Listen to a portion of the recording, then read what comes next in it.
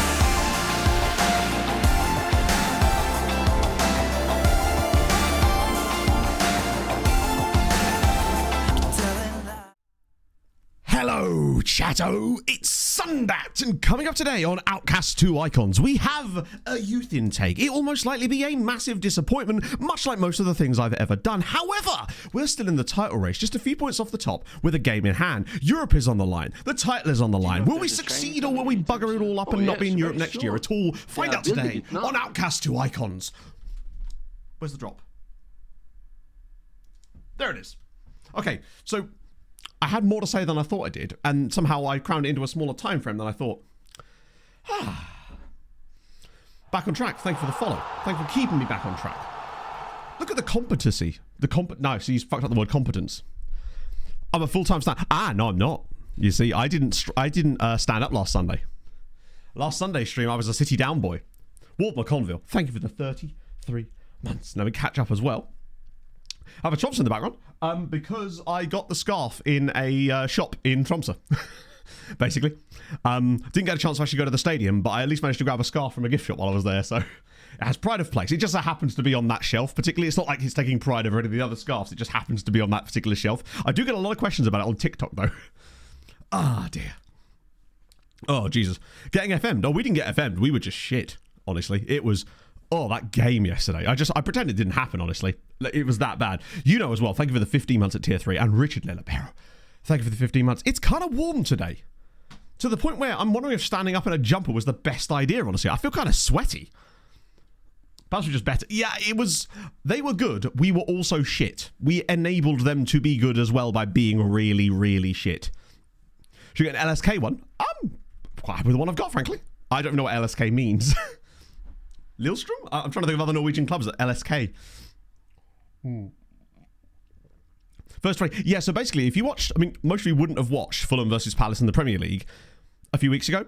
It was the same game. You've already seen it. Literally. It had the exact same pattern. Be really good and stable and on top of things for the first 20 minutes, and then just implode.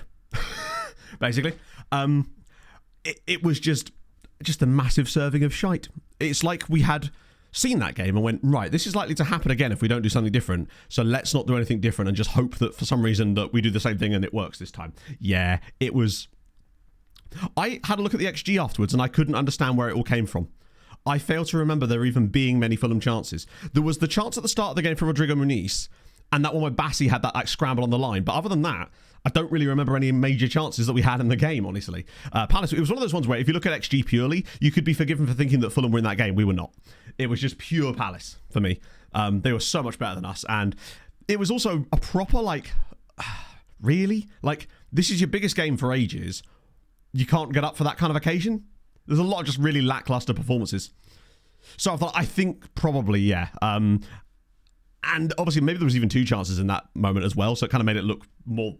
in the game than we were, but we were just absolute crap. The defending was shocking, had no attacking output. Every single time we got into a good position, it's sort of like we went, right, now let's work it back and then get into a worse position, basically.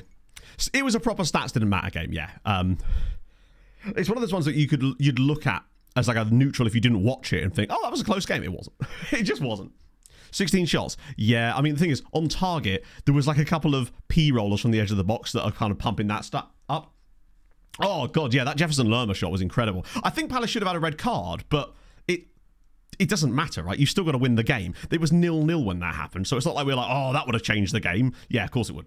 Like, we were crap, basically. It is an EFK Göteborg scarf down here, yes. Underneath that, you can't actually see because the desk is up in the air, but there's a Shrevena Zvezda scarf underneath that. MTK one's down there. LA Kings? LA Galaxy, and obviously Dino are there as well. Ah, dear. Got a random selection of scarf. Basically, I did a save with EFK years ago and just decided they were my Swedish team, and then I found that scarf in Sports Direct for like a £5, so I was like, I'm picking that up for sure.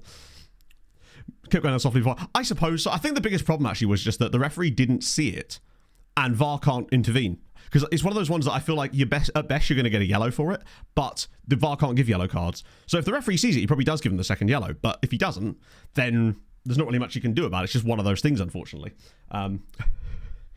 So the Golden Llama... No. This is our trophy. I kiss the Golden Llama when we do good things. Although I'm still not entirely sure it is a llama. But one day he will decide what he is. And when he does, I'll let you know.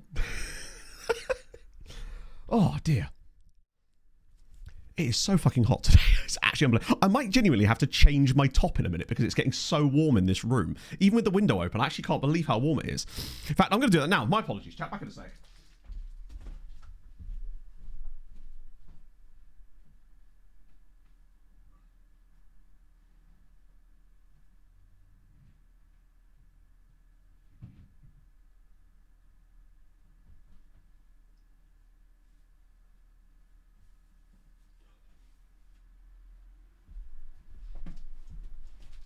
Oh, dear.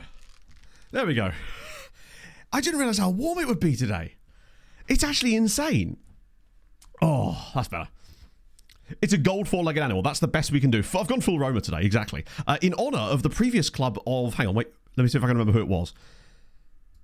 It was... Was it Harvey Barnes in this save that was from Roma? I forget. This would be like a deep cut if I can remember. Yes, it was! Okay, I remembered. Also, by the way, Harvey Barnes pretty much missing the rest of the season here for Alverca. So I suspect they're going to drop off massively now. Oldest football shirt I own, genuinely. Been to a Fulham away game? No. Well, as it's funny you mention that actually, because the plan was basically if Fulham beat Palace yesterday, Dan was going to get me a ticket to the semi-final. Obviously, that wouldn't be an away game; it'd be a neutral game. But yeah, Dan was finally going to be able to get me to a Fulham game, and then Fulham were like, "No, we don't want your sort around here."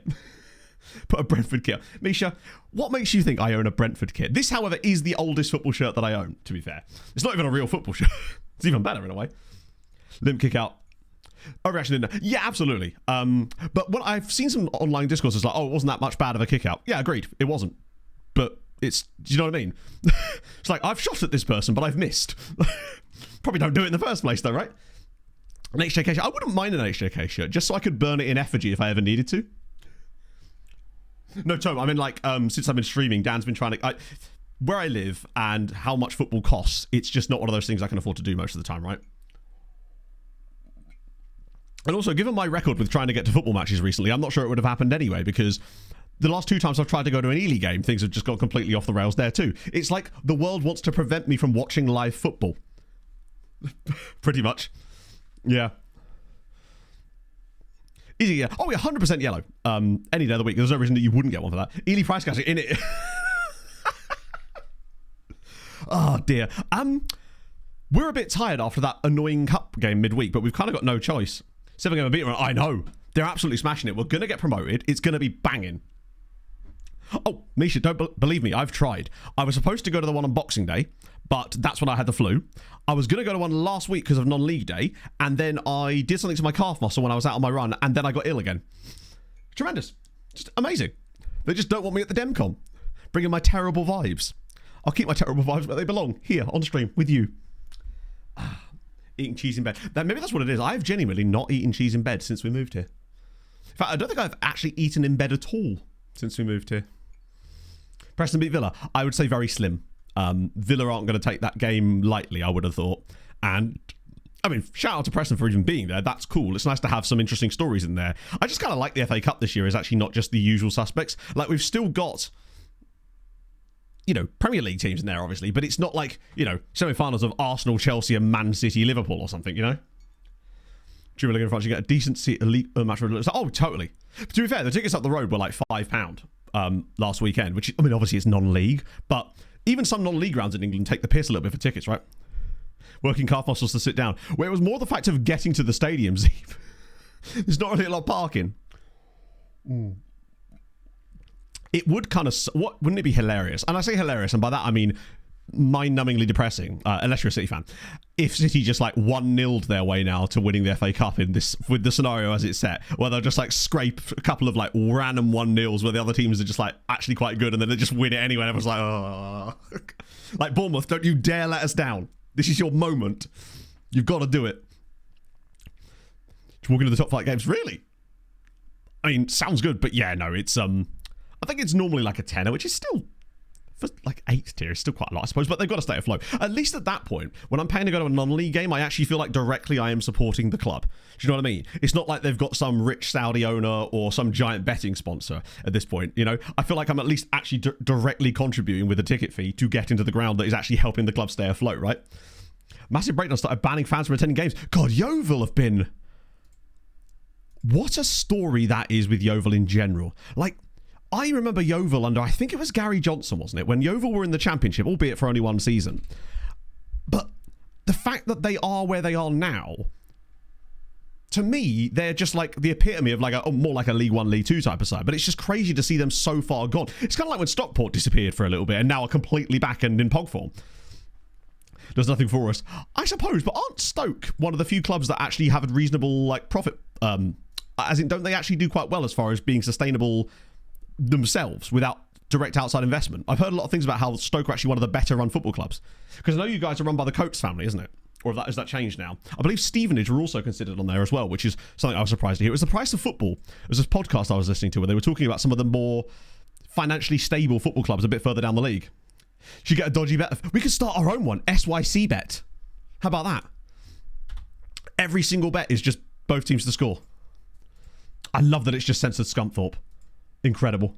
Scunthorpe's another one. Like, yeah, I remember Scunthorpe with, was it Paddy Madden? When it was was it Paddy Madden? Basically, they were a championship side for a few seasons, and they had a striker that was like way better than the club. I don't know if it was Paddy Madden now, actually. Betting with channel points, there you go, yeah. We really need to win this game, by the way. Like, really need to win this game. Yes, they are Demcom. It's very specific what it does. Demcom. We do Dems and we do comms. They sponsor everything, actually. The stadium, the team.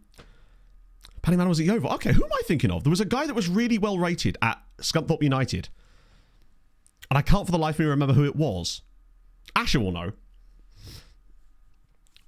National bad, by the way. They're 17th in the league. We've kind of got to...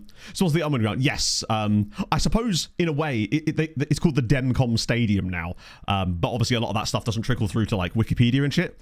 Ivan Toney, I don't believe so. Although, I remember he was there for a bit, wasn't he? On loan from Newcastle? Oh, crap. That is dreadful defending.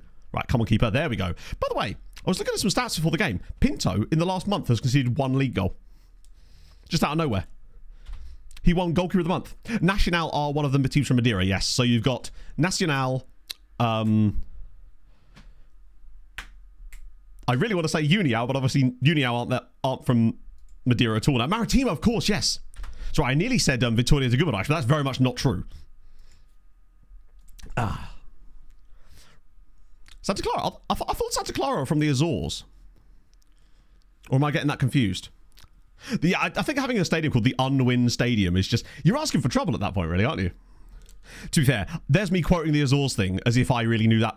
And that wasn't just inherited information that someone in chat told me the other day. Gary Hooper. No, I don't believe it was Gary Hooper. I'm talking like circa 2000, sort of 2006, 2007. A Steinmetz bangs one over the crossbar. I mean, it might be Gary Hooper, but that's not who I directly was thinking of. The Yuri Wikipedia battle. Yes, so we actually looked into that the other day when Harv was on. No, I don't know if it's Paul Hayes either. This might be one of these things where I've imagined him or it wasn't Scunthorpe at all. There's many possibilities here. Come on. Roman Tommel has finally done something. We lead away at Nacional. We need this win to stay in the title race. The other teams have all won. Dreadful defending. By the way, right, weird little stat for you. Both of our wingers, both of our left-sided wingers, so Brown and Rosales, when he actually plays there, are 2 of the 3 highest tackles completed players in this league, which shows you that our left-sided winger is getting through a lot of work. And I think it might indicate to me that one thing we need to prioritise potentially with that role is a player that can defend, i.e. a player with good tackling. Now, Brown only has 5, but Rosales has a lot more. And, Rosales has like 11. So I think we kind of want a really good wing-back, like a complete wing-back type of player, is kind of the mould for that left-sided role. Yeah, Tommel's actually done... Tommel, I must admit, he's still not had the best season for the price we paid, but he's a little bit underrated this season. It's 2. Come on, Skelly. Tommel has actually, I believe, got the second most goals for this team now, behind Lucas Jacques, although I think Skelly might have just levelled him there, actually, with that goal. Skelly's been an underrated banger this season. Was that his 8th goal of the year, Big Skells? Oh, the defenders kind of screened the keeper there. Gaiapua. I remember the name. Billy Sharp. No, I don't think it was. I genuinely can't remember who it was. Maybe it wasn't Scunthorpe at all. Like, it genuinely may not have been... Or it's one of those things where my brain is now just stuck on a certain, like, letter, and it thinks it begins with that letter, and then when I hear it, I'll be like, oh, obviously it was, like, Zargo Zigaboo, you know? The Scots striker. Do you ever get like that, where you're, like, so sure that the word you're looking for, or name, begins with a certain letter, and then it just doesn't even begin to come... doesn't even come close to that. And you're like, oh yeah, why did I think that? He is a pure beanpole, but hey, you need that. You need that little bit of luck. Shit, Steiny. Wait, we'll get to half time. Oh, it's actually an injury though. This is probably going to be a half-time sub here, but we're 2-0 up, so it's okay. We've got the ability to make that. Zago Zigovic, that's the one tone. God, how stupid of me. Queen's Park, the Queen's Park Zigovic dynasty. Started his career at East Fife. By the way, we've just stumbled onto that wonderful game that I saw on TikTok with these guys playing the other day, which is basically just inventing footballers. But they basically, one guy would say the name, and then he had this whole bio for him about what sounds, just based on the name, what his career path sounded like. Fantastic. It's the exact type of content that we would enjoy as a group. Oh, that reminds me, chat. I won't talk about it right now, just because I actually do want to watch the rest of this game. But in a bit, remind me to talk about dog fantasy football. Because I came up with something yesterday, and Pog really liked it, and I suspect that this is the sort of game that you might quite enjoy as well. Which video? They're on TikTok. It's just these guys that they just do these little series of them where they'll just come up with these fake footballers and their entire career paths like that. So like Zago Zigaboo, for example, the Queen's Park Zago Zigaboo, who started his career at East Fife, etc. Pog knows what I'm about to talk about. Like the puppy bot. I don't know. Maybe this is where I think I've thought of something original and I'm actually completely unoriginal. So basically, whenever Pog and I walk into town, dog fantasy football. It's not even really fantasy football. I haven't thought of a name for it yet. But basically, when we go down into town, not like no actual fake players, you just make them up on the spot, almost like an FM regen, I suppose. Look at TikTok. I don't have it to hand, obviously. I can't remember what the guy's name is. If I find it in my FYP again, I'll put it in the Discord for everybody, because it is quite fun. I just realised I didn't start Valverde. That was really silly of me. Like. Rommel, by the way, golden assist today. Good work from him too. Rosales is the other dude I was on about. I might try him out for the second half because he's got better defensive attributes there. Zapafta, thank you very much for the raid, friend. Welcome aboard, everybody. I've just made 5 subs at half time. This right here, chat, is the reason I'm not trusted to go outside on my own. DG Santos, thank you very much for the follow. I just made 5 subs at half time. It's not the worst thing I've ever done regarding subscriptions. Hello, Zapafta. How's it going, man? How was stream? What save are you doing? Welcome aboard, everybody. Big brain play. JM Rutter, thank you for the 22 months. Yeah, once on, ironically, also in Portugal. This would have hoped I had my money's worth by now. One day, maybe 222 months. We'll see if we can get you there. I got distracted by yapping and didn't even finish the yap. Apologies for all the yap fans out there, including Yap Stam. So basically, yeah, dog fantasy football. Doesn't involve football in any way. So Ely's a really, really, really dog-friendly city. So every time Pog and I go for a walk into town, we're seeing like 50 dogs. So, and this is I'm gonna work out the kinks on this yet. This was just a trial run of it yesterday. I said to Pog, right, you get 3 slots, and you have to choose 3 dogs, breeds of dog, to fit into those 3 slots. You can have multiples of the same type of dog, but you can only have a maximum of 2. Well. So you could have 2 golden retrievers, right? You get a point for everyone that you see. Up to 3, obviously, to complete the set. And that is fantasy dog sports. So in the end, I went with 2 golden retrievers and a German Shepherd Jolt, thinking we're surely going to see 2 goldens, German Shepherd, get the 3 points out the door. Unfortunately, it ended up being a 2-2 draw because I actually only saw 1 golden retriever in the entire time we were down there. Now, I think there's a lot more things you could do with this, potentially awarding points for the number of dogs of each breed that you see based on the ones you pick beforehand, or giving more slots for the dogs. So yes, I'm going to flush it out a little bit more, chat, but I'll come back to you when I've got a full rule set for it. Because if you're ever in a dog-friendly city with your partner or your mates, this feels like a fun game to play. I'm just saying. We are Ronaldo. No, you can't all be Ronaldo. Save some names for the rest of everybody, right? I've definitely seen some Diegos. New Year yesterday, managed lose a yogurt on a bus. By that you mean you got off and it was just on the seat, right? Or you just couldn't find the damn thing. Like, oh. Categorize them based on rarity. So that's what I'm thinking, John Star. I reckon maybe I could allocate a value to the dogs so that you get like a... You know how in fantasy football you get a budget to play with? Because otherwise you could basically, if you want to win this game, you'd have to just go 2x on Labradors. So I tell the swamp maybe you could add dog colour into it as well to try and provide bonus points. Check under the bus, good shout, yeah.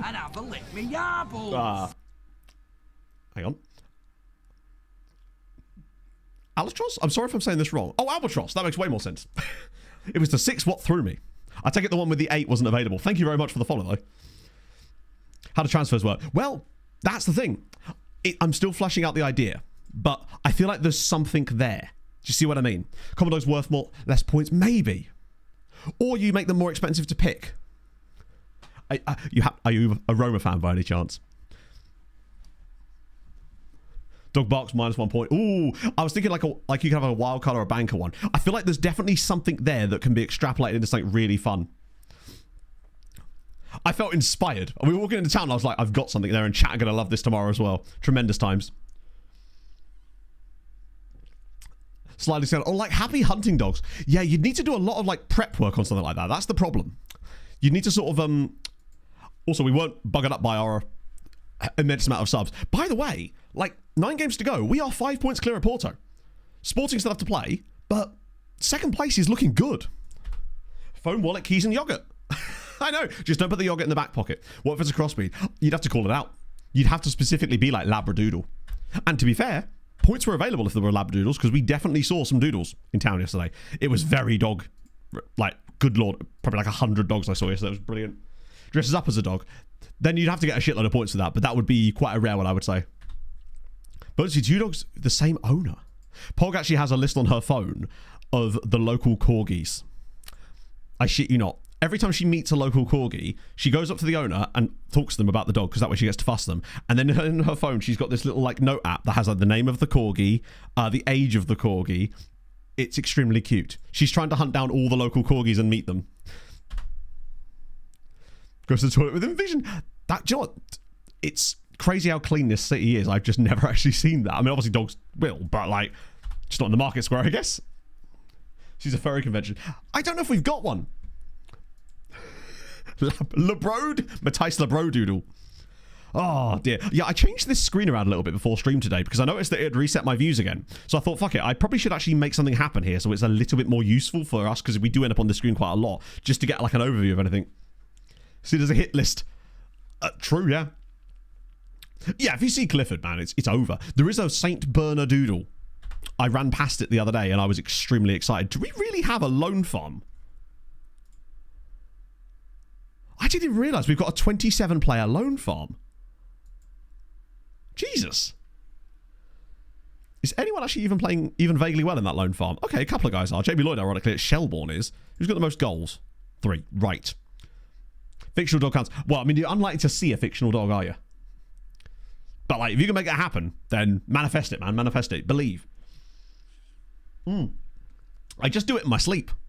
I'm convinced of it. It just happened. Pinto, that's another clean sheet for Pinto, by the way. He must be getting up there on clean sheets in this league now. That's 10 in 25. Oh, damn, yeah, he's right up there with, well, Benfica and Porto. God damn, we've been really good defensively this season. Where are we at on this? Yeah, we're still overperforming points-wise massively. Not as much as Harvey Barnes' lot are, but still a lot. Actually, are we? No, we're actually overperforming even more. Preacher, I have heard of that. I'm great, Bente, honestly. Other than all my sports teams losing yesterday and me having to hope for the best today, but at least Fulham did it early. That's the only thing I can be thankful for. They became shite early. Triple captain. I think I'd always triple captain a Labrador, right? It's just going to get you solid base points. Pluto or Goofy? Ooh, good question. Oh, damn, that's some debt. Brighton have got a negative bank balance of 104 million on Tuesday. Oh, really? I actually don't know who we're playing on Tuesday. I actually forgot we had midweek fixtures because of the FA Cup. Knowing us, we'll end up winning really handsomely now. It's just what we do. We're so inconsistent. Fulham are just destined to finish 10th this year. We are the most 10th place team imaginable. They have Nico Williams. They do have Nico Williams. And Billy Gilmore is actually their captain and he's worth £83 million. We really are in an alternate universe, aren't we? 30-year-old Billy Gilmore has 100 caps for Scotland nearly, and he's worth 70, 80 million quid, and he's on £200,000 a week. Because he's bored. I think I have actually seen bits of it. We're in a weird timeline here. Also, they've got Pierre Mabala, more like Pierre, although it appears to have gone. He looks quite good. Bust up midweek. Are you playing them home or away? Because those things lead to very different events at that point. How much debt do you reckon they've got even more debt than that? Now, to be fair, their net debt is basically just their bank balance right now. So they actually don't owe a lot of money. They're just... they're actually owed money on the transfer debt, ironically. But it's not going great for them right now, is what I will say. Home. Okay, oh, that's actually not so good then, is it? I still reckon Brentford might do that. Is there going to be a little bit of after the Lord Mayor's show type of situation going on there as well, potentially? Where do Arsenal... Do you know what? It's actually the exact type of game that Fulham will probably get a 1-1 draw in. That's just what we do. We just can't seem to play well against anyone that's like at our level or below. That's what we're so bad at. We've dropped points at home to Ipswich and Southampton this season. Southampton, I stress. Like Ipswich, you're like, okay, they've had their moments. Southampton. Like, what are we doing? I think the only team down there that we've actually done the double over is Leicester. Just wanted to have a look if there was any crazy managers. Like Ten Hag is at Brentford, speaking of. Adam Lafondra. Shout out Lafond. That's great. Love to see a good old FM legend like Adam Lafondra managing Bristol City. Johnny Jackson's at Leicester. Michel's still there. Grant Hall, Didier Deschamps, David Wagner. Simeone's at Newcastle. Henrik Rydström is now the... Wow, okay. Who is Thomas Megel?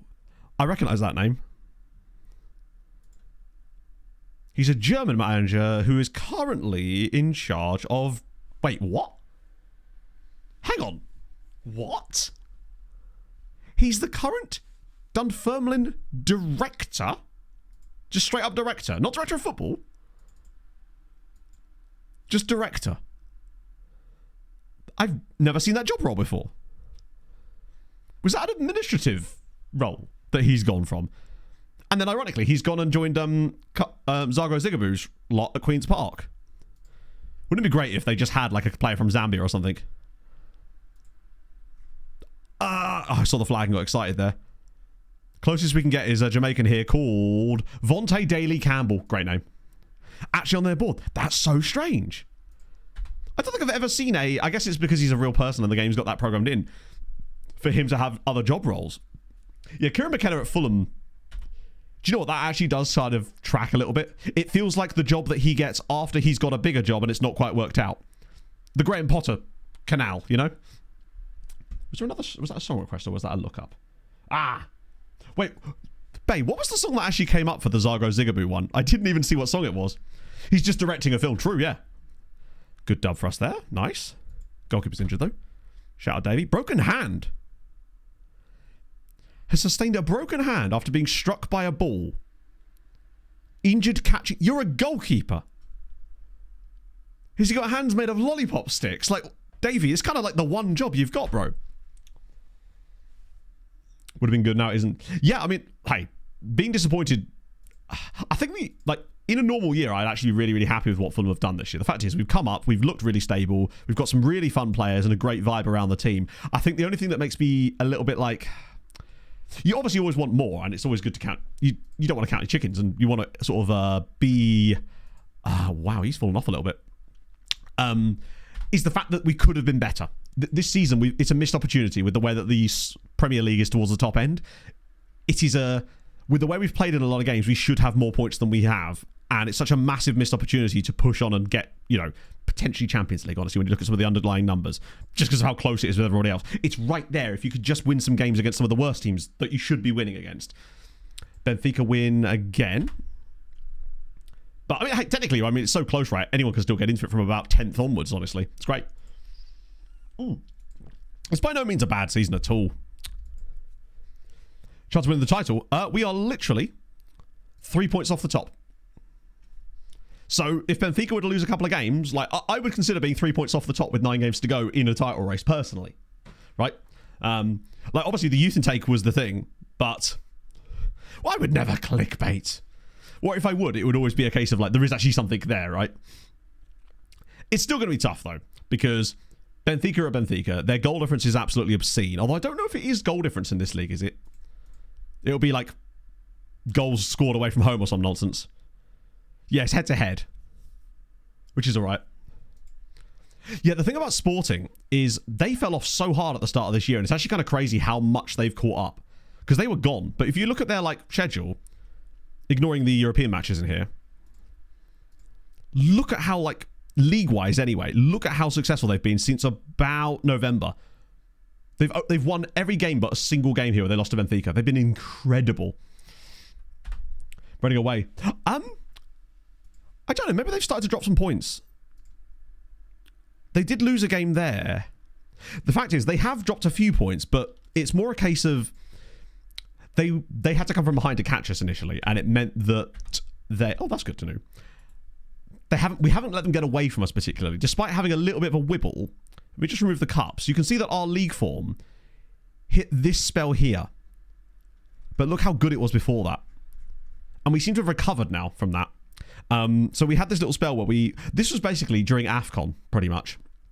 So when we lost a few players to AFCON, the games got quite thick and fast as well, and it kind of just caught up with us a little bit. So we actually only, 6 games, and we only took 5 points from 6 games. But in our last 5 games, we've now taken 13 points from 5 games and conceded 1 goal in 5 matches. So we've really tightened up.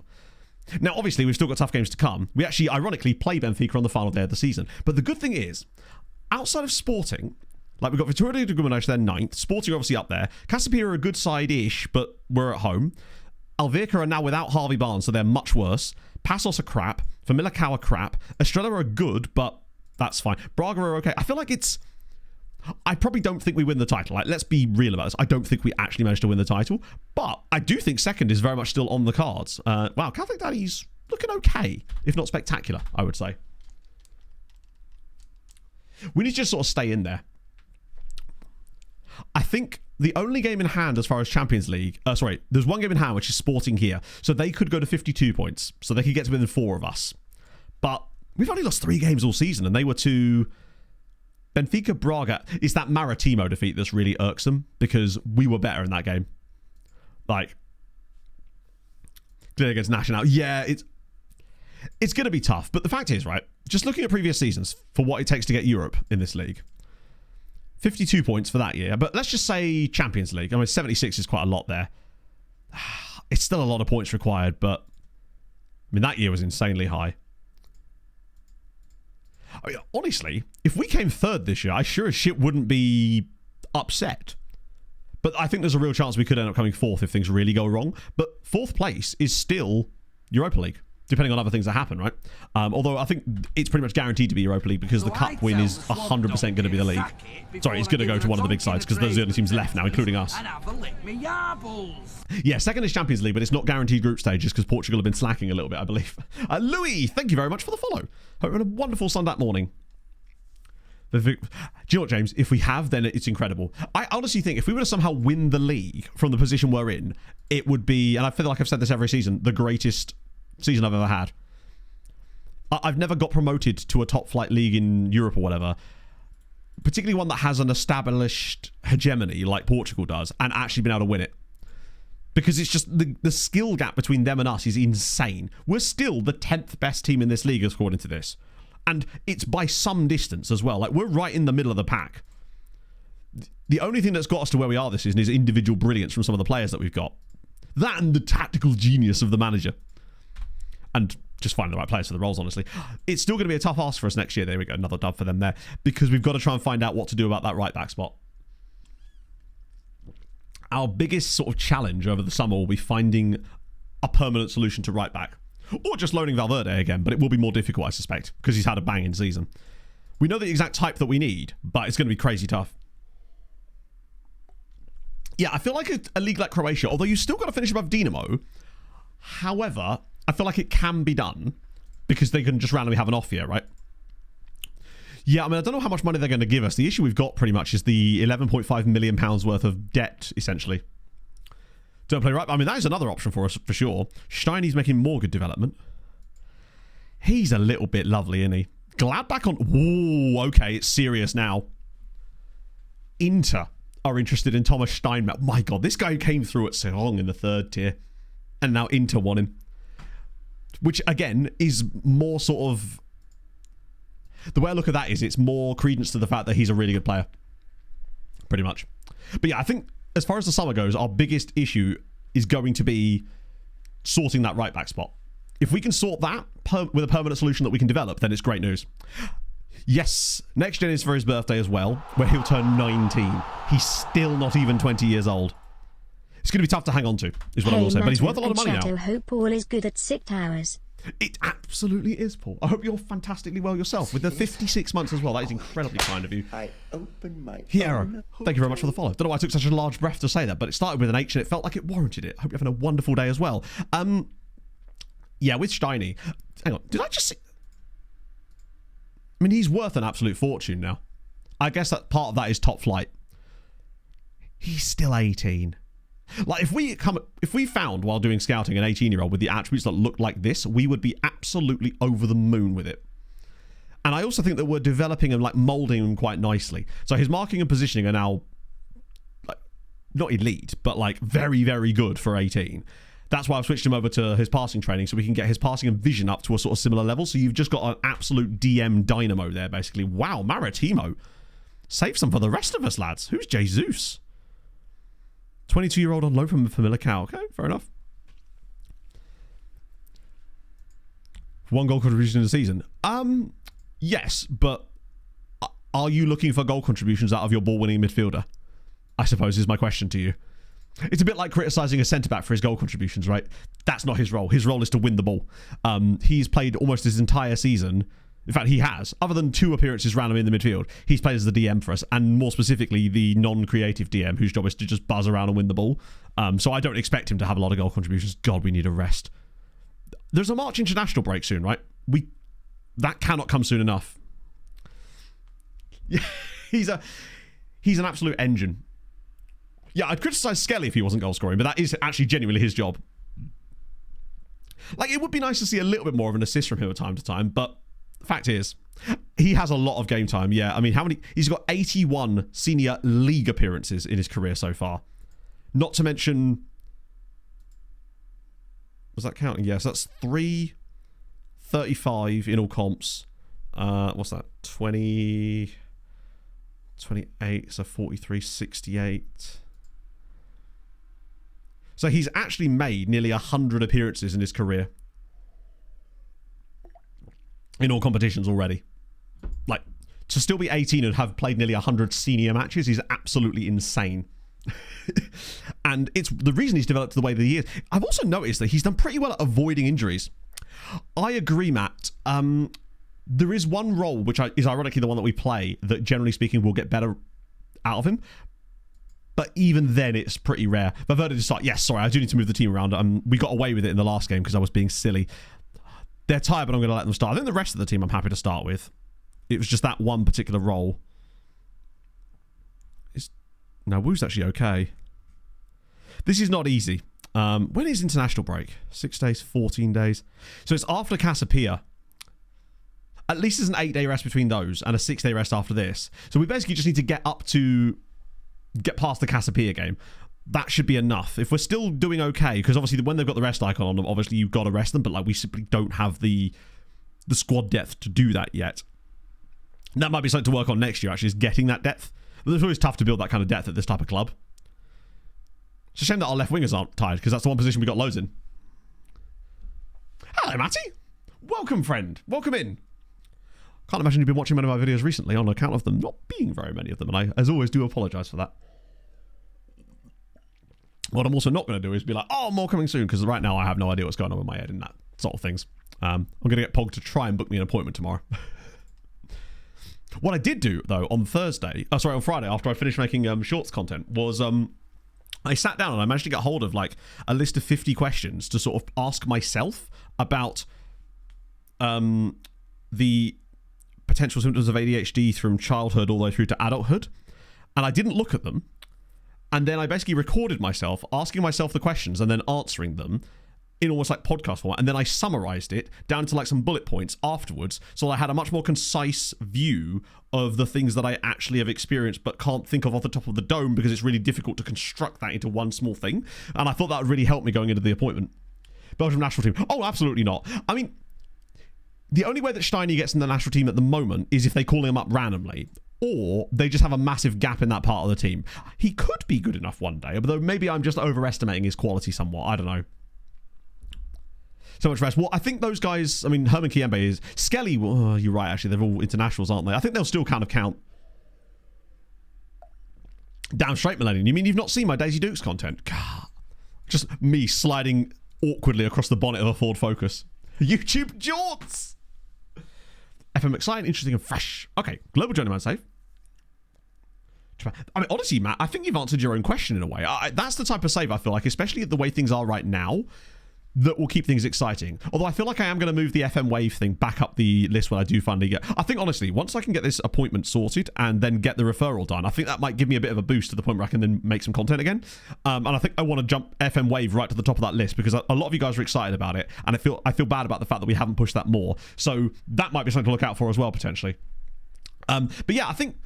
the things that make your saves more exciting are, ironically, I feel like restricting things can sometimes make them more exciting. So the restrictions we've got in this save, I feel like make it more interesting because we can't just go for the big job every single time and all that kind of stuff. Like, we've got specific rules. Do you have any rules in your Journeyman, or are you just trying to, like, what's the goal overall? Yeah, I mean, that's the thing. Belgium, if you look at the big Belgian side, you've got your Anderlechts and shit. F1 Wave, basically... you know, like a game where you get attacked by zombies in waves, and each one that you pass, it gets more difficult. So basically, Hadrian, being the genius that he is, managed to make a version of the FM database where you pick a club. You have to do this in the editor initially at first, but we'll sort that out. And then you get put into a league with other teams that are roughly around the same kind of level as you, or at the very bottom. Then each year, the league stays the same, but the clubs in it are pulled differently and change, and they get more and more difficult each season without you having to leave the league, to the point where after 10 seasons or whatever, you're playing some of the best teams in the world, but it's not always the same teams. There is an element of randomness about it as well. It's almost like, I'm trying to think like FM roguelike type of situation as well. Come on! Lovely. But yeah, that's basically what FM Wave is. It was an idea that, basically, I'd wanted to do an FM RPG or FM roguelike concept for years, and Hadrian had this like crazy idea based on some editing tricks he found that we've used for other videos. But that was the long-term project, basically. But yeah, Hadrian sort of explained it better. So you start playing where maybe Cambridge United is the best side, but then the final season, it's like your Barcelona's Real Madrid. And your challenge, basically, is to keep up. Because if you don't keep up and you're relegated, you're immediately sacked. So there's like permadeath, basically. And each year, and they will get harder no matter what you do. So each year, the teams that you're going to be playing against are going to be harder, no matter what. So it's just a brand new way of playing the game, basically. That was the idea, anyway. Hang on. I wanted to say Tixie Toxic, but I don't know if that is how you say it. But hopefully you, because that's just really fun. But I hope you're well. Thank you for the follow. I appreciate that.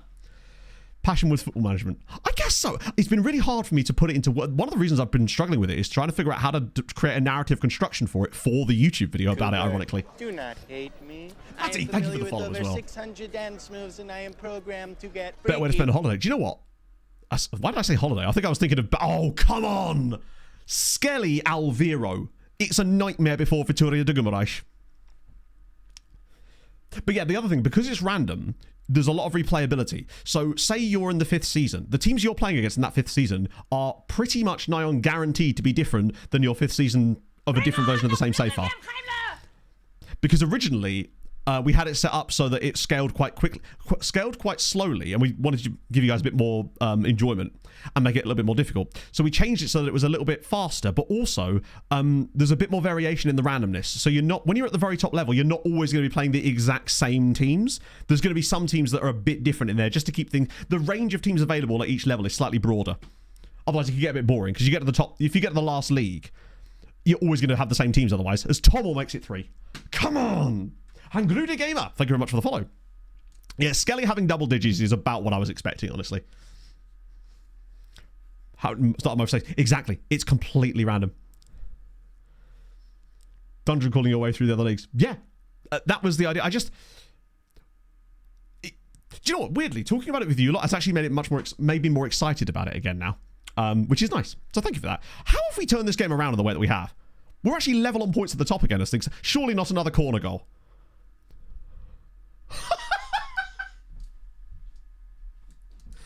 Chat, I think we might be back. Skelly for the hat-trick? I'll tell you what it is, right? Having Valverde drafting... so drafting and stuff like that is just not things that you can add into the game, unfortunately. Hadrian, I believe, has tried this, where he's tried to implement the MLS draft in other leagues. Tommel is... I actually don't know what his adaptability is. Annoyingly, you can't see adaptability on players that you currently are in possession of, so to speak. You can only see it on potential signings. Oh my god. Wait, he's completely through. They're never going to catch him. He's got 17 pace. Come on. Oh, he's got to bury that. That's the easiest chance of the game. You know I've had the appointment. No, you know I'll have the appointment because I'll tell you. My hope is to get it this week. I feel like I'm as prepared as I'm ever going to be with all the stuff that I did with that. And I actually sort of discovered a lot about myself by asking those questions. Yeah, no 17 finishing. Also, sorry, the slowest man in the world is chasing back Sarmento here. Oh, dear. FM's chosen one of these games. This is going to be an absolute cracker. Look how he's... Who is this? Lima. What is Lima's pace out of interest? 13 pace, 16... Yeah. I just love how he gives up. I know your team stays the same. So you're the same team, but you can still make transfers. So your team you can make your team better. That's part of the problem. Sorry, part of the point of it, basically. So you have to make your team better in order to stay ahead. Pinto just... I love the way he bent down to get it, and then the guy went, no, no, no, no, no. Okay, so it's 4-2 at half-time. Valverde has 3 assists. I think part of the thing is, having Valverde back in this team... This is what I mean. It shows you... I know he's taken a couple of corners here, but he's... That's what he brings us, basically. Fit into the game world. So basically, the way that it works is, as far as I remember, Hadrian found this brilliant way to pull teams out of their leagues while still allowing them to compete, or something like that. I'm actually not sure entirely how it fits into the other game world. It might be one of those things that kind of exists... yeah, it doesn't affect the game world at all. So it just plucks them out of their own leagues, basically. That's how we've done the things like the second-tier Champions League and things like that, because it just plucks them straight out of it. The RB position is pivotal to the... I think each role I'm starting to understand more and more. It's like we constructed the tactic and then try to figure out the intricacies and granularities later, almost. Oh, Christ. 4-2 and... Sorry, 4-3 and it starts to be... Oh, for goodness sake. There's a window right here. I'm just resisting. As if we were 4-1 up going into half-time and it could be 4-3. We're going to need another goal out of Skelly, I think. It's 100% a penalty.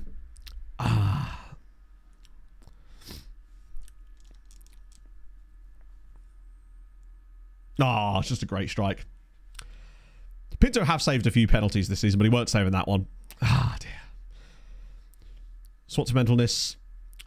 Honestly, JM, I feel like whatever you think is going to be more fun. For me, going mentalness straight off the start is just more fun. Not that we really did that with Sirens in many. Oh, off the bar. Although, actually, we had the back 5, that rather nice 5 at the back tactic with Sirens, which was quite fun. I don't know, like, play whatever feels right. Oh, comp, please no, not another one. Oh my god, it's 4-all. We were 4-1 up 15 minutes ago, and now it's 4-all. How have we fucked this up this badly? This is just one of these FM games where every chance is going to go in, so we need to create a few more ourselves. Off target. It does, rarely though. I've seen probably in this save, I think we have had a penalty missed in this save. Let me get my Treaty United shirt out. I saw a TikTok the other day, and I was wearing a shirt in it. It was a Treaty shirt, but it wasn't one of the ones... It was a different Treaty shirt that I don't remember owning. So it was like a red... I think it was a Treaty training top, and I have no idea where it is, but I'd really like to find it again, because it looks really cool. Oh, good tackle from Kayembe. I wonder if the tiredness is a factor here. This is feeling like a Sven Smates type of moment. Shout out, mate, we love Treaty United around these parts. Like, I literally have 3 Treaty United shirts as Tommel's through again. Oh, he's put it wide. He has had the chances today. Pinto's had a poor game, I guess. I don't really feel like he's that at fault, honestly. Right. Smates on for Tommel because it's Smatesy time. Lima's been poor, but you know what? Deep lying Oriola. Let's crack it. Diarra's been poor, actually. We'll go Salcedo. We'll get Carpio on as well, just for the reasons. This would be frustrating, actually. I mean, very frustrating to throw away a 4-goal. Imagine if we... Oh, surely not. Oh, it's not going to let him have a hat-trick, is it? Endicott and Art. We had so many good players at the start of that save as well. We won't be doing that, though. I mean, I still follow what Treaty do. Didn't they win yesterday? It was like 2-0 or something. Or did they lose 2-0? It might be 2... They might have lost, actually, now I think about it. Fuck it, we've got to go for it. Attacking for the last 15. I am disappointed. To be 4-1 up, cruising in this game, and then just shit the bed is a real shame. We were the better side in the end as well. Ironically, it feels like we've created more since we went 4-1 up, and they've somehow managed to score 3 goals in that time. Cool. Oh, fuck me, man. What a weird game. We just were really consistent throughout. And I love how it isn't even counting their 4th goal. It's like, no, they didn't score 4. What are you talking about? That is disappointing. Massively, actually. I just figured we were going to go and bang them. So I meant to... Oh, what, the guy that outrun our chap? That might be it, actually. Because Pinto... He left Pinto in the... No, not Pinto. He left Lima in the dirt there. To the point where he should really be... If he doesn't have at least 16 finish... 16 and 16, I'll be a little bit disappointed. Let's see. Sarmento. 16 and 15. Wait, is he injured now? He did... It's a bit excessive. I don't think he... He shouldn't really be running away from him as much as that, I wouldn't have thought. But he is at least fast. Because you know when Tommel got the ball and their centre-back was coming across, Tommel Bergman has 17 and he didn't look that fast there. 5-0. Oh, damn. 10-man Wexford. Yeah. I obviously want Treaty to get... I mean, is there any realistic chance of Treaty getting out of there? Because of Porto win as well. Shit. That's a really bad little... God, 10 assists for Santiago Valverde from right back. It's the exact same as last season, just with a... Obviously, I feel like if we'd had Francisco Rodriguez, it would have been even better. Oh, good God, we've lost Lucas and Chavez Brown for the game against Sporting. That's really poor. It's funny that we had only conceded 1 goal in our last 5 league games and then go and concede 4 in 1 game. Aye. Chance I got one. I very much doubt it, unfortunately. I think you're playing in the... Oh, that's not how it's spelled, is it? Oh, it is. Yeah, no, not even any youth caps, unfortunately. I have moved half branch, yes. Finally. Will we just get a different loanee fullback every year? I like the way you think. Yeah, it sucks I never got a chance to get over to a game with Treaty. Yeah, so unfortunately, it just didn't go that well. So basically, you were released by Antwerp. We then brought you in on a free, and we're actually able to sell you to KWS. Well, you seem to have found yours level, but that is, what, third or... No, not even third tier, is it? That's maybe 4th or 5th tier in Belgium. Robbie Lynch. The fact is, right, I suspect that if he's a Treaty United player, he's probably not going to be good enough to play in the Portuguese top flight, maybe. Although we do actually have a guy that we signed off Dundalk, who is very, very... Is he still listed as our top prospect? Cooper, take off the popet. He is. There's definitely something about this player, because it's weird that he's still listed as our top prospect, and he was a guy I picked up on a free transfer from Dundalk. There's something there. DJ Benny DK, thank you for the follow. 6th tier Belgium. Jesus Christ. Oh, he's wanted. Probably for loan, right? Really? That's interesting. He's wanted by Estrella for a transfer. But, do you know what? I'm starting to like him more and more. Like, he's actually a really good player. Bear in mind, we've been retraining him to play as the deep line playmaker for us. These series game time. Yeah, he needs a loan, really. You're right, he does. Like, obviously, I signed him because he was 5-star potential, but the main reason I signed him was because he was free. Like, we see a lot of players that are 5-star potential, but that doesn't really mean much at this level. It's the fact that he's kind of stayed 5 stars and seems to be progressing quite nicely. He needs a loan, really. Is he loan listed? He is. I don't know what he does, but I might whack him on the dev list just to see.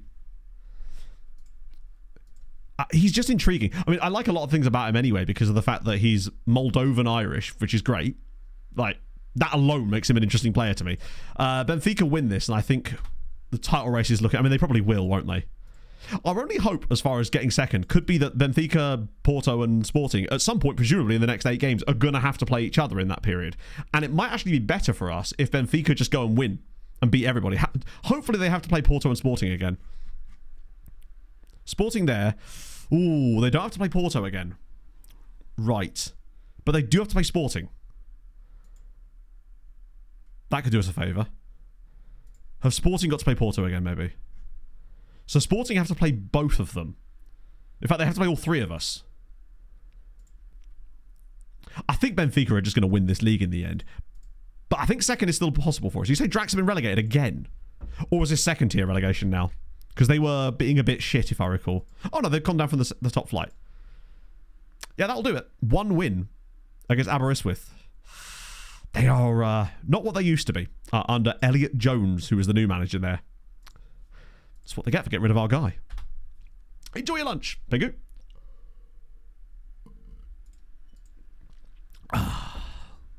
Right. Mental 433.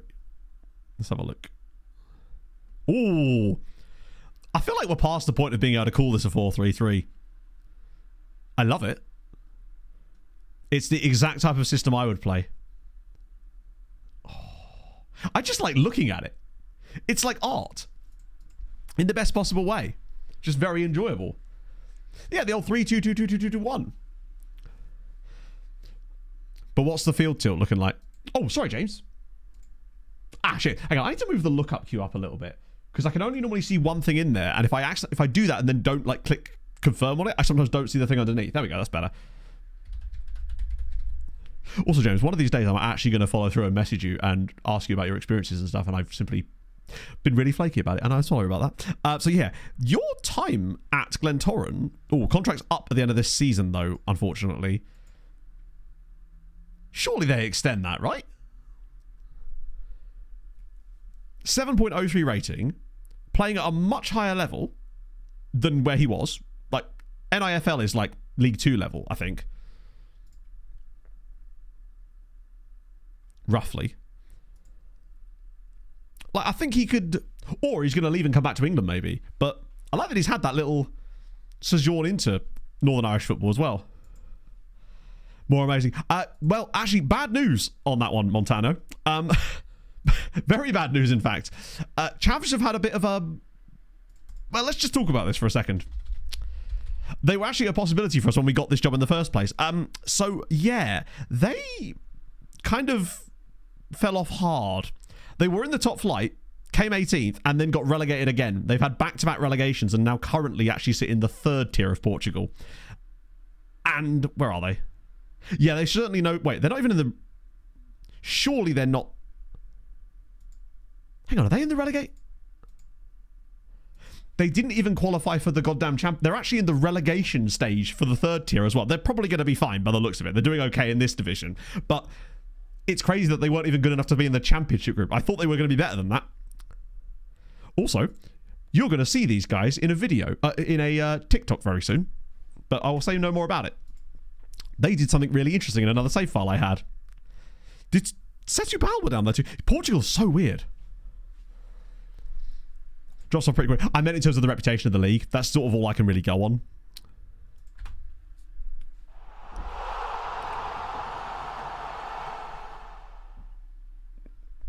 The Gazman. Thank you very much for the 26 months. How's your Sunday going? Hope your team won unless they were playing Fulham. In fact, we know that they won if they were playing Fulham. That's what they do. Toughen up soft players. No.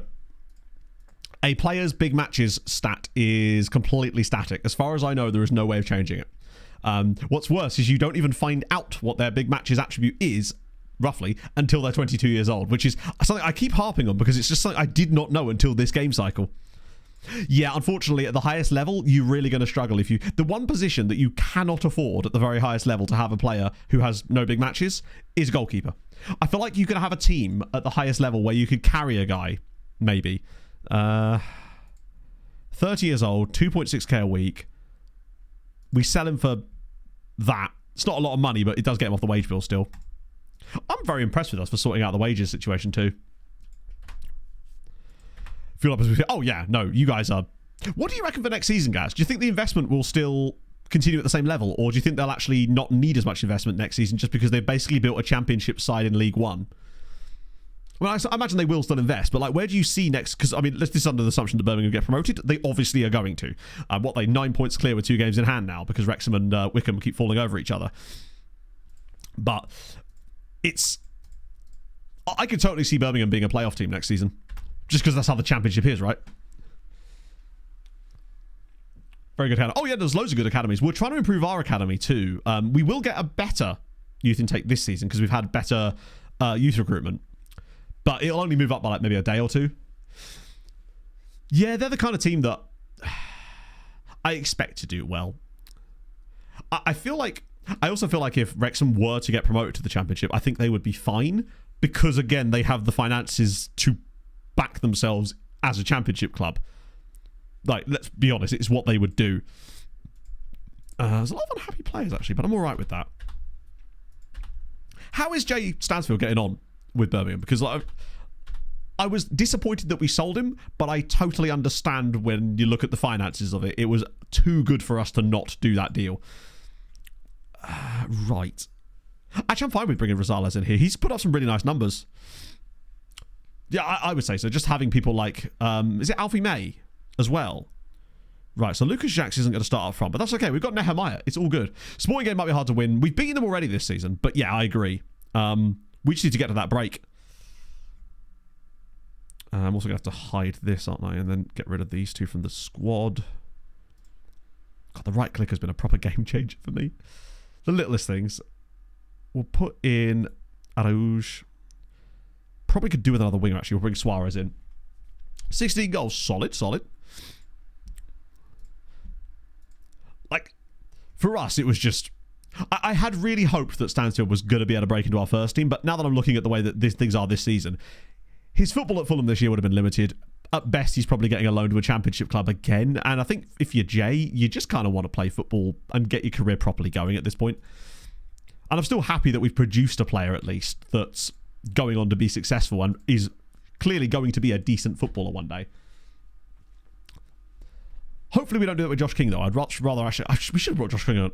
I don't know if he was even on the bench against Palace yesterday. It feels like exactly the type of game where we could do with someone who had a bit like that. Carpio's back. True. But I'm going to be honest. I'm worried about Carpio's ceiling. I think Steiny's got a higher ceiling, even though Carpio's potentially played better at times. And I want to still give Steiny his chances, although perhaps today wouldn't have been the best opportunity. Actually, wait. He's at 95, in fairness. Steiny does often struggle to play like a lot of games in a row. He doesn't have the best natural fitness, and it really does sort of show in his recoveries. Unfortunately, I do think they're going to play all the way through us and score a really nice, well-played passing goal here. It feels like that type of build-up, where they're being really patient on the ball. The sort of patience that we're actually not used to defending against. But the one thing we do have on our side here is Rosales. He's a much better defensive player than Chavez Brown. So we should be slightly better defensively. It's the type of game where we could do with that quality. Like, I think he's got the third most tackles per 90 minutes in the league, despite playing left wing. Right, come on, goalkeeper. Oh, for fuck's sake. Cool. Hello, Steve. Don't mind me. God damn it, man. I think anything but a defeat here would be a great result for us, but I do think that it's Sporting away. They're just much better than us. I know we pulled off a couple of good results towards the start of the season where we were just on it, but not having Oriola seems godly. Their run that they've been on lately has been for sure godly. The only reason they're in this position in the first place is because they started the season so badly. I still think they're beatable, though. Like, they've only had the one shot properly so far, and I feel like we can still get in this. The issue is, though, we're missing a quite crucial players. Tommel's having another bad day, unfortunately. See you later, Hadrian. Say hi to Mrs. Hadrian for us all. Morning, Funny Seasider. I reckon we can get a chance off this. Oriola, we just need his chaos. Do you know what? It's not exactly but his chaos provided it. Tommel, see, double digits. Roman Tommel does get double digits. I still think he's going to get double-digit goals and assists this season, which should be fine.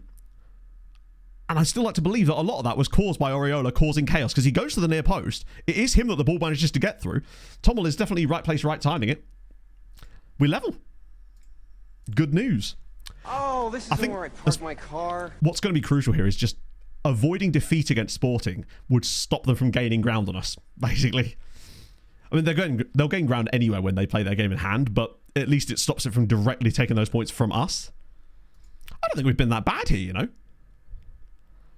Like, a slow start to the game, but honestly, for a first half away at Sporting, I'll take that for sure. Cartero Paulo, thank you very much for the follow. Right, that's okay. Rosales, oh, he did get credited with the assist for that too, which is nice. Okay. Burnley, who you pick? Pick for what, I guess? Like, holiday destination? Save to do? Genuinely, I'm actually asking her. Honestly, tough to say. Because from a purely me choosing standpoint, none of them sound that appealing. But I think out of the three, probably Preston. But that might just be because Preston's on my brain today, because obviously FA Cup. Maybe I just need to keep slating him, because that's the second time today that I've slated Tommel, and then he's immediately scored afterwards. Both of which were tap-ins. They've taken off of Football Destination. Oh, now I understand even less. I don't know then. Blackburn does have a cool badge. I like the fact that Preston's got that historic name. Oh, wow. What a save. I'm not sure that Football Destination has ever been used in the same sentence as any of those, really. But I guess it depends on like what you mean by that. Come on, Tom. That's more like it. This is what he can do. He's got the entire team chasing him specifically. This is actually really good hold-up play. He's allowing the lads to get forward. Oh, Wu's got the pass. Lima, it's a great first touch. Oh.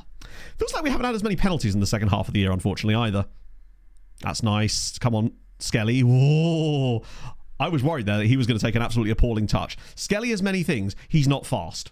He is pure beans of a man. Which is exactly where this is useful. Please, just get a big header on it. Or just... Oh, my God. Oh, no, please.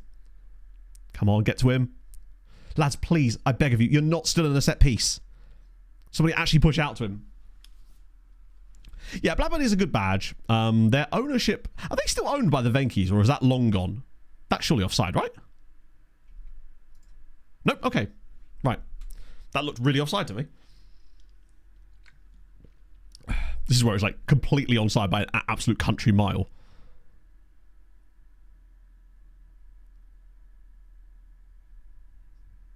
Cheers, FM. Can we now see the one that actually shows the lines? He definitely was onside, I think, but this is where it just doesn't show it at all. It's just a good goal, actually. Oh, here we go. I think he's just timed his run really well. Yeah, it's just a really well-timed run. God damn it, man. Second half has not been cooking in the same way I would... Oh, God. And now Wu's hurt as well. I do have Aruz on the bench, but I'm going to switch these two over because of the fitness levels. Drew 1-1 against Larn. That's decent. Wait. Wow, Valverde's had an absolute shocker. I honestly don't think no matter what sub we make here is going to make a huge deal of difference. This game just feels like one of those ones that we're not quite good enough to win. However, it's never too early to bring on Sven's mates. If anyone's going to bail us out here, it's going to be him. And, oh no, that's fine. We don't need to do that. I'll just ignore that. I hate those ones where it's like, player is 1 yellow card away from being suspended. It's like, yeah, but if I substitute them out here, they're just going to be 1 yellow card away from being suspended in the next game as well. I just find it a bit of a strange one. Unless it's like the last game of the season or something. Well, that wouldn't make any sense either. I guess the only reason that would matter is if there's like a specific game coming up that you want to make sure that they're not going to be suspended for. The problem is both of these two can probably overtake us if they win their games in hand now. Those dropped points are really going to cost us. We have definitely missed the Lucas Jax effect here. Oh, come on. We've done all right again. This seems to be the case of the XG is sort of catching up with us. Like, we should have won the last game. This one, we've actually been better than a 2-1 defeat would suggest. But we're just not going to get the results, unfortunately. Okay. Cool. Yeah. It is what it is, right? Have the ability to set the playing time of players that are not really regular to impact sub and they're not complaining. So you can actually do a surprisingly good... There is a surprising amount of movement you can get. How is that an own goal, by the way? Like, he's clearly going in anyway, or on target at least.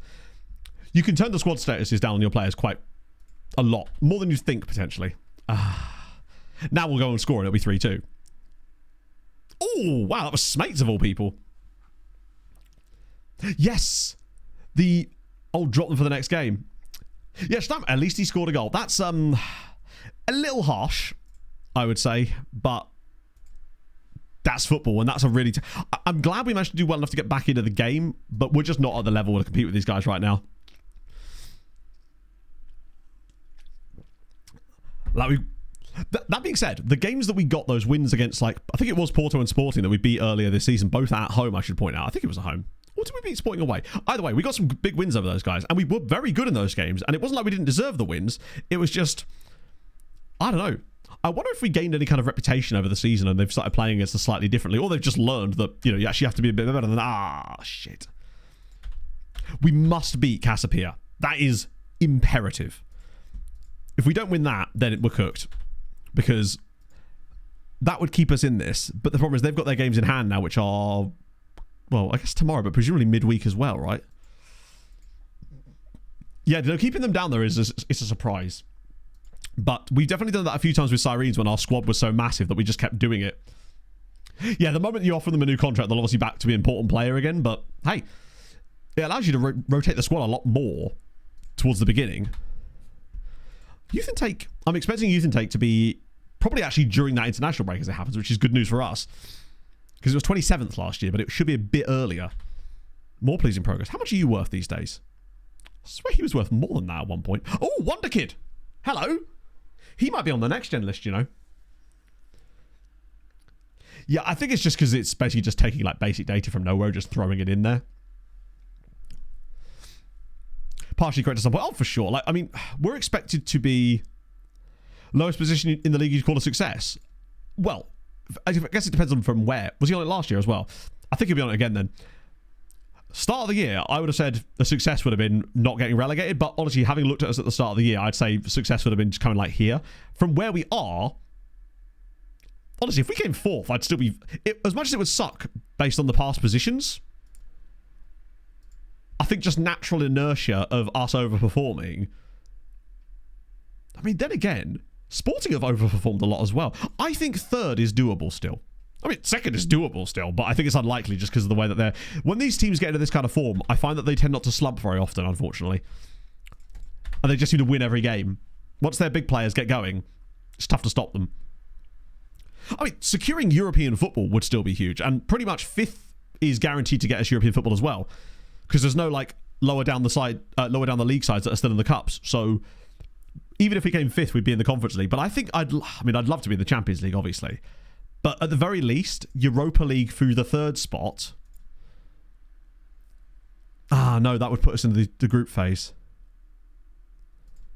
Third or fourth would be fine. Obviously, the group stage would be good for us for money-wise, but I actually think going into the Conference League could be really fun because I think, could actually be pretty... We could go pretty deep, I would say, in the Conference League with the right signings next season. Plus, we'd actually be able to sign them because of the fact that we're in the Conference League, so that would definitely help as well.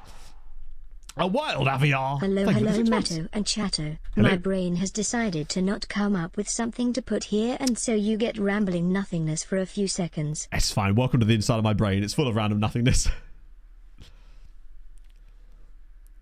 Made fun of... So what we're saying is we don't want him on the next gen list. More like to win something. True, but there's also the risk that you lose it. So imagine we got to a Conference League final. To be fair, actually, if there's ever a time to get to a Conference League final and lose it and lose your job that way, it's probably there, right? So Benfica win again. Yeah, I think they've got the title pretty much within their grip now. 8 points clear of everybody. I'd say that we are probably cooked as far as the title race is going, but I expected that to be the case. Only other teams that steal prospects. So yes, you can technically... I assume you mean that thing where you get the notification that says like, I don't know, just a hypothetical example. Porto have poached one of your top prospects and it gives you their name and like some random stars. Technically, you can do it as well. You don't actively control whether it happens, but it is possible to happen. However, since it was introduced as a feature both ways, I've only ever had it happen to me once where my team stole a player from someone else. And I actually can't even remember who it was. I think it was MTK. It was either MTK or Treaty United, but I think it was unlikely to be Treaty. So, whoa. And the other thing is, which I found really interesting about players that get poached from you, is it says their age when they're poached from you, because it will always say 15, because that's the lowest the player can technically be in FM. It used to be 14, but now it's 15. However, that doesn't mean that the player is actually 15.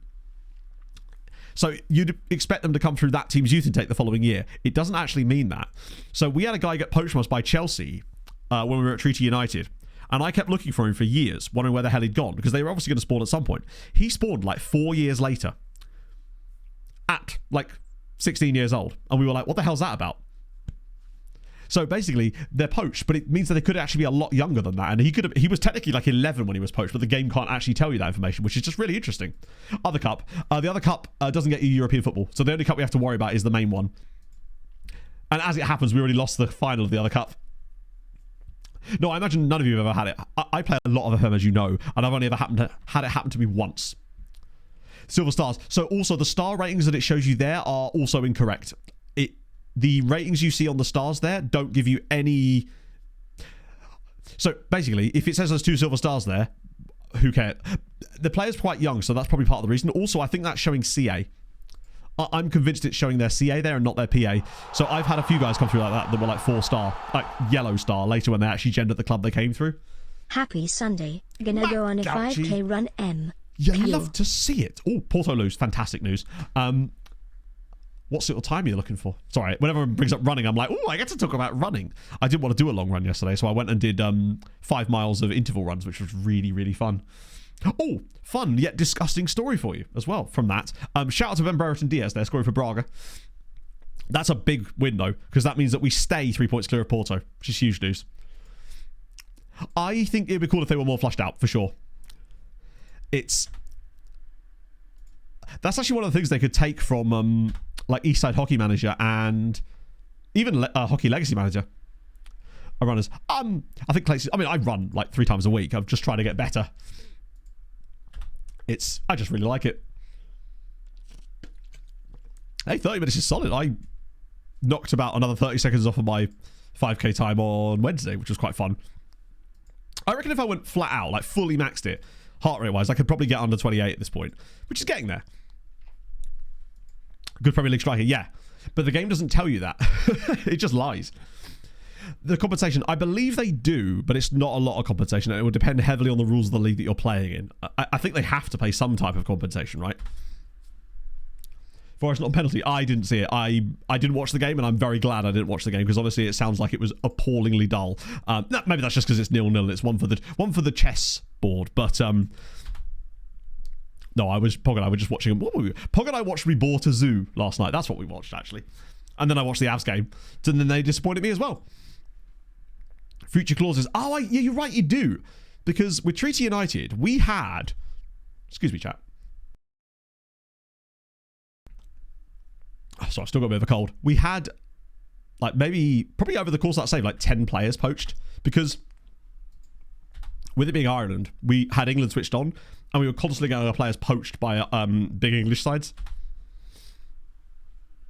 But yeah, when I went for my run yesterday, I was coming back, or heading on the back stretch of it, and my nose was getting quite blocked. So I was like, oh, I know what I normally do is I find somewhere quiet and I can blow my nose. I was like, no, I'm just going to blow it, which is disgusting. And I got my just desserts for this, basically, because as I did it, I was running like full pelt all over my own face. Just all over my own face. So naturally, I ran home extremely fast after that. Probably why I did such a fast time. Ah, dear. Just immediate karma, basically. Oh, dear. Played yourself. Exactly, yeah.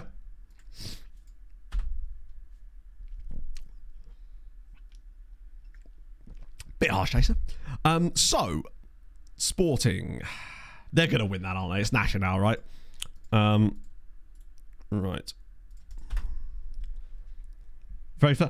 I honestly don't even know if I want to repeat it, Norman. That was expected, wasn't it? We're down a third now. Makes sense. Brilliant strategy. I guess if I was like a squid and I was running away from a predator, maybe. Could maybe work. At that point, I ran very fast. I had to. Had no choice in the matter. Turns like I can actually run a lot faster than I thought I could. 6 trials. I assume those 6 trials that are finishing there must be the guys that still haven't found contracts, as it happens. But yeah, no, I chose not to watch the Brighton Forest game, mostly just because I was so, like, miffed at football in general after having to watch the Fulham game. The extra cooling effect? One of these days, we're going to look at this and see... Wow. Okay. Yeah, I mean, when I saw it go to half time and it was 0-0, I was like, okay. Then it goes to full time at 0-0. I was like, okay, let me just go back to my movie. And then it was like, oh, waiting for penalties. I was like, right, can a penalty shootout end 0-0? Because it will find a way. Wait, have you got... Oh, he's got caps, that's fine. And you... Yeah, you already have one as well. God. They must be desperate in goal. Roman Tommel getting called into the Czech national team squad is a little bit worrying. Because I'm pretty certain he has... It's only 7, to be fair. In a way, I think we could actually argue that we're not underpaying him. He's not exactly played amazingly this season, but 3.3k for a player of this quality. I watched the Avs game, though. Yeah, I watched the Avs game, though. I wasn't going to miss out on an opportunity to watch us be crap. Thing is, though, with that game, St. Louis are just really interesting at the moment. Like, Jim Montgomery's got them playing incredibly well. They just made it such a grind. Like, it was just such a... It was a very poor quality game to watch. There was just so much... Especially the second period. I think at one point, there was 12 and a half minutes or something where not a single team actually managed to get a shot away. In hockey, for fuck's sake. Like, what is that about? Right. God, I really wish this cold would go away. I feel like it had, and it just can't seem to lose the, like, blocked runny nose element of it. It's really annoying. Sabres ship 7 past you. Did Tage Thompson get a hat-trick in that game, or am I mistaken? Because I always forget how tall Tage Thompson is. Man is a very large gentleman. Was this the Tristan Jarry special again, where he got pulled after 4 goals? I mean, I say bad, like, bad for us. Like, we were 12-1-1 going into that game against St. Louis, and I thought, oh, this is the one. We're at home. It's all good. It just wasn't. If we can recover against Calgary on Monday, it'll be fine, but just couldn't get anything going. That not normally, like, absolutely not. No. Usually a hockey game finishes with around about 30 shots each, roughly. I think the league average is like 29 or something. Or that might just be the Avs average. So just nothing happened. It was just get into the neutral zone, dump it in. Other team gets the puck, line change, back to the neutral zone, dump it in. Grind along the boards a little bit. It was dreadful. Probably the worst hockey game I've watched in ages. Right. Benfica, they're gone. We don't really care what they do at this point. Unless they lose all the remaining games, I think we're kind of cooked. Right, Casapia, though. Wait, a new manager at Alverca. Oh. Have they? Did they sack their manager? Or did he leave? He must have left, right? Wait, the guy that got them playing really well has left. He must have taken a big job somewhere else. Fair enough. Do you know what? Can't really blame Rodrigo for taking that job after being Alverca manager. So, can he draw in hockey? Sort of. I mean, the game can finish in a draw, but it will still go to overtime. But if you lose at that point, you still get a point as if you'd got the draw kind of thing. The loser point, so to speak. Been a week since last stream. No, I streamed on Thursday. I didn't stream on Tuesday because I was obviously back at my parents' because of my dad's operation. But then I was back on Thursday. Why have you got Jarry back up again? Like, is there a reason why? Are you that desperate for a goaltender that you've got? You know what? Let's go back to Tristan Jarry. It'll be fine. Skelly's back in there as well. Brian Rosales. I think we might have overpaid for him. Oh, then again, his value's quite high. I like him. Yeah, it happens to all of us, right? That's why I don't want the Alverca job. I'm worried that I'll get poached by Athletic. NHL 94. Goddamn. My first was 2003.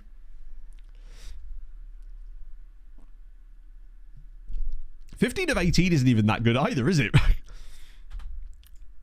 I probably should actually look at the reports as well. I don't think I've actually done that today. Need to make sure I stay on top of that. Also, I made this filter that's really good for finding weird players that are playing at clubs you wouldn't expect. Because I was looking for it through a TikTok on Friday. Well, obviously, I don't have that imported on here, would I? Why would I?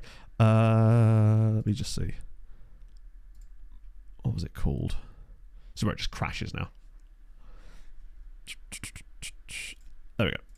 This filter here. So basically, it basically just filters players outside of those leagues. And then what you can do is if you filter by world reputation, you can find some rather interesting players that are just knocking about at clubs you wouldn't expect them to be playing for. Obviously, I could probably add in like Portugal on this one too. For example, RZ have got Gabriel Jesus. Wait, that's a different one. Oh, but they haven't got... They've got him as well. RZ have just gone, hey, we are Arsenal. This is tremendous. Yeah, so Gabriel is also at Arsenal, but so is Gabriel Jesus. He's just must be further down this list. James Maddison there at Celtic. I can't believe I didn't even notice that. Maybe that's a new one. Wan-Bissaka's also there. Lorenzo Pellegrini's at FC Twente. You've got... Karim Konate is also at AZ. AZ have built a really fun team in this save. Weston McKennie's at Zenit for some reason. Taylor Booth. Yeah, it changes around quite a lot. Basically, it's just quite a good filter to be able to look through. Oh, dear. Golden goal. Yeah, The thing is, though, it wouldn't have made much difference, though, would it, Misha? Because good luck getting a golden goal in that game yesterday. Bring back silver goal, I say. But for managers, I don't believe it does. Although I might be wrong about that. I'm pretty certain that you can have non-Basque managers at Athletic Club, right? But I might be wrong. I never really thought about that. I'm guessing they just don't extend it to managers. Jesus. Okay, that's good. I suppose we are in the South American leg of scouting, so it would make sense that we'd get some absolute monsters.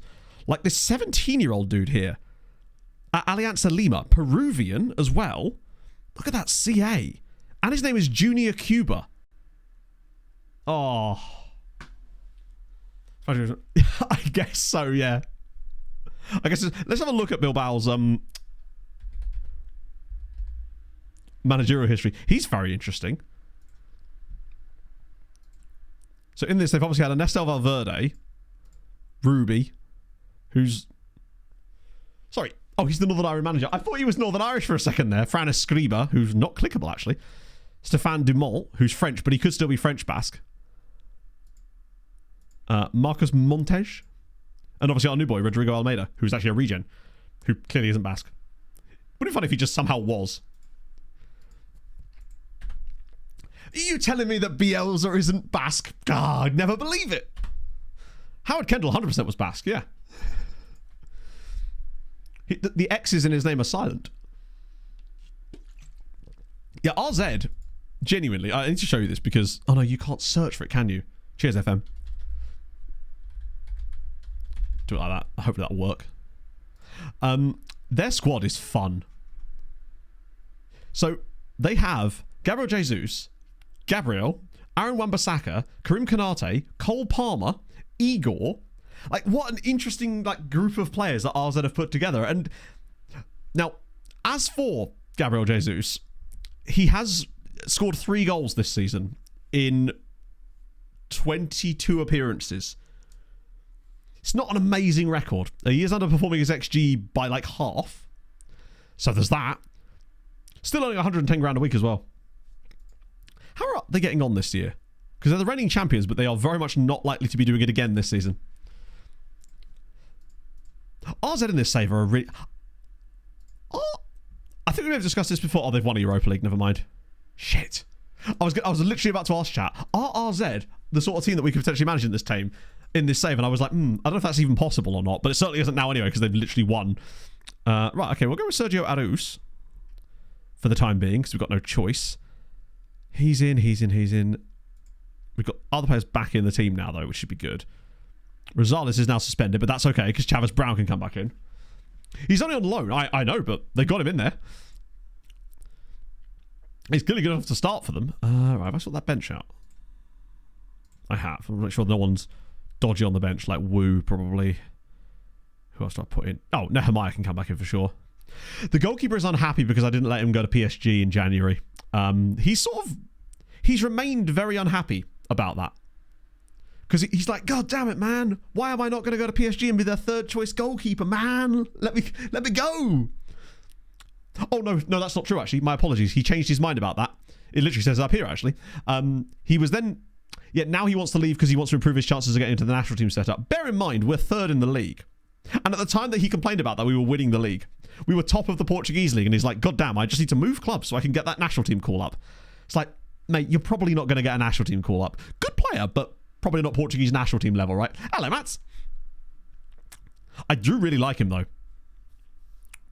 Yeah, that was just top flights in Saudi. Or has basically, it filters by players that are not in those leagues. You could probably turn off Portugal in there as well, just because it's not so surprising to see those guys. Then again, having looked through the Portuguese leagues in this save, some of the players that we found... Tosin Alarabaio's here, Harvey Barnes, James Maddison was playing for Celtic, wasn't he? It's a fun little group of players that have come to Portugal here. Not to mention Harry Suter and Ben Brereton Diaz rocking up at Braga as well. What a pairing that is. Though Ben Brereton Diaz has actually done really well in this save for Braga. He's mid-double digits in the league for the most seasons. Yeah, he's never getting a call up. There's just too many good goalkeepers. I just found it funny that he started kicking off about it while we were top of the league. It's like, I think if you're going to get noticed, my man, now's the time to get noticed.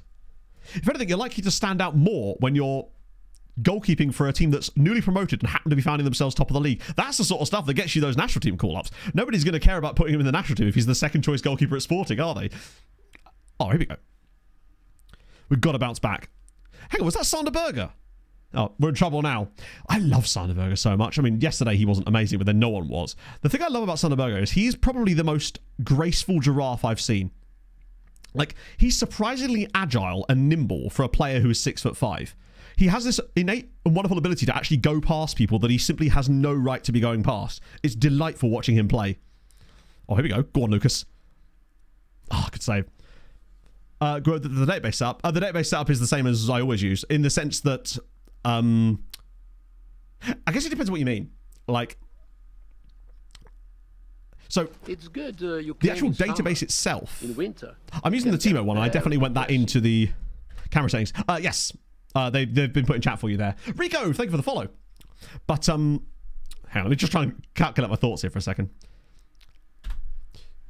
Basically, I'm using the same database setup that I use for all my other series, so that's just referring to the normal one, my database setup video. As for the databases itself that we're using, I definitely did talk about them in the video, and I think I linked to Timo's databases in the video. Link didn't work. Oh, you're right, it didn't. Huh. Interesting. You're absolutely spot on. My apologies. We'll have to get a new link for that. One sec. Let me get back into a highlight. I'll show you. Thank you for pointing that out. I guess Gyatso links expire? Yeah, league's loaded. I definitely did go over it in the video, I think. Yeah.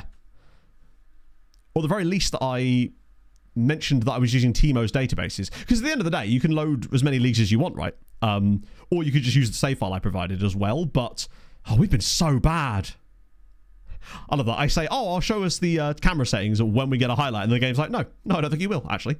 No highlights for you. Can we actually have a highlight so I can... I know I can probably show them here, but it's just easier to actually like put context on them. Right, here we go. There we go. That's the highlights I'm using. But yeah, so basically I just had every league in Europe pretty much switched on. I've since been turning them off to try to improve the speed of the save, because obviously, like any FM save, the more you go into it, the slower it gets, especially as all the regions start getting added and you set up various things. So this summer, there's going to be a big spate of leagues and nations being turned off, which is going to really speed things up for Season 3, because I've noticed that since we've come to Portugal, things have slowed down. It's taken us like an extra stream to get through a season, and I want to try and keep the progress going, basically. We've just not been at it today. Are we going to get second phased? Please don't do this to me. Not again. Oh, for God's sake, man. I hate that. It's, you know, I like the match engine. That is the biggest bugbear I have in the match engine. Those stupid goals where your entire team just doesn't react to the ball when it's played after a set piece.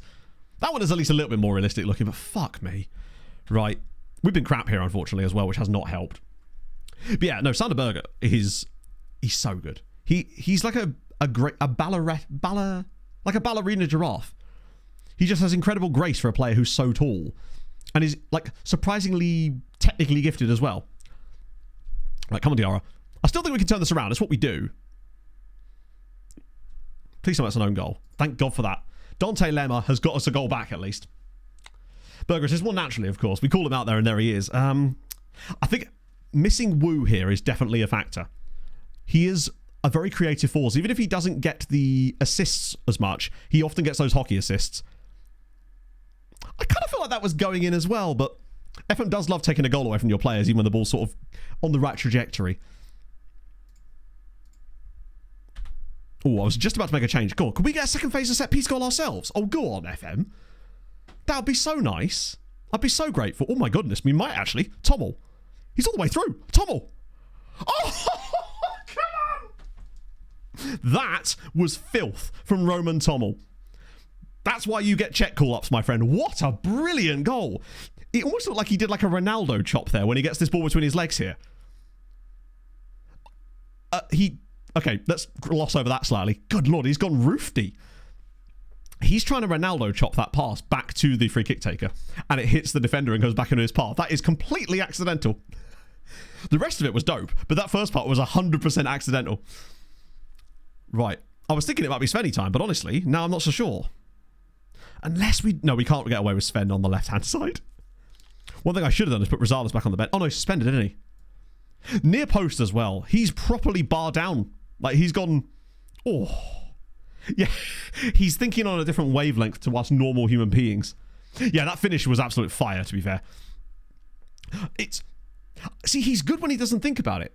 Normally, what he would do is he would just try and go far post and then miss at the far post. I like the fact that he's sort of taken a page out of the Oriola playbook, which is just twat it, son, kind of playbook, right? Like, we've been very average in this game, but if it gets us another dub and keeps us in the hunt, then great. And it'd be good for confidence, too. Like, if we go into the international break off the back of a dub, a crucial one as well, it would be great. Because we can get the injuries cleared up, all that crap, get it cleared up. Come back in for those final run of, like, 6 matches? Just in full flight. Go on, nice Skelly Alvaro header as well to kill. Ah, nearly. Almost looked like Sander Berger got a header on that too. Huggins has done very well in the time I've brought him off the bench, which is interesting. I guess we just needed that defensive option here, because he's certainly not going to get forward anywhere near as much as Tommel! If you'd have given me a list of, like, hey, pick players that are going to score headers from corners for you, Tommel's not bad in the air, but that's really not his game. It's 3-1 to Leixões, and Roman Tommel, of all people, has got his second of the game. Yeah, ball played into feet. Ball played into the head. Oh, that was delightful. We've obviously got the self-immolating fan too. He's just a stuntman. He lives there. This is where we end up winning it like 4-1 in the end somehow. Out of absolutely nowhere. Arus has been okay today. He's just not woo, is he? That's the thing. He simply isn't on that level yet. But he wasn't designed to be. He's barely even a first-team level player. Oh, go on. Watch him play an absolutely beautiful pass now. I get the feeling we might get a fourth goal here. This link-up's looking really tasty. Oh, what a pass. Oh, that was so close. Oriola smelt chaos there. He was nearly in. That's his perfect moment, is when he gets those into those balls. You should see, by the way, just how much Lucas Jax has overperformed his XG this season. I had a look before streaming. He had like 17 goals off of like 9. It's insane. Oh, please don't let him, because that's a bloody good goal, in fairness. They deserve a goal. Another goal, at least. Has over 50 caps for Sweden's basketball team. Wait, Norwegian Sander Berg's mum has 50 caps for Sweden's basketball team. I love that. That's tremendous. That is a bloody lovely hit. It almost looked like there's a kind of dip on that. Just really low. Good strike. As long as we don't fuck up the rest of the game, I'll let him have that. It's just kind of in our culture, these 3-2 victories. Great result. That second Tommel goal now matters a lot more. Great result from him. Just genuinely really good performance. I think that's his first double goal game as well. Tommel's been... He's very inconsistent, which is interesting, because I don't think he... In fact, I think he explicitly has good consistency. I think it just depends. It's more to do with the type of opponent he's playing, I think. He does have a habit of going missing in games, and I suspect it's more down to the style of play they operate in. That's a big win, though. I do want to have a look at it. Maybe he does have bad consistency. But I feel like I wouldn't have dropped all that money on a guy. At least he had... Yeah, no, he's... Okay, so he's not consistent, but he's not inconsistent either. He's kind of middle of the road. And I also think if we can get rid of that Hugs line trait... I mean, has he been better since he implemented that? I don't know. He should have more assists than he does. Only slightly, but... Especially in the league, actually, is where it really counts. But that's not much he can do about that, right? If people are missing the chances he's creating... The way I'm looking at it, if a player has a high expected assist number, then no matter how many actual assists they've got, I'm pretty happy with that, right? What was his free kicks? Was it just like 1? 5-0 Benfica. God damn. Yeah, they're cruising to the title now. How many goals have they scored? 82 goals in 28 games. Jesus. Yeah, so not only are Benfica like having a crazy good year, the sheer number of goals they're scoring in the process is what's really doing it. 82 goals in 28 games. Prime to win the cups. I think it's just basically Benfica in both. Oh no, Porto 1-1, didn't they? So we had... Oh my god, hang on. Forgive me, Portugal. Oh no, we just do it on competitions page, can't we? So only one cup has Europe. The Taça de Portugal. Allianz Cup was obviously Benfica beat us in the final. God, we were so close in that game too. We led this game at half-time, I think. We might be able to see the score, actually. Either way, we were leading this game at half-time, playing really well, and then just out of nowhere, they started playing really well. They deserved the win in the end, but fuck me. It was so frustrating, because... Oh no, it was first half stoppage time they scored in. Like, we were completely in control of this until they scored, and then it just went off the rails after that. Unfortunately, we're obviously out. Oh, no, we're not technically out of this one either yet. But look at the semi-finalists. It's us and Sporting and Benfica and Braga. So if we somehow get past Sporting, we're just going to be likely playing Benfica in the final again anyway. But that does mean that it's likely that the league is going to have the exact right setup. So 4th place will still be Europa League. Because I don't really see us dropping any lower than 4th if we were to start falling off a bit harder. Because as it is, we actually are 6th clear of Porto, albeit game in hand.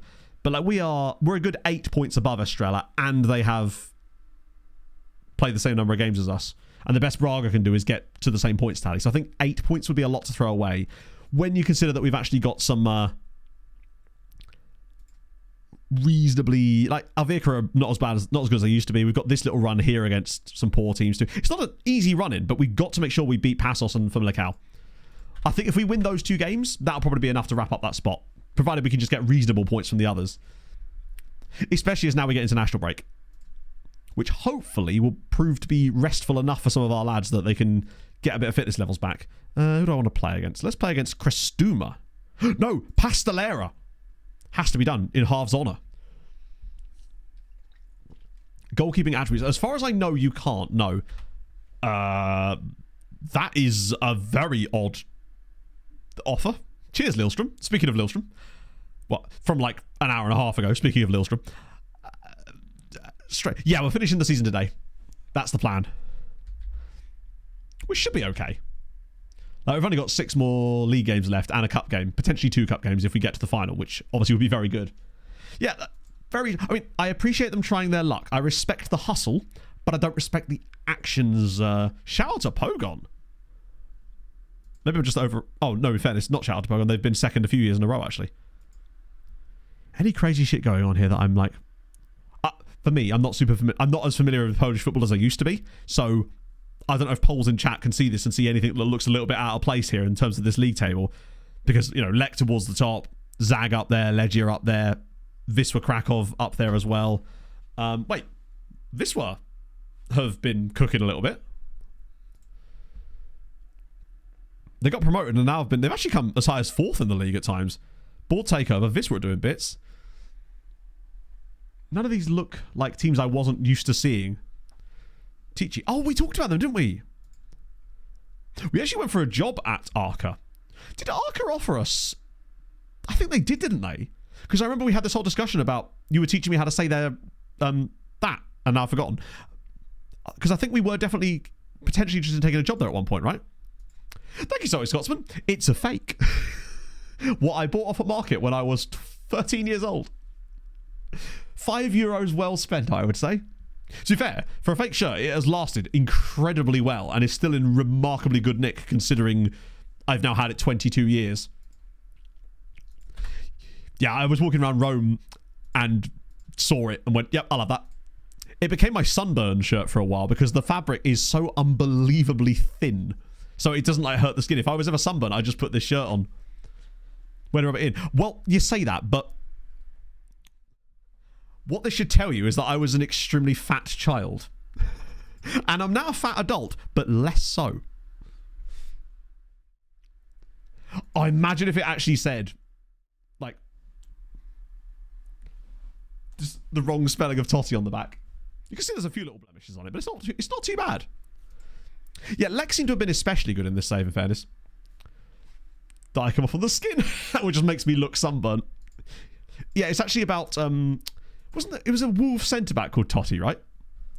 Are any of these guys probably worth taking? I don't think they are, honestly. If we were like 3rd tier, they'd totally be worth doing this. One of my favourite news articles in when you're a lower league team is this. So good for finding quality players. Like to play the most? I really like the Conference League, if that's what you mean. Just because you get to play against interesting teams. Particularly this save, where there's a lot more interesting teams in it, just because of the variations than the other leagues. Speaking of, how's Europe looking these days? Oh, one for Hadrian there. Newcastle into the quarterfinals of the Champions League. Bayern, Monaco. We're never losing another team through the Champions League, are we? It's just not going to happen. What about the Europa League, though? Sheffield, as if they're still in it. Not another Totti. There was definitely a Wolves defender, right, called Totti, spelt like that. I'm fairly certain there was. I say it was. I think there still is, technically. Oh. I love that Sheffield United, despite being absolute bobbins, are still going in Europe. Totti Gomes, yes, of course he's Portuguese. Or Brazilian. So Wolfsburg, Real Sociedad, I mean, I think the only one that we could technically lose out of this mob would be Brighton, right? As far as teams that could cross themselves off the list. Because Atalanta have obviously been to European finals before. Frankfurt have won the Europa League. Lazio obviously had Man United, Wolfsburg. Well, one team, yes. And obviously Sheffield United are off the list because they won the damn Conference League last year. How are they doing in the league these days? Oh! I love this strategy for Sheffield United. The old nearly get relegated, but can you imagine if Sheffield United won the Europa League and found themselves in the Champions League next year while coming 17th and 16th? Yeah, Real Sociedad, I think, got to a final at one point in this save as well. I really hope they do, because that means I get to do a follow-up TikTok on that one. That's tremendous. They weren't even doing that well in the group stage. Who did they play up to this point? So they had Groningen. And to be fair, they beat Valencia in the last round. They're playing Atalanta. I think this is probably where they bow out, but still, that's fun. Yeah, Villa have won the Carabao Cup. So that's fun as well. Yeah, Uriel, but to be fair, Leeds have been kind of... Leeds were cooking at one point in this save. I suspect that most of the reason Leeds have done so well is because of Yuri Alberto. His goals have absolutely carried them this season. Are there any other massive shocks here? No, the league's actually kind of samey, isn't it? Yeah, Sheffield United have... At one point when we looked at them, they were actually in the relegation zone, so they've obviously pulled themselves away from it a little bit now after a good run of form. Let me just have a look at this. I swear they were in the relegation zone earlier. Yeah, they dipped down to 19th at one point. Villa could get relegated and be in Europe next year as well. England is just kind of, whilst remaining relatively stable, is still managing to produce batshit results, and I'm here for it. While we're at it, any kind of Sunderland... Wow. That Renato Martinez guy, it's crazy that Watford are as bad as they are with a guy that's got nearly 30 goals this season for them. Preston are already relegated. Bristol Rovers looking to follow them, unfortunately. Salford do stay up, to be fair. League One, Plymouth have crushed it. Already promoted. Bringing Wrexham with them by the looks of things. Newport County gone. Oh, it's quite tight to the bottom there. Wow, that's really tight. None of them are actually gone yet. Fair enough. What about the Football League bottom? Looks like Jesse Lingard's Woking. Not that he's actually managing them anymore. Yes, Arezo is playing for... Is he Derby County? I forgot. I definitely remember looking him up at one point. Wait. Who was it that Jesse Lingard went to? I've actually forgotten who he took over. He's definitely managing a team in, like... Is it South Shields? Yes, it is. Jesse Lingard's managing South Shields. He's done okay. No, he didn't go for Northampton in the end. He actually ended up taking over South Shields. Which is going about as well as you'd expect. Oh, you're right, it is. It is the Patreon regen. That's cool. So Solihull Moors was the... It was a Patreon regen that was being offered a job at Solihull Moors or at Passos. He chose Passos in the end. That's actually really cool. Bear in mind, Spennymoor are a really fun story in this save. They got promoted last season with like an insane points tally.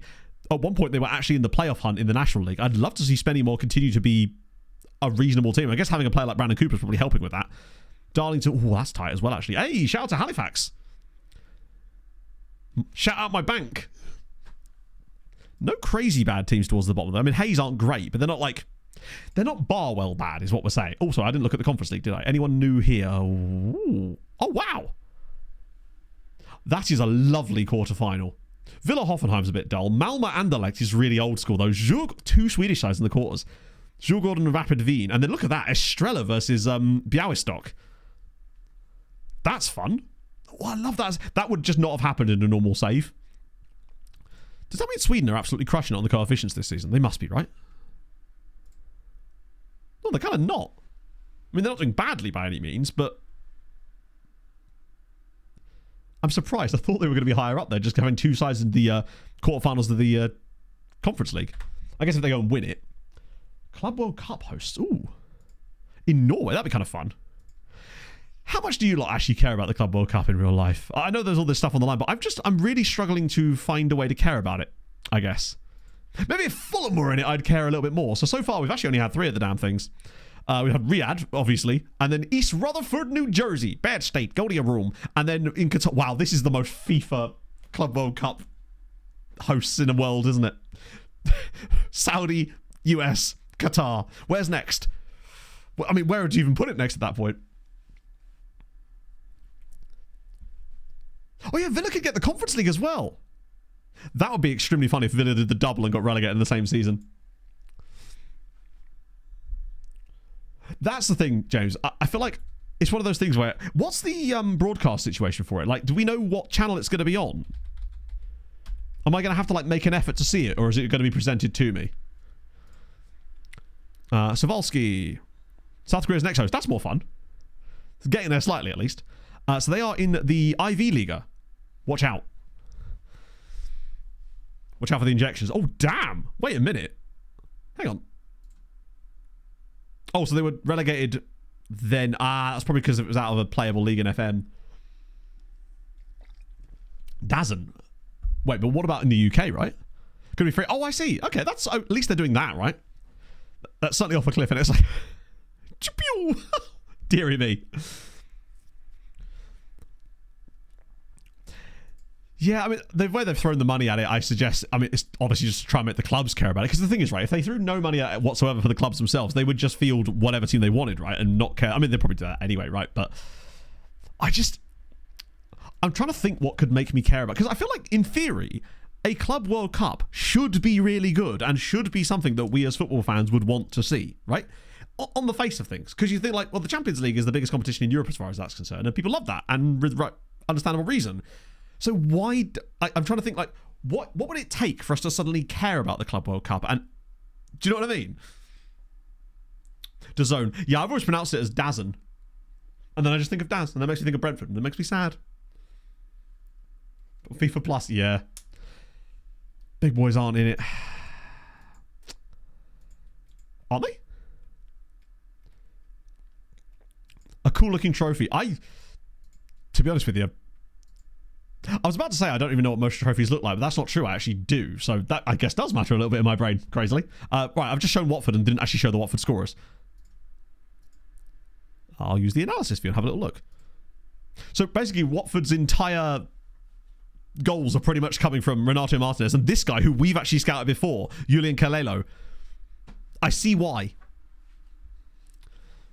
Less football makes him special. I agree. How are they... Like... Where else would you start? How often is this going to be as well? I guess it is a lot of cannon fodder. But I don't know how you're actually going to be... Family at this point then. I meant specifically Brentford does. I always like I want to see you in chat just because you're a good egg and it's just... You're just what I would call a fun chatter, you know? I see you in chat and I'm like, it's good news, you know? 3 or 4 months before the tournament. Yeah. Yeah, I must admit, because isn't it... Is one of the Mexican sides that got booted from it because of the multi-club ownership model, and there's like another space up for and they're basically just trying to do everything they can to shove Ronaldo in there somehow so they can have Messi versus Ronaldo again. Club Leon, that's the one, yeah. So I was listening to, they were talking about it on a podcast I was listening to the other day. Halifax. Oh, more letters required. Who could have imagined that? Halifax Wanderers. There we go. I sort of see what you mean. I think in a world where the Champions League didn't exist for whatever reason, people would be much more hyped about something like that. But I can see why they perhaps wouldn't be. So far, I mean, they have just been perennially middle of the road. Actually, middle of the road / top half in the National League, and then just boop, boop. What sucks, I think, really, for you guys, is that upon being relegated, that's such a tight battle. You may get back promoted again here, but there's every chance that you also might not because there's 5 teams with 2 points between them. It's about, yeah, exactly. I mean, I guess that's probably what makes it worse, isn't it? I mean, I can barely bring myself to care about the Champions League, so it was going to be very difficult to make me watch something else, and I probably won't go out of my way to watch it. What a game. Because they're back in front and God, their goal difference, man.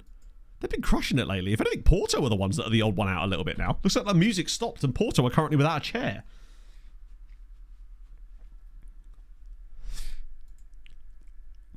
But the situation, really? God damn it, man. An actual Club World Cup with champions of every league. Now, that would be fun. Hadrian. Where's that database? You probably could do something like that, actually. It's almost like a Return to the Cup Winners' Cup, but it's not, because it's like the League Winners' Cup almost. That'd be fun. Oh yeah, it's kind of just FIFA going, well, we want our own thing. So we've got all this enormous amount of money sloshing around. Let's just throw it at it and see what happens. The old Champions League. Yeah, exactly. Right. Portman Ench, if you've ever loved me, which obviously you haven't, you're bottom of the league and I think we've beaten you home and away, but if you ever feel like being good, today's the day. Is it just me or does it feel like all of our European rivals, just every week they seem to be playing a team in the relegation zone? Yeah, that's tough. Thank God we got that win against Casapia. I'm just more gutted about the Vittoria one. If we beat Gumarães, this is a much easier task for us right about now. Bit of penny roll as well. Only one Oceania team. Yeah, who is the Oceanic team that's in it? I'm assuming it's like... Is it... Well, there's our youth intake. Do you know what? Chat, can we talk about the fact of Terence Richardson there for a minute? The next great hope of Anguilla.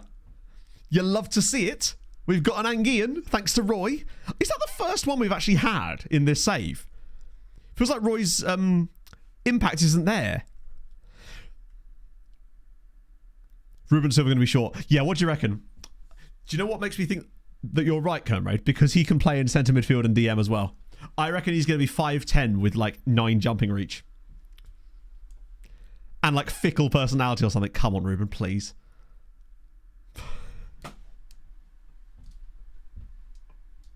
Fuck's sake, man. Right, well, you're not a centre-back. You're just not a centre-back, are you then? Cool. I mean, good player. Also, we've come... Our youth intake was 4 days earlier this year, so that's how much we've moved up the rankings as far as our youth recruitment goes, but... Oh, dear. I mean, he will grow, but not by much. He'll maybe be 5'10", perhaps 5'11", more likely 5'10", when he actually officially, like, ages out, so to speak. But the jumping reach is low. He's not a bad ball midfielder. He does have the work rate at the very least. At the very least, his tackling is all right. His marking is okay. His positioning is bad, but that's fine. That's so easy to work on. He's 100% not a centre back, but don't like the balanced personality either.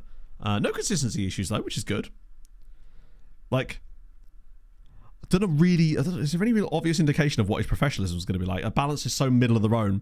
Yeah, we've got to basically immediately make him into a ball winner. Obviously, we can't do that until we sign him up. But what about Diogo Relvas? Inverted winger with 10 pace. Right. Run him off. I'm going to tell you now, there is no way that this man is making 14, 15 jumping reach. It's just not happening. Jumping reach will go up barely anything in an entire player's career. At the end of the day, a 5'9" player is not going to be having that kind of jumping. People say that jumping reach height is meaningless. I agree to the point, but the fact is, it's still tied to jumping reach. So a player with a shorter player is going to have lower jumping reach for the most part. There are the occasional exceptions. He isn't one of them. He's got 11 jumping reach. I'll be amazed if that's higher than 12 by the end of his career. Maybe 13 at a push. He's still not going to play as a centre-back. Like, outspoken media, I don't know. It's not one of the ones you want. You want evasive, reserved, or unflappable. Those are the ones you want. Like, you find a guy with... I mean, to be fair, you can find a guy who's 6'8" and doesn't have 20 jumping reach. Controversy. It's weird that he's balanced with controversy in there too, but he's fine. What about Terence? Go on, Terence, you be... Right. I mean, let's be honest. He's going to get 50 caps for Anguilla, but he's not going to be getting 50 appearances in Portuguese football, is old Terence. Good passing. He's one of those guys he's tent-poley, but not for a role we use. Yeah, he is kind of DLP, isn't he? But he's not, because his teamwork's shit, and that ain't going to go up by that much. Where was he born?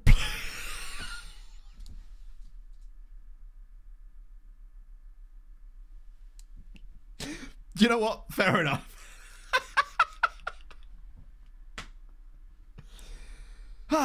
Good news.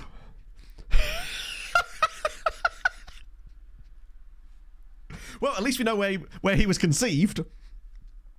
He was born in your mum's house. Well, it is Mother's Day. Yeah, we're definitely going to sign him up. Well, off to Blowing Point it is. That's amazing. Yeah, I mean, he is consistent. Oh, he's 100%. He was going to get a contract anyway, honestly. These guys underneath, though, could be kind of intrigued.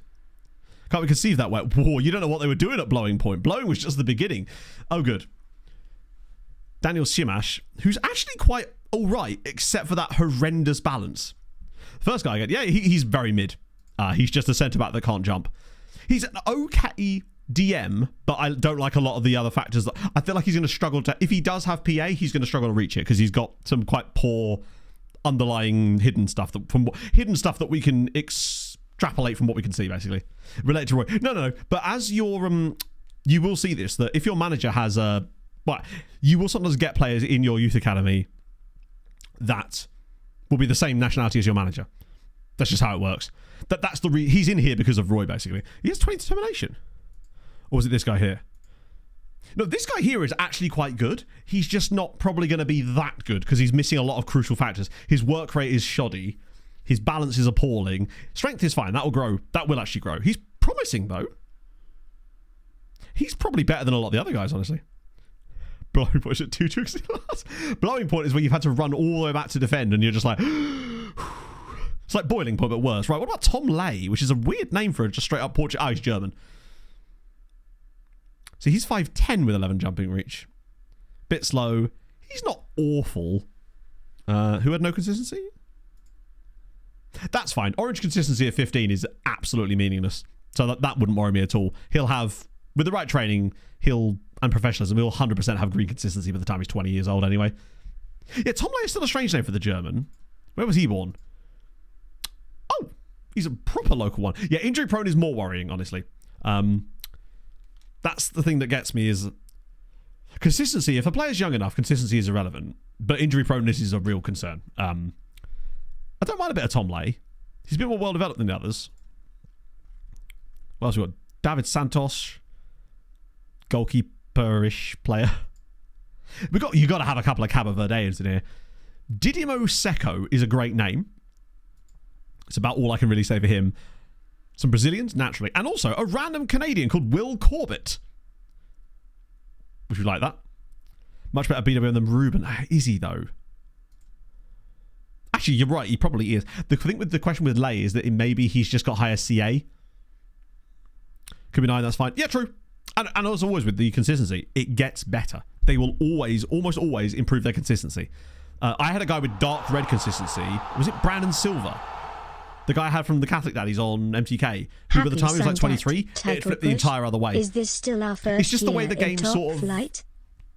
Consistency for me is the way that the game kind of manages young players to stop them from being goated straight away a lot of the time. So you still get the exceptions to that. Sometimes you will get a 15-year-old with incredible consistency. But I think that's more the way. It almost feels like you need two stats. One is consistency. Sorry, like attributes. That is genuine consistency. That's like a hard locked thing that you can improve slightly, but it kind of varies a little bit. And you almost need like a... You might actually need like an experience stat. I hate to say it, but I almost kind of feel like there should be different variables at play there. I can't believe I just put that out in the world, but I actually think that might be an all right idea. It's more of a won't Corbett. Yeah, exactly. A-Bomb as well. Thank you for the 40 months. This is our first season of the Top Flight. Yeah, we're finishing off the league today. Oh yeah, Mum, if you're listening, happy Mother's Day. I know I spoke to you on the phone yesterday, but that's different. Today's the day. The big day. Tillmans is... I love that. Tillmans is just crushing it in the Greek league with Panserikos. Tom got team of the week. Nice. We love that. Very much as well. I must admit, to give you an idea, right? I agree with you on the injury proneness is very... I'm all right with signing a player unless they've got red injury prone. Yellow injury prone... Sorry, like, you know, the orangey one. I'm okay with. For example, Steiny has orange injury proneness. Let's look at Steiny's injuries. That's his career.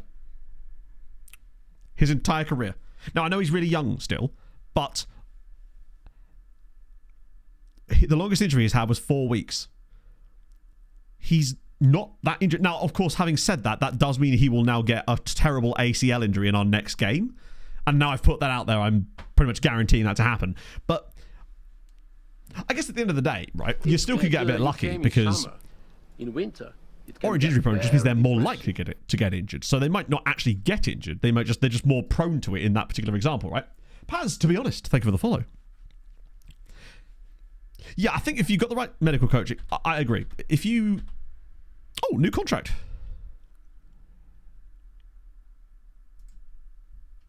Two-year contract. I'm okay with doing a 2-year contract there because I feel like that might be what brings us to the end of our time at Leixões, and that's fine with me. Fleming signs a new deal. Carpio's hurt himself. Is he injury prone as well? No, he's not. Okay. Does like big matches, though. And I think we've only just figured that out, which is great news.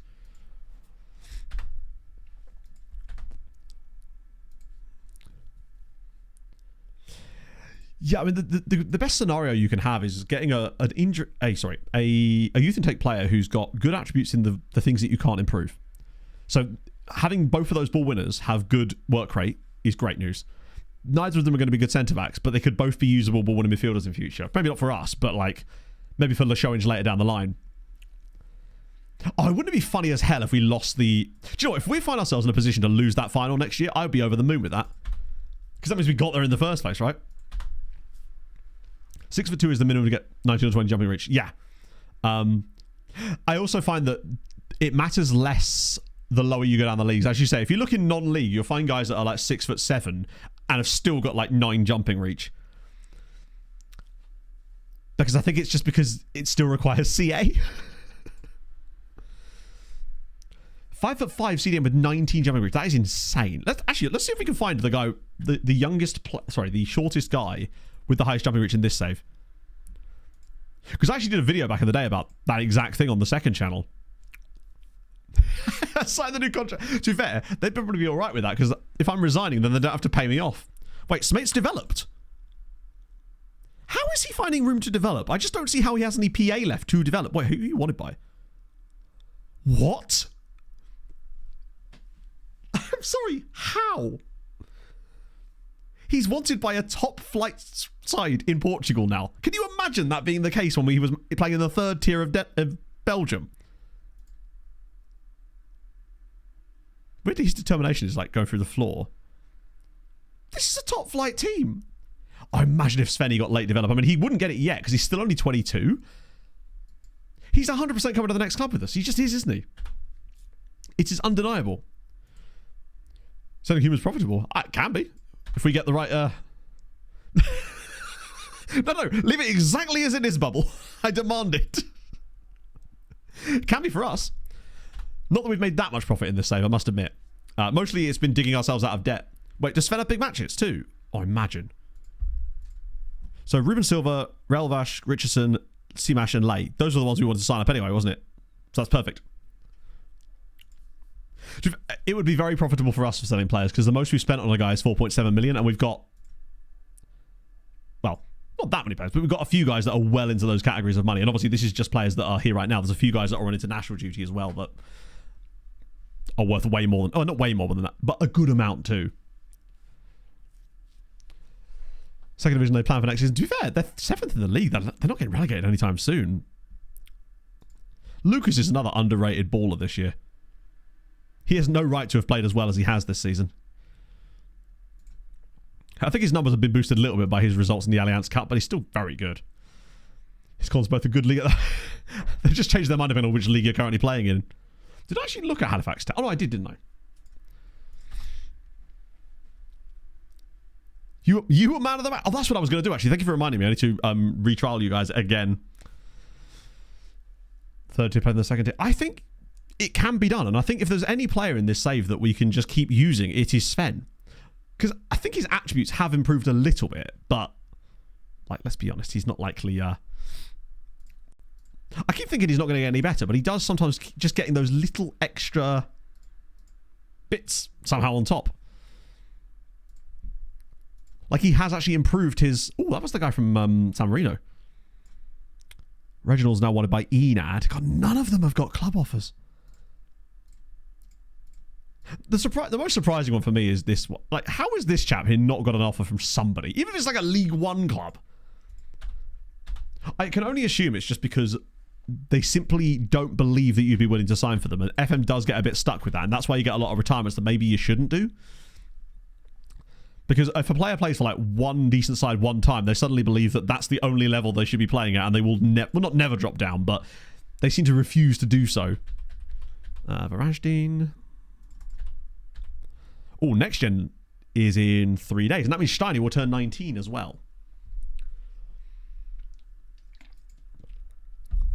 That's fun. I think, like with Steiny, it's different because obviously he is clearly a player that has a reasonable level of PA, which makes it even more crazy that he came through at Serang. But I don't know how much better he can get. But I'm liking it. Oh, that's what I was going to look at. Sven is driving stage wage. You maybe do. I should probably ask actually. So far we've been to Mariska Merch in Luxembourg. Then we went to Cardiff Draconians in Wales. Then we went to Italy. But we don't talk about that. Then we went to Belgium to the 3rd tier with Serang. And now we find ourselves in the top flight with Leixões, although we have been in the 2nd tier with them as well. Yes! That was that Swedish dude in OTI, wasn't it? Where he literally chose to retire instead of signing a contract with me. I've never seen that before. Bro was just like, peace, I'm out. Right, where's Svenny boy? God, he's so far up this list now. No, he hates big matches, Sven! That's just bollocks, isn't it? Simply untrue.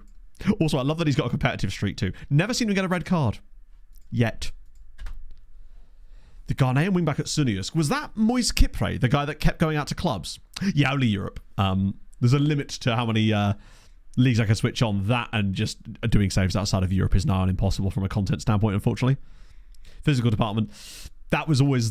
People always go, oh, yeah, they're going to be great there. And I say to people, no, they're just not, unfortunately. Physicals, outside of a few of them, don't always improve that often on certain types of players. And I think Steiny's going to look like that very likely for the rest of his career. His strength will continue to improve. He might get some balance and agility upgrades, but he's very unlikely to change most of his other things, unfortunately. Was Moise Kipre at Tromsø? Oh, you're right. He was the guy that was out clubbing. Sorry, he was the guy that missed training 16 times. I then sold him to PSG because he was a dick, then loaned him back as part of the deal, and then he missed training a further 7 times in the space of like 18 months. I had a TikTok about it, which I actually saw the other day. Yeah, we went on a little sabbatical to the lovely coast of Italy. Sven doesn't know what a big match is because as far as he's concerned, everything else is beneath him. And that's fine. Nightclubs. I'm a level with you, Kermade. When I was in Tromsø, I didn't see a lot of nightclubs. Although, you could argue this. During the winter, every club in Tromsø would be a nightclub because it's always night.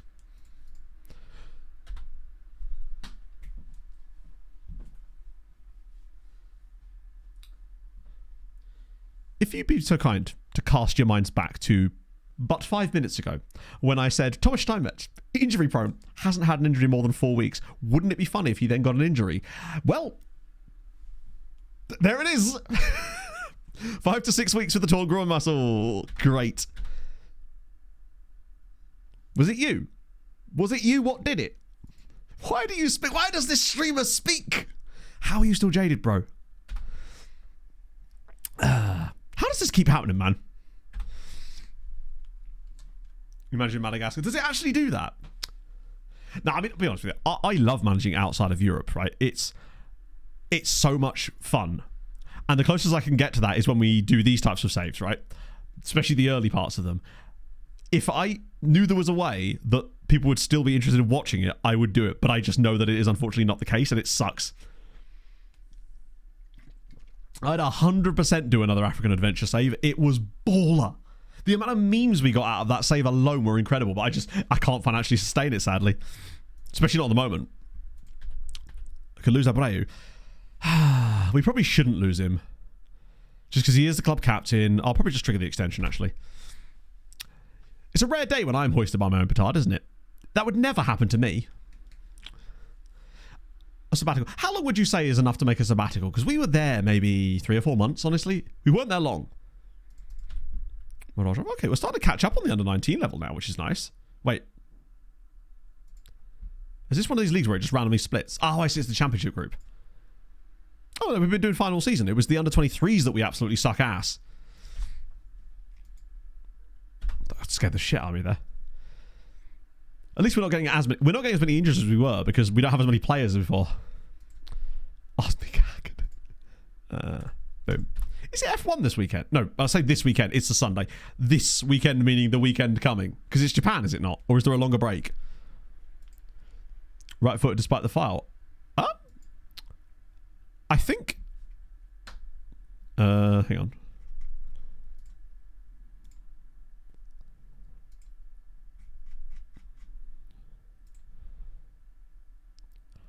I think sometimes the game just does stuff. I mean, I'm pretty certain I put you down as that because it's just a number that you put in a file. But I think sometimes if people didn't like specify or wanted like either, sometimes you put either and it seems to like not make them good on both. It just kind of, yeah. 3 in a row. Ooh. Yeah, I mean, I just don't really see Yuki doing any better in that car, honestly. But that's going to be fun, at least. Wait, does that mean it's another race that's going to be on at a time I can't watch it? I mean, I watched the China one, but I regretted it massively, of course. Getting up at 7 a.m. to watch that race was a dreadful decision on my part, I must admit. Right, next gen day. The question is, does Steiny make it onto the next gen list this year? I feel like he has to, surely. He's playing in a top flight league. He's not considered a wonder kid. Kayembe's 100% going to be on there.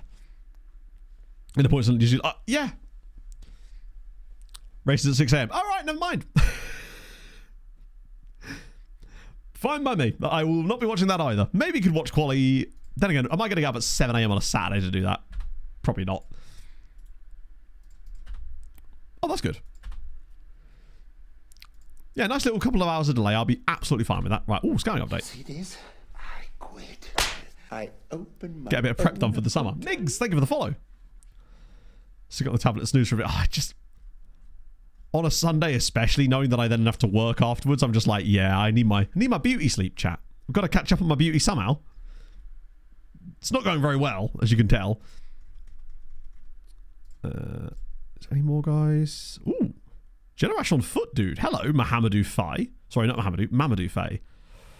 Oh, hello. Mamadou Faye. Tackly boy. Not the fastest is he boy, but good all round. Please tell me he's wanted by someone useful. Not. Tyler Morton's boys want him. 4 p.m. and 6 p.m. That's perfect. Because I can do stream, have a little rest, and then do it. It's fine. He's intriguing. Yeah, he's not the fastest of players, I must admit. Also, who's this? Walter. Now, he's a fasty, but, well, he's an accelerate boy, at least. Just quick, yeah. There's Kokoda Die actually coming up on there, too, which is kind of cool. I'll just send these guys around again for the time being. Oh, my days. Orestes, hang on, I know we've looked at this guy. I think we've looked at him before, right? But good God, he's going to be a monster. What about Liverpool and Napoli? Not surprised. He's 17. Nah, he's going to be a genuine beast. I'm pretty certain he was from last year's Next Gen. At 17, I have that level of CA. I mean, it's probably a bit lower than that, but still. I'm actually going to scout him more because I want to see what he's like. Mustache fullness or skin hair. Oh, imagine. I'd definitely go for mustache. Actually, no, I'd go for wake up the next morning and actually be able to construct a day like a normal human being. That would be my training focus. And then following that, mustache health, for sure. Wait, is Pierre still there? Oh, he is. That's the Haitian dude that we liked. Right, let's just eliminate any... Oh, wow, it's actually only giving us the younger players now, which is good. I mean, this guy's massively out of our price. Well, that's it. The others are all in the price. Well, not... We don't really have a price range per se because we have no money. But in the summer, we might. It'd be nice to get some, like, a head start on some scouting just by, like, shortlisting a few dudes. Like Martin Vazquez. Am I the only one that expected better? I felt like I was hoping that he would look better than this. Because to me, like, he's probably better than Wu, but I imagine he's not that much better than Wu.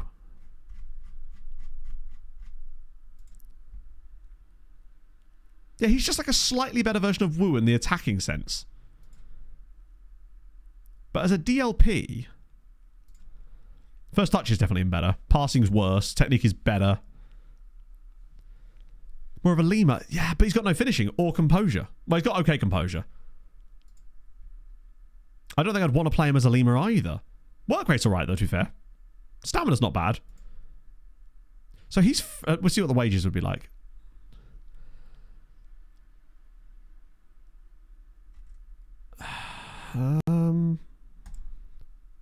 Ooh, cheeky. Vision's a lot better. True, but it's... Can I just take him on a free? Compensation. £875,000. All right, we'll go back for that later. We'll investigate that in the summer. That might be one of those ones that we just remove him and put him back on again. He's intriguing. We could do with a backup in that role, or at least, we can move Wu to become the backup. Maruya. I like what you're doing with the physicals there, Nicholas, but you're not actually as fast as you think you are. We need Valverde. God, he's good. We need to try and find a way to sign or at least extend the loan of Santiago Valverde. I haven't looked at him for a while, and I've just realised how much better he is. It's going to be such a difficult role to replace, man. Emiliano Alvarez. That's another right-sided winger who's not really got the speed. He's got good crossing and dribbling, though, or reasonable crossing and dribbling. He's okay. But he's also 21. Alessandro, goalkeeper, 4.8 million. Valverde is really, to be fair, Francisco Rodriguez was really him too. If we can find one, we can find another, but we just need to find a guy that's actually going to sign for us is the problem. Oh, if he had like 14 pace and was right-footed. If he had all these things that he doesn't have, he'd be the one. I just feel, he's got great work rec and teamwork. This guy would, if he had genuinely those things, he'd be so goddamn good. Like any kind of right foot, I'd be all over him, but he just doesn't. Statistically, right, eventually we are going to find a player that suits our terms. We keep finding them on the left-hand side, so there's more right-footed players than there are left-footed players, just statistics. So surely we will eventually find a guy. He's too slow to play the role that I'd want him to use. We're just going to stay in the game, keep looking, keep hunting. He's actually a bit faster, but he's okay. He'd require a bit of retraining, but that's okay. Right, Oliveira, right-sided winger. He's basically just Roman Tommel again. Resolute personality, though. Reserved as well. He's good. I know that our guy is out there. That's the thing. The love of our right-backy life is definitely out there somewhere, waiting for us. He's been stood up on multiple dates by left-backs and managers that don't understand him. He just needs to meet the right man, and we are him. We collectively are the right man. Mara Suarez, he's 20 years old. Moksha Sang, he's a fun one. Probably lacks the ceiling. Carry right wingers. Yes. And I do want... I wonder if that's why Tommel struggled initially and has started to grow into the team a bit more now, because he's getting a bit more of a carry. Ooh. See, these guys are... he's fun, actually. He's very fun. What about Hammerby, Passos, Alvirca, and Cas? I'm definitely going to shortlist him. I think he could be a really good backup option for... and it's called Gui. We could have another Gui. Leixões, actually, yes. Turns out love really is all around you. Especially when you've got a ball in midfielder with incredible work rate. Dayro Show. Oh, literally. If he just had 15 and 15. We're so close to finding the guy, I feel like. Reteg. Ooh. He's fun. 20. Oh, no, he's 17. Okay, yeah, he's definitely a shortlister. He's 17. 100% shortlisting him. There's room to grow, and he's decent already. Holding placards. Yes, exactly. What character from Love Actually are we looking for our right back? There you go. The stupidest and most niche football manager question of all time. Which character from Love Actually do we think most represents the right back we're looking for? I've realised I can't even answer my own question here. I'm trying to think through characters now.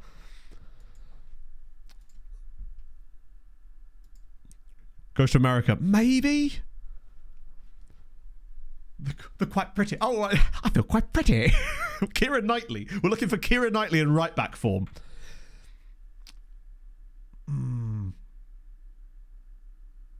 you know what? Maybe we're looking for Thomas Brodie Sangster. The kid that learns to play drums. Do you know what, chat? I've just realised. We're the kid learning to play drums. The right back we're looking for is the girl in his class he's trying to play drums for. We're Thomas Brodie Sangster. It was us all along. I don't know who Liam Neeson is in this scenario. I guess Pog. Or something. Oh, he's not it, is he? Kid dressed as a crab. 8 is a lot of legs, David. Zifchak. Oh, God, I thought that was his pace then. It very much isn't that. Where does Smates fit into it? I mean, Smates is... Better Scout America. That's true. Your girl's American. What would we... Where would Smates be? Smates is blatantly the kid in the crab costume or the octopus, isn't he? Or... This is my copper. Maybe Smates is the copper. With the great singing voice. You are the Prime Minister. No. Hadrian is Hugh Grant. And Smates is Martin McCutcheon. Smates is Robert Atkinson's character. What are you going to do next? Dip it in chocolate... No, dip it in yogurt. Covered in chocolate buttons. No bloody holly. Tremendous. I need to watch Love Actually again. His quotes. Wait, which quote was it this time? I've actually forgotten. It's been over 30 seconds. I actually forgot what I said. Shows you how often I think about what I'm saying, because I don't most of the time. Oh, he's okay. It's got a lot of right-sided wingers in this. Oh, white target man. Santiago Botta. He's just kind of fun. I have no idea what we do. We just simply wouldn't use him, but he's fun. I like that. Kiprianu.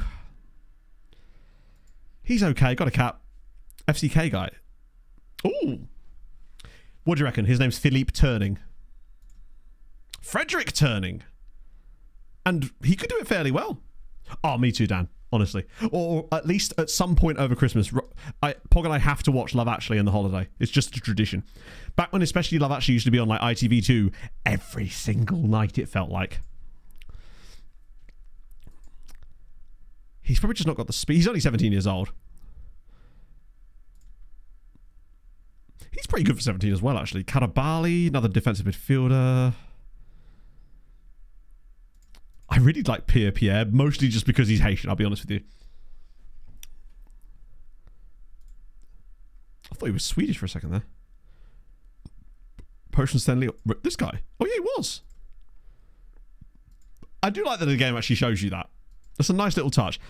I don't think any of those guys, other than the ones we looked at towards the top. To be fair, these are the lower CA guys. What am I? Oh, yeah, we're still trying to sign you. Yeah, we're not going to do that. He'll have forgotten it by the time we come back from him in the summer, so it won't be too much of an issue.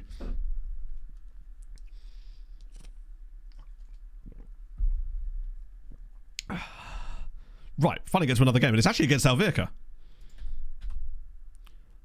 I think this should have got rid of most of the tiredness. I mean, admittedly, we've got to go Saturday, Thursday again because of Sporting, but after that we actually get a little rest. Which is going to be most welcome. Hang on, what's that guy's name? Oh, what a great name. Bo Rothman Elahava. Or Elahava. Either way, you love to see it. Bo Rothman alone is a great name, and then he's got to throw that on the end of it. Cheeky. Save some for the rest of us, bro. There is a chance we can beat Sporting in that game and actually reach another cup final. And it's the cup final that people care about, too. The actual cup, not the silly little League Cup thing that we also got to the final of. Like 2 cup finals and European qualification in the first season would be pretty good. But you don't get a trophy for that, unfortunately. They don't hand out a trophy that says, hey, you reached 2 finals and did some stuff in the league. Oh, it's next gen day. Right. I'll tell you what, now's probably a perfect time for me to take a pee break. Next gen day. Get him in there. I'll come up with a Beppis or something and I'll have a quick pee and I'll be back in a moment, chat. But yeah, next gen day. Get your predictions in chat. I'll be back in a second.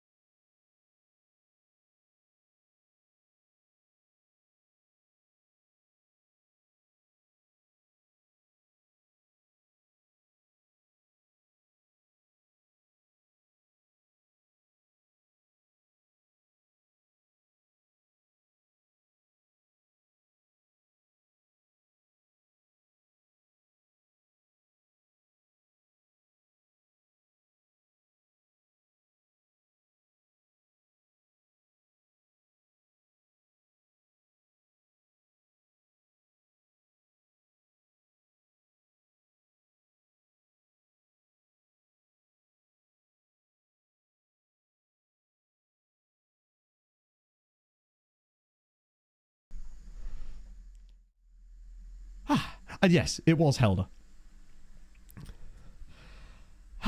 Right, what's this? Sneaky peek at FN26's replacement for touchline shot.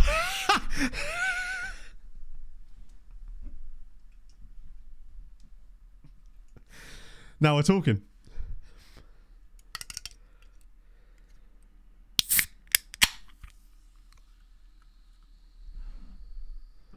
Allow me.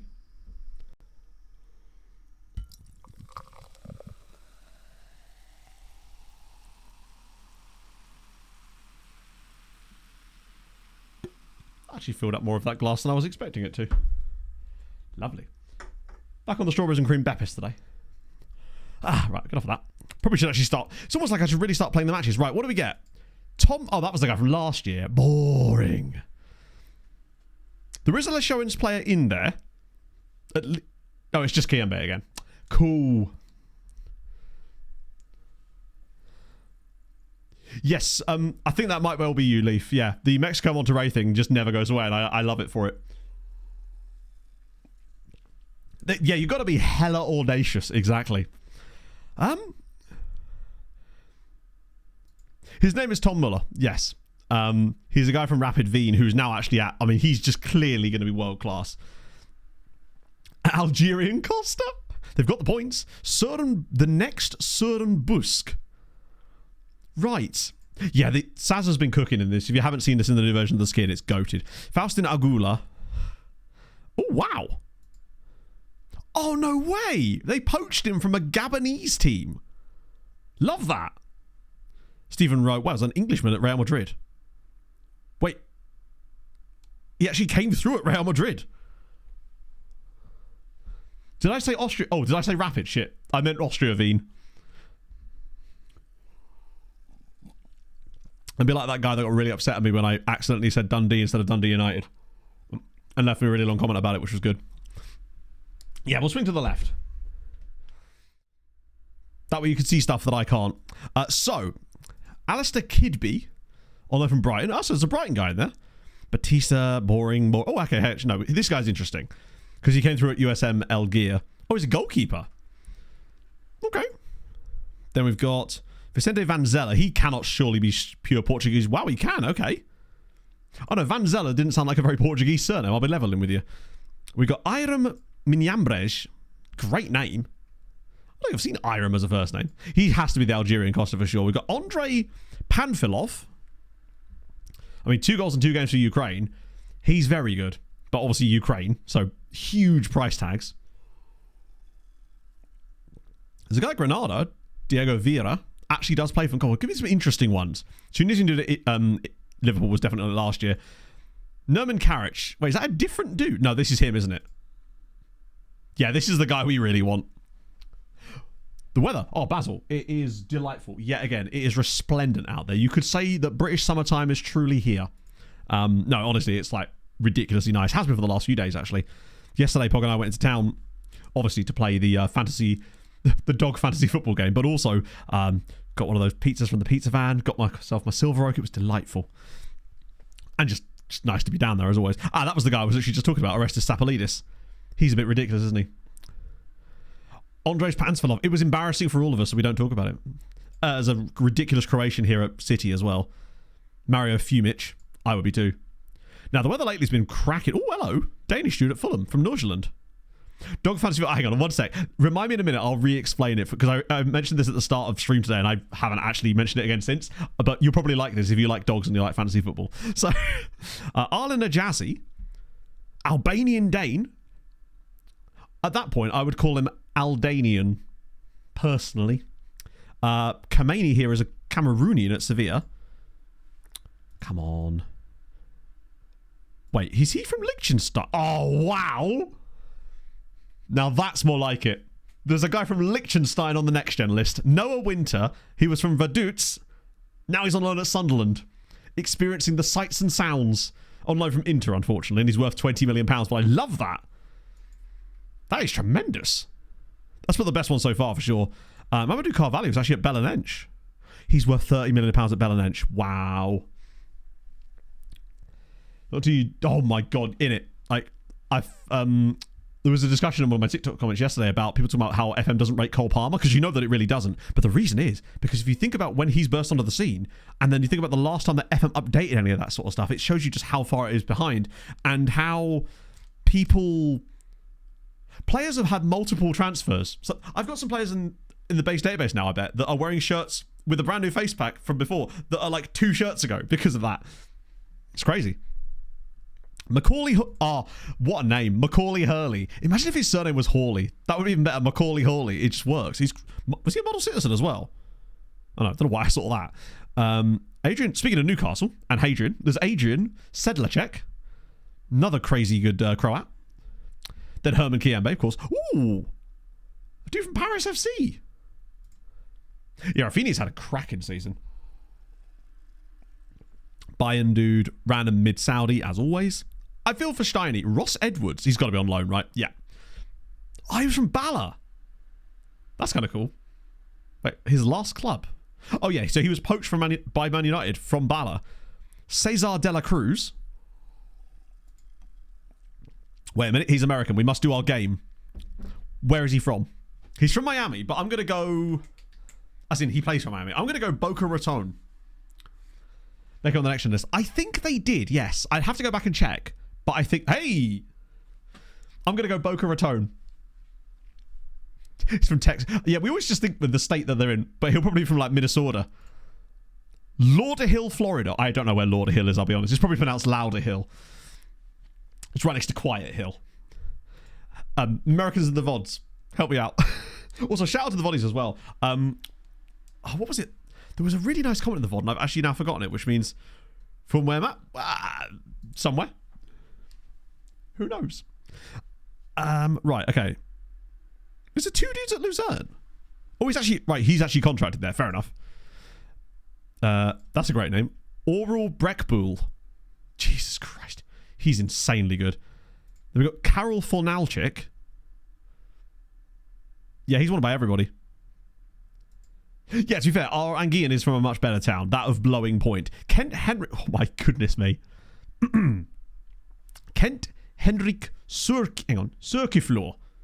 Cirkilflor? No, hang on. Cirkilflor. Love that for him. Not seen that surname before. Ever. He's wanted by a lot of people, though. East of Fort Lauderdale. I guess that makes sense, right? Another random mid-Saudi, Vladislav Chada. Bet he's your Chad. Circle floor. Ooh, Debrecen. That's fun. And he's already at Lazio, Andrea Chana. Already at the big club as well with Andre Fronet. I think we maybe looked at that guy at one point. Stefan Rankovic. Jesus. Yeah, he's all right. Might just scout on him again, just in case. Good God. I forgot we could see the CA stars there. Scouts Raw, thank you for the 100 bits. Matter. You can't mix up Dundee and Dundee United. It's illegal. The last such incident was in 2023, when you confused Lusitania dos Azuis and Operario dos Azuis, and when you asked why young boys are allowed to play at the Wankdorf. It's true. I suspect it's just one of those things where I think people assume that because you're on the internet, you're not allowed to make a mistake. Like a mild grammatical error. But that is life, isn't it? Yeah, how's the mother, Hadrian? As Abdulrahman Abdul Monim as well. Bit of Egypt up in this bitch. Yoshiharu Hayasaka. Wow. Right. Okay. So just to clarify, chat. I think that's him. I think he may well be the guy. Yoshiharu Hayasaka. He is the one. He's got the pace, he's got the acceleration, he's got great natural fitness, he's got solid composure, he's got incredible temp poles, and he's £5.2 million. If we get into Europe next year, he is the guy. He's the guy that leads our line. Release goals as well. Obviously the wages, I mean, would he even talk to us actually is the question. No. Right, okay. This isn't the end of it. Things, that could definitely change. Like, I'm not done with him. He could be him. Andrea Lecco. I don't know much about him. Oh, Japan's great for it. He's basically all ready to be what we want. Just not if we can't afford him. Nelson Christopher at Spurs. And then last but not least, Massimiliano Sansone. Okay, some good players in there. New Mali star. Oh, wait, what? Players in the last year of their contracts. I think I've extended pretty much every contract that I would want to extend. So we're going to save a bit of cash on that as well. Can I list for release? Yes, I can. Louder. Okay. Louder makes sense. Wait, hang on. I swear that Fort Lauderdale was pronounced Lauderdale and not Lauderdale. Because I've heard Americans say Lauderdale. Right? Developing Wonder Kids, basically match time, Amar. It is the most crucial thing. The thing that will develop a player more than anything else is playing games. And more importantly, the reputation of the league that they're playing in. But the most important thing is just game time. So, if they're not going to play for you, make sure they're playing somewhere else, i.e. on loan. Now, obviously, developing them from you can sort of craft them in the way that you want as well, but that's going to come down to each individual player will have different weaknesses, and I would focus on their weaknesses rather than their strengths. So, if you've got a guy that's got... like he's a defensive player, but his marking and positioning is a little low, and his heading is like 13, but it could do with being a bit better. Get him on the get him on the defensive positioning, basically. Make sure you get that stuff up first, because you could just... The Fort Nicky Lauderdale strike. So much going on there. But yeah, nothing will get a player more development than just playing, no matter what league they're in. But if you get the chance to loan them where they're actually going to play to a high reputation league, then even more reason to do so.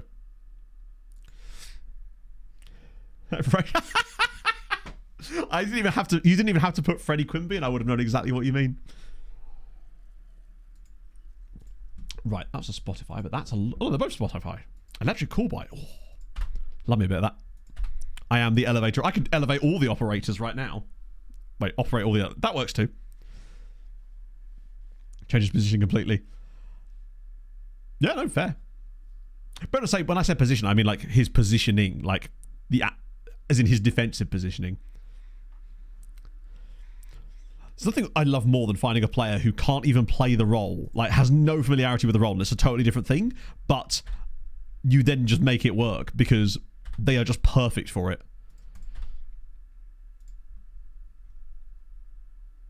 Why didn't these guys... I swear I saw in the report that guy from FC Andorra, but then I never actually saw him when we were looking through the report. This guy here, Santi Araya. Just switch this back to that again. Maybe he's just not as good as I thought. He's worth a lot of money. How has he got no caps for Andorra yet? We have begun to pay the loan back, but bear in mind, it's 50k a month, which is a long time. In fact, a very long time, because that means we're paying it back at a rate of £600,000 a season. So that basically they've taken out a 20-year loan. Which, in this scenario, I actually don't think is the worst idea. Wait. Hang on. Wait a minute. Sorry, what? Hi. Matt, SYC Sports News. I didn't realise that we had another loan deal.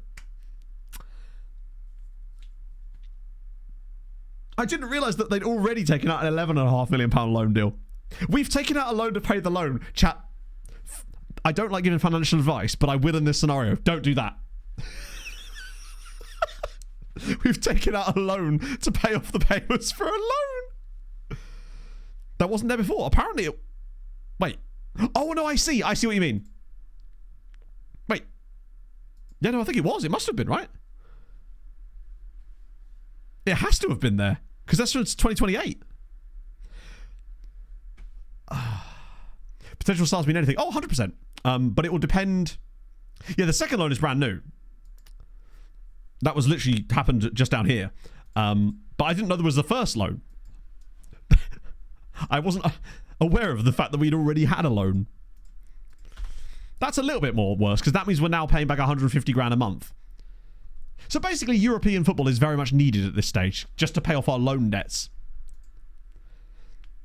I guess they have, yeah, but now it's going to cost us more long term. But yeah, so potential stars definitely mean something, but you kind of have to take them with a... Look at them as... I'm trying to think of the best... I love an analogy. Let me analogize for you if you'd let me. Let me pontificate on this for a moment and get back to you with a better answer. A second loan is in the finances. I love that meme so much.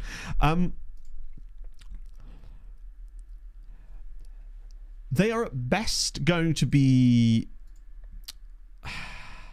pointing you in the right direction, right? Because if you don't use those, then you're going to have to use something. It's kind of like, they're not an exact GPS, right? So say you're trying to get to a certain address with them, then they're not going to get you directly to it, but they'll get you to the right town maybe. But there is still the off chance that perhaps the town you were looking for was actually the one town over, and you can be a little bit disappointed about it. It's kind of like using a map that's really vague and was drawn on the back of a napkin. So you have kind of got no choice but to use them, because if you're looking at potential, if you're looking at young players, the only thing you can judge their future on is the potential stars. There is no other way of knowing what they're going to be like, but there's other things that you can do. So the better your coaching staff are on your scouts, obviously the more accurate in theory the potential stars are going to be. But we've seen some crazy examples of them being really, really wrong. Like there was that guy that we had at one good way of actually finding, if you find a player and they immediately become like a hot prospect, I think in my experience that is a good example of a player that's likely to have high PA. Because if you recall, we had a guy called, was it Jose Vargas on the last save, who we never actually did anything with him, but he was forever our hot prospect. And I think we found out that he had like 190 PA and we'd absolutely wasted his career. Usually the hot prospect is a good way of the game telling you this information, which is why I'm really excited about our boy Alan here. Wait, Kiembe's value's gone up even more? How's that possible? Wait, where did you even see that? Oh my god! Dare updates? I don't know. I don't really use them. I still use the base stuff.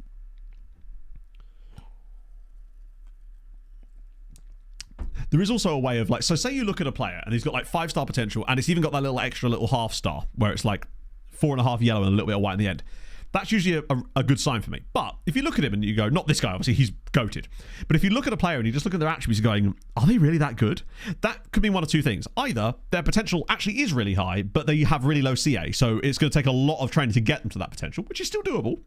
But what you then have to take into account is, do they have the right requisite hidden things that are going to get them there? I.e., is there, like, what's their professionalism like? Because that's really what matters the most.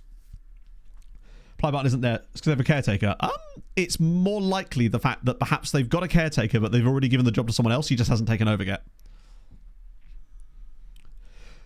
Efforts Week match engine. I haven't tried any of them, but none of them I've seen anything about them that made me want to use them yet. Like, none of them have convinced me that it's any better than the one I'm currently playing. Ambition, professionalism, determination. Professionalism is the one that matters. Determination is obviously a good attribute to have in general because it just affects them on the pitch. Ambition, I don't really believe is actually that important, but professionalism is the one that matters. That's the opinion, like the attribute that matters the most in terms of their development anyway. Kayembe has a 3-year boat. If I remember correctly, he has a 3-year boat. I had to take the risk because obviously he was going to be a Dr. Congo International, but I'm pretty certain he's got a 3-year boat clause. Right, thank you for pointing that out. I thought maybe I already triggered it. Right, okay, so Kiembe seems like that's a problem for later. He might change his mind if we're in Europe next year, in fairness. There is a way that you can, when you say no, it sounds like you're applying for a job. So I think you can apply for a job. That is strange. There are a few jobs that you simply aren't able to apply for. I've noticed that when we've been like going through stuff. Is Wu back here? Yeah, yes. That you can't. Dog Fantasy Football. Yeah, sorry. Let me load the match and I'll actually do what the match is playing. So we're still making progress as we go along. Do not hate me. Time Vans. Thank you for the follow. And I am programmed to get freaky.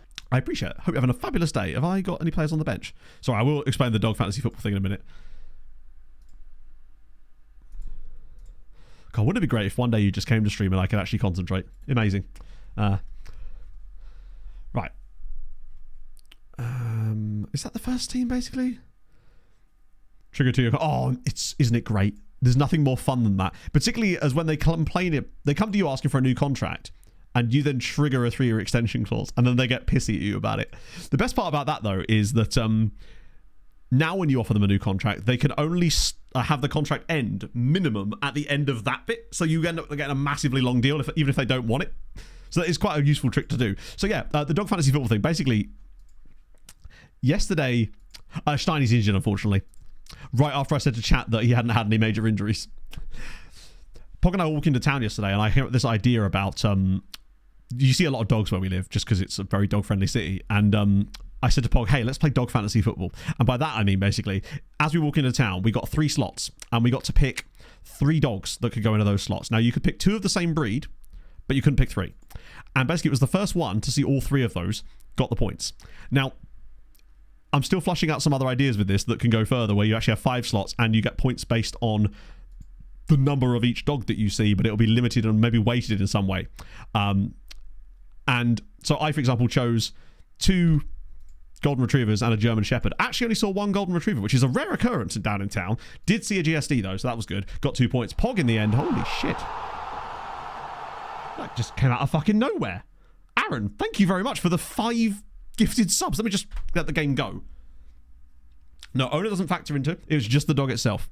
But there's more things I can do with it, basically. And then Pog had... holy shit, thank you so much, man. That's just completely thrown me off there. What did she have? She had a Cocker Spaniel, a Golden, I think, and she went Husky, which is a tough one because they're not as frequent. But yeah, that's basically dog fantasy football. I'm going to do some more stuff to it because I feel like there's actually something there potentially. What a goal. We're already late. No, wait, what? No, it's onside. We're good. Thank you, Aaron. That's incredibly kind of you. Did I see that Twitch is doing is it 35% off of subs in general or something? They sent me an email about it. Pog uses a Corgi list to match fix. Maybe. She could go find Willow. What a pass that was from Ericsson Lima, by the way. What an unbelievable pass. It's another assist, though, for Tommel. 35%. Oh, right. Do you know what the fun part about that is? Twitch don't subsidize it. So it's just... Oh, what a save. Did he just miss that? What the fuck is going on? Paolo, thank you for the 5 gifted subs as well. What the fuck, chat? Oh, dearie me. Stop being so nice. That's very kind of you, though. I really, really do appreciate it. 5 Aarons in each other's shoulders like a trench coat. That'd be very tall. If we get this dub, this is nice football, actually. What a tackle. Oh, come on now. Any dog leaks? I'm going to flush out the rules for a little bit more. It was just like Pog and I were dicking about with on the way into town yesterday, but it worked quite well in that format. But I think there's definitely a lot more that can be done with it. I'm feeling it. Well, I did say we were going to finish the season today, to be fair, so that will be happening. We've still got another 5 league games after this. It's fine. Space is still on the bench, so there's still plenty of time to bring him on, but these guys are not the same without Harvey Barnes, and it does concern me a little bit that we're now level here again, just because the forms... I was kind of hoping that, the international break would sort ourselves out a little bit. It's great that Lucas Jacks has already hit the ground again, running. We are missing Steiny. Then again, Carpio does, generally speaking, put up better numbers than Steiny, so it's not the end of the world having to start him. Wait, was Barnes back? Damn, he had a hip injury when I showed him in that TikTok. Oh, that's a great pass. That is an unbelievable pass. Oh, just drop it inside. It's an open goal.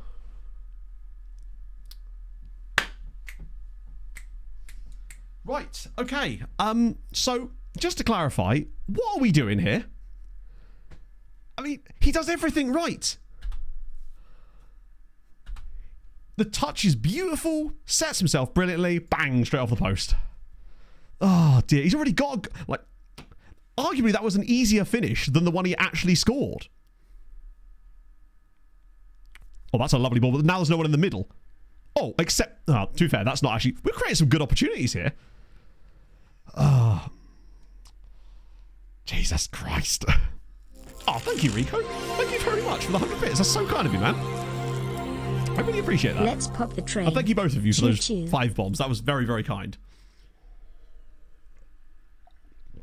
It was a bit Oriola, wasn't it? Damn it, man. Yeah, these are the sort... We can't really afford to drop points here. I'm glad we're playing reasonably well. We haven't had a lot of shots, but the ones we have had are of high quality. And it feels like the guys that should be playing well are tearing them apart. Tommel on the left-hand side is a brave choice. I'm not sure why he's taking throw-ins on the left, but sure. Woo. Oh, look at this from Woo. Bang. It's Chavez Brown. It's 2-1 Leixões. That was, coming, frankly. We deserve that goal. We've been really, really good in this first period. This is more like, crap, Diarra's hurt himself. Or something's happened to Diarra there. To be fair, we are the away team. So we don't have much of a choice. Oh, my life.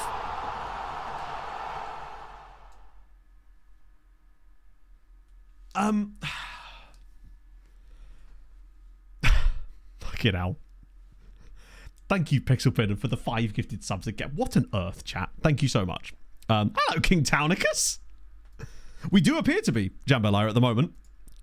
That was just... Also, did you notice that it didn't trigger the hype train when there was 2 sets of 5 gifted subs, but sometimes it triggers it from just like 1 set? Twitch can't seem to make up its mind, can it? Yeah, Harvey, is he actually like playing on 1 leg, basically? Like super injured? What the fuck? Wait.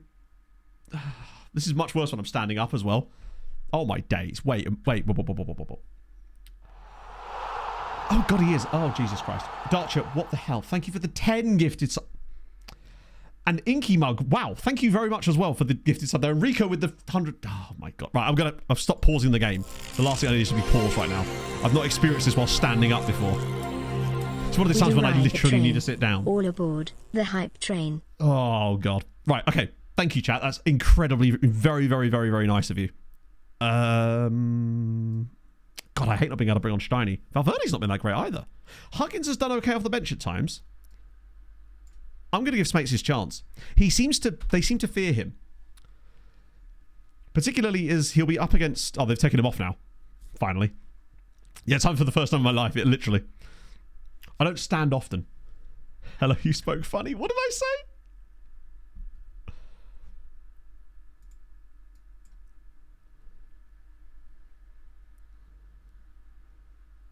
What the fuck? Have I just loaded the VOD? Wait, what? Hey, what's happening? Chat. What have I done? That was like, I just loaded my own stream on my stream, just slightly delayed there. That was super weird. Why did that clip not load as a clip? That was so weird. I got so confused. Spitfire now. Thank you very much for the 7 months. Right, let me press the button again. So confusing. That's completely thrown me there. It just didn't load as a clip, did it? Banksy, thank you very much for the follow as well. Right, come on, 3rd goal. Let's kill it. Oh, Lucas, just drive inside, bud. He's round the side. It's Lucas Jackson. He missed the target again. Wait, what the hell happened there? Jambalaya with the tier 3 at fucking 20 months as well. What the hell? Can you send it again? Sorry, it's disappeared off my chat screen, unfortunately. This is where the same thing, exact thing happens again. Right. Oh, I know what happened. No, it's happening again. Right, I accidentally clicked onside the clip and I clicked my name. Are we going to concede? We're actually going to concede. Fuck me, that's close. Right, what did I say?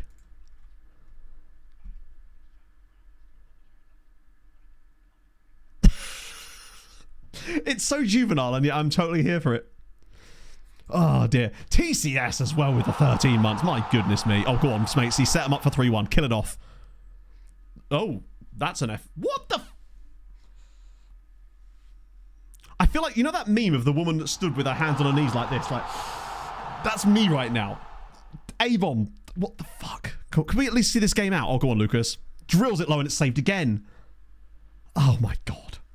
You don't get to do this to me twice in 1 month. That's not fair on anybody. But I am very, very grateful. Bloody hell. It just surprises me that people still care about my content, honestly. That sounds stupid, but that's where I'm at most of the time. Particularly at this stage in the longest FM game cycle in the history of humanity as well. Thank you, Mungo. That's very kind of you. I am... Go on. Nice goal for Skelly or something. Oh, that's a lovely header. We got second face them. We would never. Oh, I wish that had gone in now. Rico again. Thank you for the 100 bits again. I promise I will sort myself out properly for you lot as well as for me. This week we're getting that appointment. We're getting the referral done. Everything else is done. There's no more, like, I simply can't procrastinate on it anymore. There is nothing that I can procrastinate it to. Do you know what I mean? It's like I've done all the prep work. Well, that was a really good save, actually.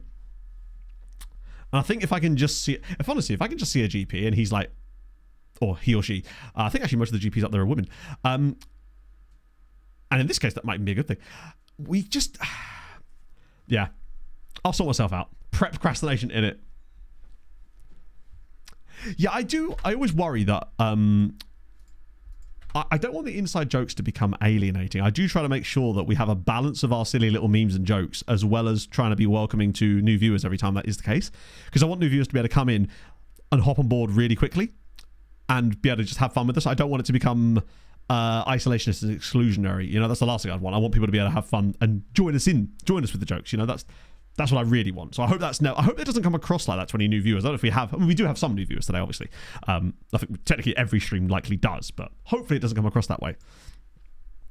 Wait, remember that woman? Oh no! Oh no! Oh no! Oh no!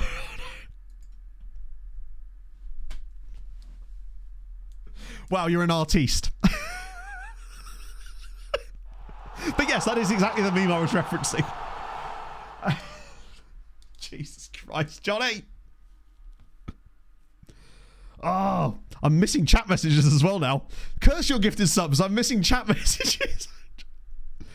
Oh dear. Hello, Shawnee. Hope you're well. Oh, thank you. Actually, Suspect, that's a good example.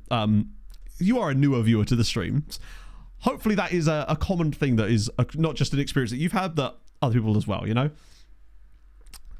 Well, yeah, true, but I also want it to be so that, you know, someone that could step straight in and feel comfortable being in chat and having that experience too, you know? That's the best thing for me, is what I really, really want. Oh my god, Rico. They are building it now. Franix as well, thank you very much for the follow. Rico, thank you for the 100 bits that haven't even come through yet, but when they do, I thank you for them in advance now. Ay, ay, ay, ay, ay. You're not going to stop being so damn nice to me, man. Well, breaking a streamer is always fun. That's actually why I really like it, when occasionally James will ask for like lore updates on certain things, and I like actually explaining that sort of stuff, because I realise it's not just for his benefit, it's for other people's too. Then think of, that's good news. I sounded exactly like Eugene Levi in American Pie 2 when he realises that Jim is actually going to have use of his dick 2 days sooner. That is the exact energy I just gave to that. That's good news. Anyway, sorry. Really niche reference there, but we move. Even by my standards. Yeah, I was going to say, if you're trying to learn the game, this streamer right here is not the one you want. I have a bad example. Mariana Trench, basically Pog and I watched American Pie 2 the other day.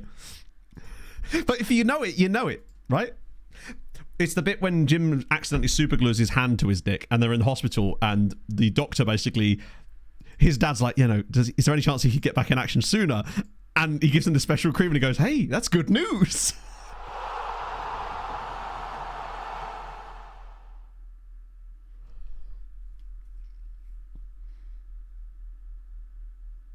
I need to lay down, but I'm afraid if I did that, you wouldn't see me for the rest of the stream, and that would be kind of bad content.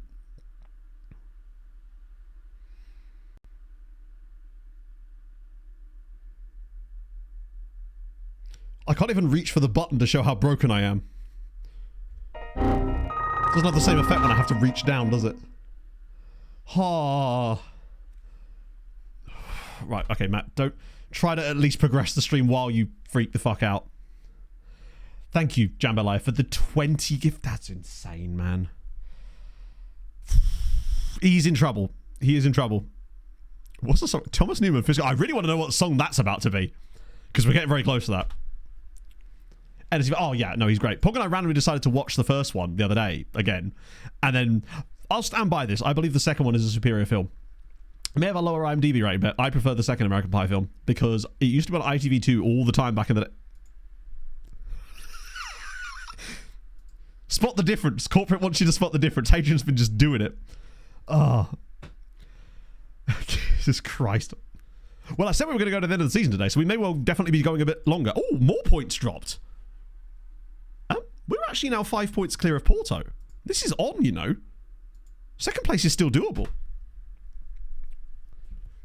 Oh, absolutely, Cameron. But yeah, it's a movie. I don't care. It's hilarious, though. We watched a bit of American Pie: The Wedding. It's just not as... I don't know, there's something missing. I think what's missing from it, honestly, is Chris Klein. I kind of sucks that he's not really in that one. The meme usage, it doesn't even make any sense. I love the misuse of a meme as well. It's tremendous. I actually respect it more in a way. It's vandalism of the memes. You know what? You can discuss your future all you want, but discuss it with someone else. Holy Christ, chat. Yeah, haters get paid piecemeal for the memes. Yeah, chat, thank you so much for that insane hype train. That was ridiculous. Some of the spin-offs. So I agree. I was discussing this with Pog the other night, and by discussing it, I mean talking at her for 20 minutes while I was on a hyper-focused niche deep dive. So for me, Naked Mile is... No, not Naked Mile, sorry. Bandcamp is very, very mid and was a really poor start to the spin-off series. I'm actually surprised they continued it after that. However, the two where they continue the storylines from two where you got Alpha House and Naked Mile, those actually passable movies, solid, maintain a lot of the same vibes as American Pie. However, after that, when you've got things like Book of Love, takes another dip again for me. You know? Oh, you get me off one of those rants. But I was something about this last night I was talking about. What did Pog accidentally trigger me ranting about last night? Oh, the upturn in form of the St. Louis Blues after the Four Nations break and the impact that Jim Montgomery's made on them since leaving the Boston Bruins. And she's like, yes, darling. Yes. Tell me more about this ridiculous topic that I'm very interested in. But now she's learning, see? One scout and recruitment focus you always use. I'll break this into two parts because, God forbid, I overcomplicate things. If you're talking recruitment focuses, James's ones, 100% of the time, that's what I'm using specifically on...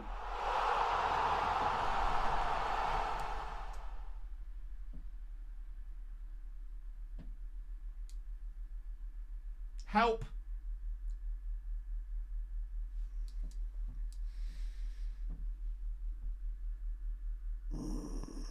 Just press the button and move on, Matt. I've also just tried to show you recruitment focus upon realising we actually don't have any set up. Oh my god, what the hell, Darcher. Okay, I think it's that time. Although what I will do actually quickly is... Oh no, it's already gone through the thing. Is just, as always with these things, dump that... I was dumping up my brain markers if that helps. Oh my god, an insane goal! I've just seen the most insane goal! Matto, we all love you. Our enjoyment of FM would be nothing without watching you play with little men. Now go and make a bloody YouTube video so I can watch an imaginary manager manage imaginary players with imaginary agents in imaginary leagues. Kappa. God.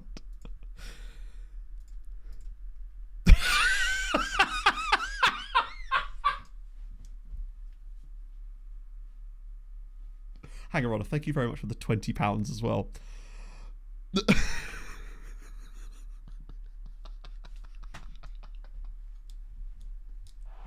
Oh, for God's sake.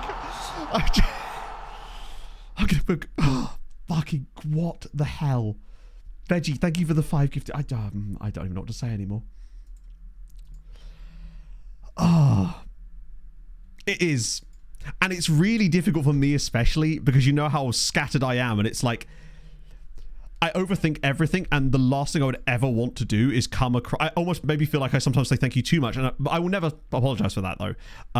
But it's because I never ever want to feel like people would think I'm ungrateful, because I'm so grateful. You have no idea how grateful I am.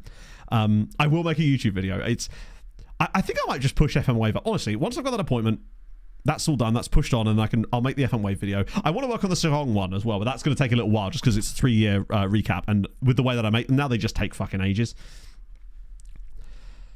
Oh, do you know? I suppose in a way, me having a complete mental break in a year where there is less pressure is possibly the best possible thing that could have happened. And my God, Gordo, I still think you might be... Firstly, thank you very much again. I think you might be the only person ever that's bought anything from the merch store I used to have. Genuinely. Because you bought a mug back about 5 years ago, didn't you? Or was it 4 years ago?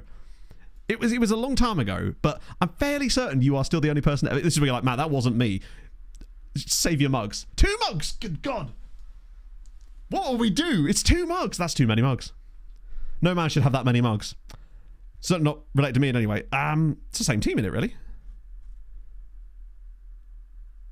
I know. You hosting? I'll get Gomes off the bench. Oh, dearie me. Thank you, chat. It's because, do you know what it is, Daz, right? It's because... Fuck me, the timing on that. Can't buy bits for some reason, so here you go, you sexy little man. I swear to God, chat.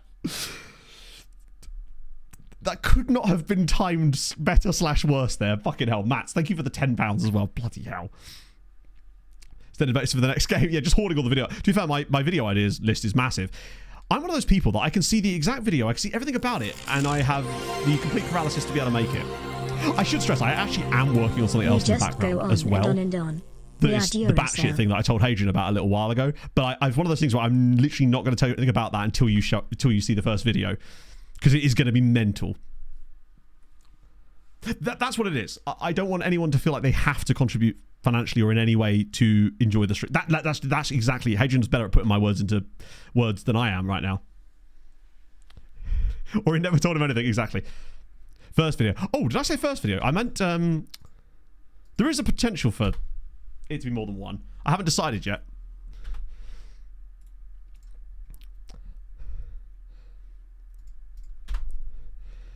It's one of those ones I'm comfortable taking my time over because I don't think it's going to get stolen somehow. Go on, Chavez. Oh, it's a good effort as well. Like, put it this way. If there was a way that I could just do this as a job the way that I do, where I just somehow be paid in the background somehow by magic and nobody does that at all, I'd almost prefer that, because that way I'd feel like you're not having to pay for the content, because I always feel bad about that in a way, right? Oh, it's 1-0, come on. Also, I've got a chest to open. Let me open my titties in front of you, chat. Oh, sharing that bag. Love to see it. In the Brits, Aussies and Canadians. Ah, interesting, okay. What does Zealand think about this? Unknown foreign radio. Yes, it'll be me, sponsored by Turkmenistan. Wait, have I missed another meme?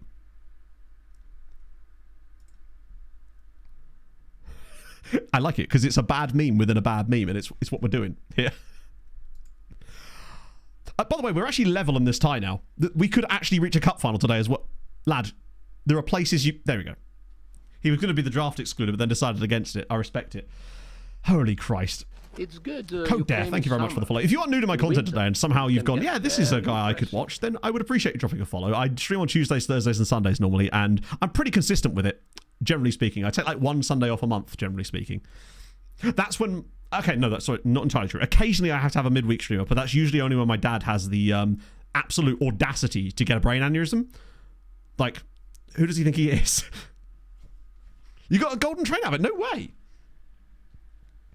Simple views on YouTube Live. To be fair, Zealand hasn't been streaming FM for a while now, has he? He's been just vibing.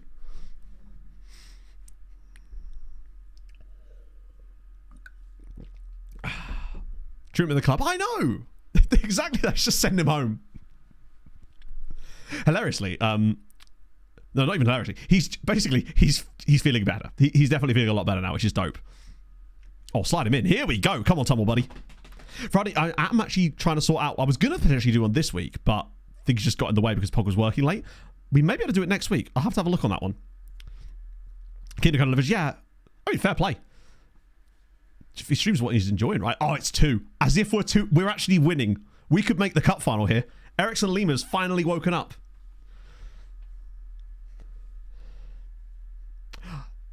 I'd say the FIFA elevator meme template is definitely up there.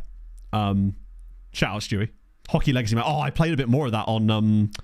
after I'd finally managed to bring myself to make some work stuff happen on Friday and made like a week's worth of shorts content, as well as did that ADHD thing, which took me like 2 hours. I played a little bit more of Hockey Legacy Manager. I made an... Excuse me, why are you throwing them the ball? I made an Ely team, put it in the NHL expansion draft. And now I'm trying to build a Stanley Cup winning team using only draft picks and never trading for actual players, only trading for draft picks. I've got Porter Martone at the moment, and he's not doing great, I'll be honest with you. But I also have Pavel Vucinovic, as I had to pick someone in the expansion draft, so I had him and Carter Verhaeghe. Yeah, the Marmouche thing has caught me out a few times as well. It's a different Marmouche. I believe it's a regen Marmouche. Capybara software from Temu. That's cute. Oh, speaking of capybaras, our boy is lit up again now. Pog charged him. So I shall put him back where he's in his spot.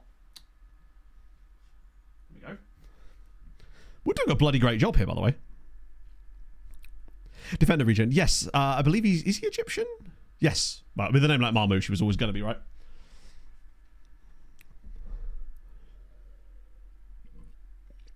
Second channel. Yeah, I've always thought that at some point a game is going to come out, right, that I love to the point where I can get competent at it enough to actually make a completely random new channel and start making content on it. This is a deep cut reference, right? But Jack actually did exactly this. Not with F1. Obviously, he's incredibly well known in that scene as well. But there was many years ago, there was a game that came out, and I don't know how known this is, so I'm honestly not going to say what. And Jack actually ended up launching a YouTube channel about it and became like one of the biggest creators in that space randomly, just because he liked this game so much. Which just shows you that it's a bit more about, at times, the person themselves and not so much the actual game. I think that's one of the proof of things that like someone like Jack is just very good at this job, and it doesn't matter so much exactly what he's playing, it's him. Work the Fall Guys. Oh, this was much longer ago than that. We're talking like, when did I didn't even know it was him at first. This was like pre-COVID, like ages ago, I think. Opening Pokemon cards on every channel. Probably as well. Like I tried it as well at one point. Oh god.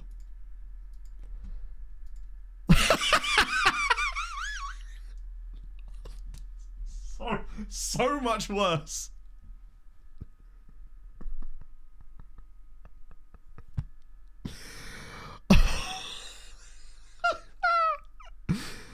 Oh god, the meme section continues. This right here is terrifying.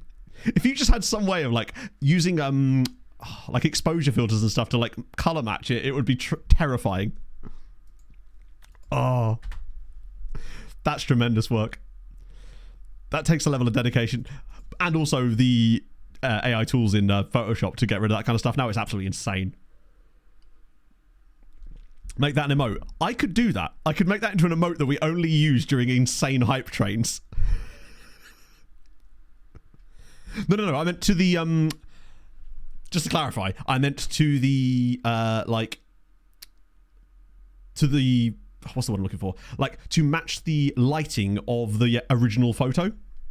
There's like a set of settings you can use in Photoshop. I do it all the time. When I used to make thumbnails, so like, you know when I did the Nordic Nomads thumbnails and my face always matched perfectly the lighting of the background? That's how I did it basically. There's one specific tutorial I used to use on YouTube that was really good for it. You just use a series of, god damn it man, a series of adjustment like layers using like fuck, I can't remember the exact name. It's like a process I go through whenever I'm doing thumbnails basically. It's how I blended Aaron Walker into the agent video thumbnail so well. That is frustrating, actually. We've been so good in this game. Yeah, things like curve adjustments and stuff like that. It's actually really clever. Oh, man. In a blender, I did, yes. It was the first part of the sim. I got Rosales in. I get the feeling this game is getting away from us slightly now, and it's a little bit... This reminds me so much of our previous cup final, actually. Not that this is a cup final, but of the cup final against Benfica. Expensive. It is so expensive. The only reason that I can... Basically, I'm trapped on it because I grew up using Adobe products like that. So when it comes to things like editing and Photoshop, that's all I've ever known. So I don't have the time to learn a new package like DaVinci Resolve. I'd always promote that for other people, but I can't use it myself.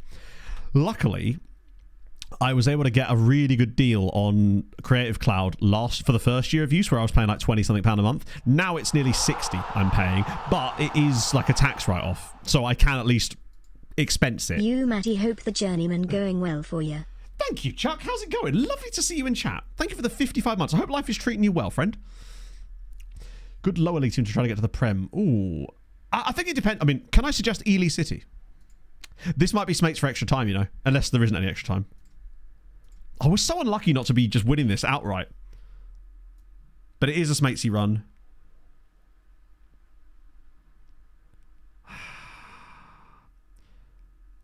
I'm going to take a risk and bring on Aruz. Wow, is he higher rated? Oh, that's his roll ability, not his overall ability. I think you almost would be better off choosing a club at random and then letting the storylines dictate the enjoyment, I suppose. Yeah, exactly. Like, it's a business expense for me, so I don't have to worry about it so much, but I could totally see as just like an average user, £60 a month for Creative Cloud. I mean, that's, bear in mind, the package I have is the one that has every single Adobe product as part of it, like, and all the beta access stuff. So the Photoshop beta I have actually does have some pretty cool shit in it sometimes, but does occasionally have some random stuff where you can't create a new document. Which is just random. Are we going to go to penalty shootouts here? Against Sporting for a chance to get to the final? Oh, no. It sucks, really, because I actually think we've deserved, over the course of this game, to... Oh, do I have one more sub? You're right, I probably should get... Oh, never mind, it might not matter. Oh, it will with that kind of finishing. Ah. I can't use any more subs. Wait, what? Do they not do an extra sub in... I've got an extra stoppage, but no subs. I swear you can have 6 subs. Or is that only if you've used all of your 5 subs prior to that you get the 6th sub? Huh.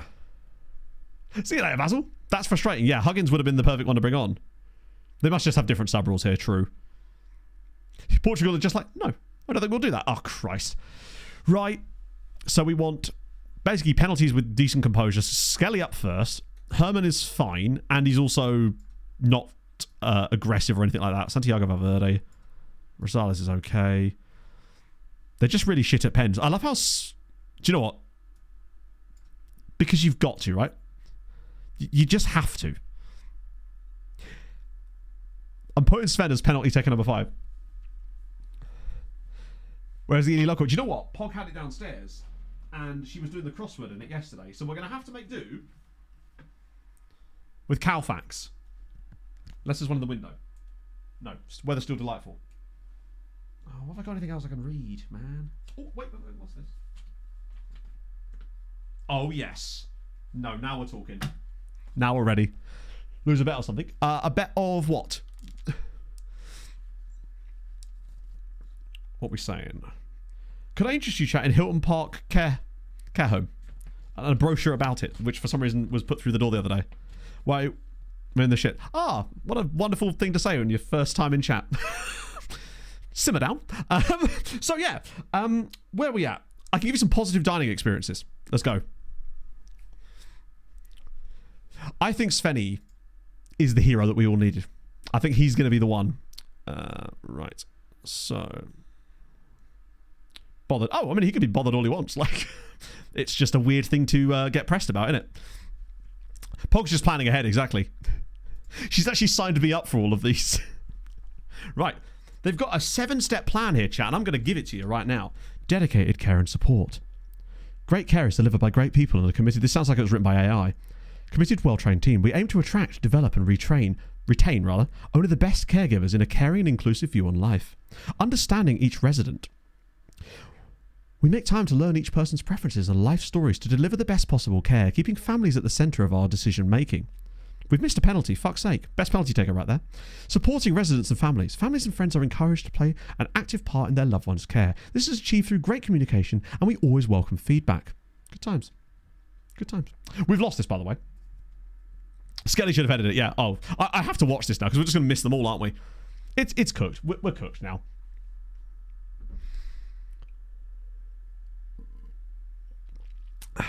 Oh, don't tell me Poggle's going to score against us. Come on! Diego, baby! We're not cooked yet, chat. They have players I've heard of, I know. Right, come on, Valverde. Right back it is. Let's have it. Ooh.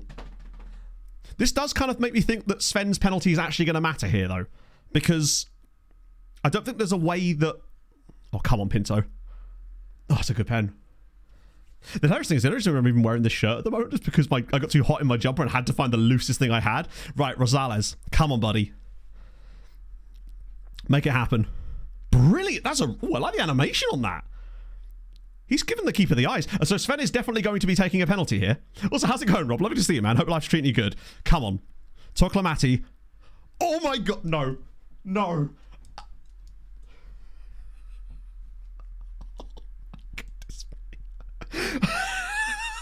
You know what is happening? Here he comes. Jogging down. The man of the hour. At this point, man of the year. Sven up against Aldero. Svenny Penny. Can he do it? Sven Smates from the spot. Yes! I thought he fucking missed it. Oh my goodness. We were in the cup final. We're going to the Portuguese Cup final. Sven scored the winning penalty. Oh, Svenny Penny, baby. Incredible. He had to. He is inevitable. Insane. I thought it went wide. The reason I reacted so slow is because I thought that it hit the stanchion. Oh. Incredible. I can't believe it. That's why you put him in those positions. You just know. Ooh.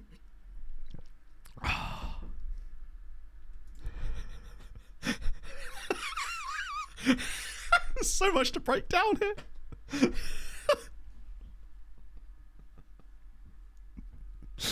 Oh, that's tremendous. It's the finishing on time. Oh, it's glorious. God, the memes today have been absolutely on fire.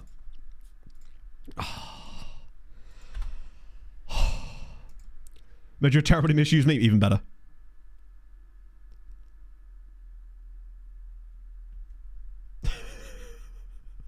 I don't even understand. Oh, Jesus. Yeah, Pog is just Squidward. Exactly, yeah. Oh. Hey, look, chat, we've earned £10,000 by getting to that cup final.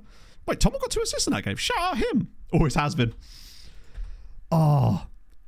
Do Leixões make custom shirts? Because I'll tell you what, a Sven Smates Leixões shirt would be goated. The Ohio Space Program. We're coming out of Dayton. Where they fly solely from Dayton, Ohio to Cleveland. And it's brilliant. Don't know why I chose Dayton there either.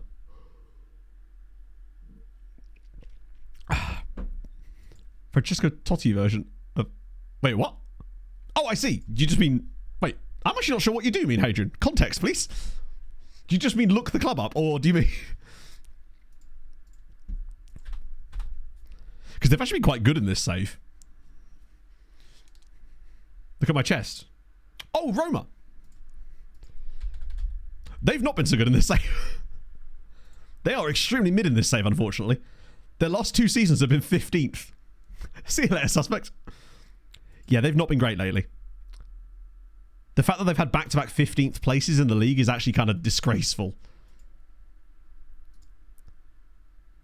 And this year is going slightly better. Who's managing them these days?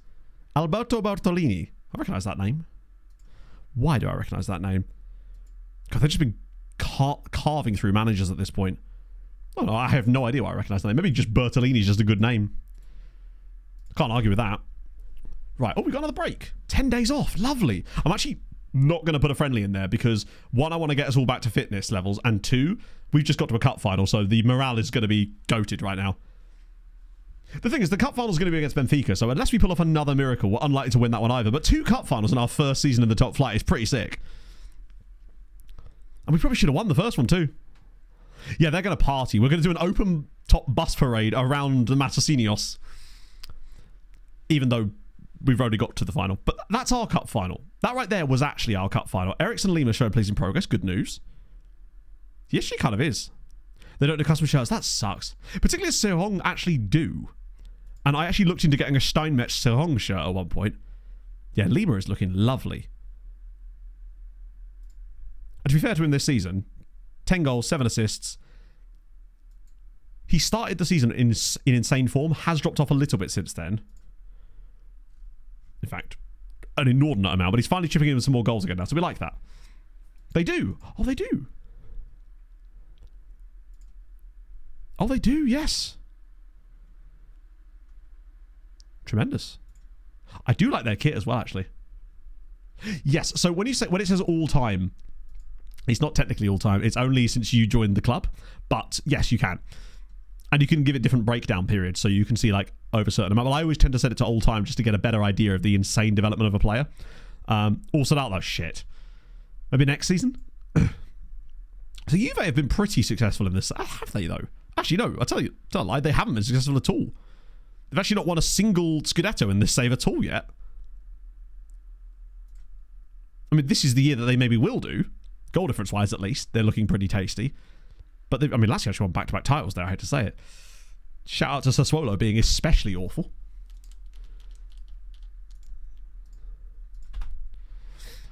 Oh. Right. Oh, no, please, please, please. Oh, thank God for that. Minor injury. We are...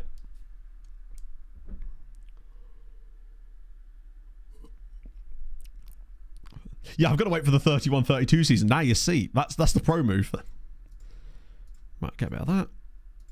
Gotta tell you what. Next season... Well, next stream is going to be a transfer stream as well. So that's going to be fire. Particularly as it looks like...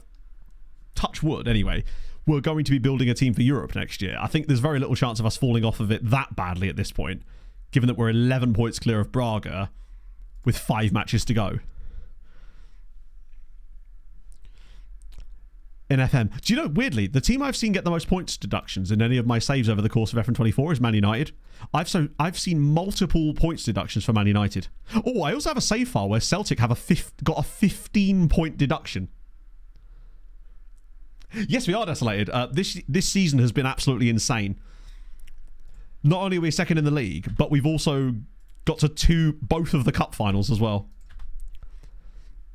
We could, yeah, if we beat Passos, we could wrap up at least Conference League if we get the dub. And I think really against a team like Passos, we should really be... Ooh. Did they still win the league? No, they didn't. They lost out on goal... Well, they would have lost out on goal difference, but... So basically, even if they had their 15 points back, they would have come top, but only on goal difference over St Johnstone. I have a save file where Hibs just randomly became really good. And Aberdeen came...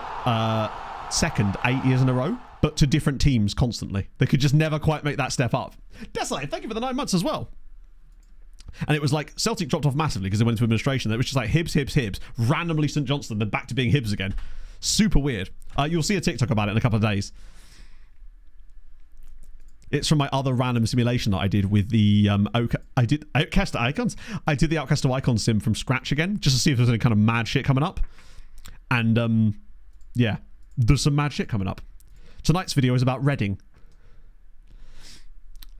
being the worst team in Premier League history. And there's a particularly fun little stat in that video too. How are you still tired, bro? Wow. He's one about Man United.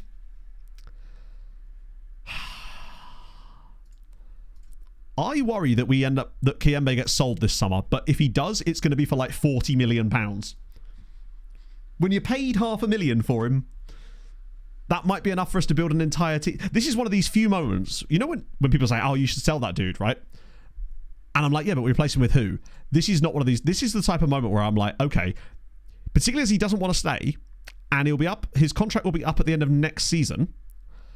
I reckon selling him this summer, if there's interest, for an absolute fortune, could maybe get a loan back in there as well. That could be the one. Because if we get like 40 million for him, we can build an entire team with that money, have a crack at trying to win Portuguese League or some European success, try and keep him in the team anyway if we can get him a loan back as well. That I would be willing to do. So basically, Asking Spice, it was a... I have this series that I run on Shorts platforms called Weird FM, where basically I find crazy shit that happens in my FM saves and other people's FM saves. And I've got one basically where Reading put on a bit of a stinker of a display, basically. That's what I'm talking about specifically.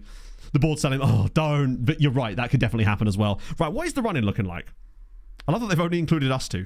And just ignoring the... Sporting. Benfica's run-in's crap.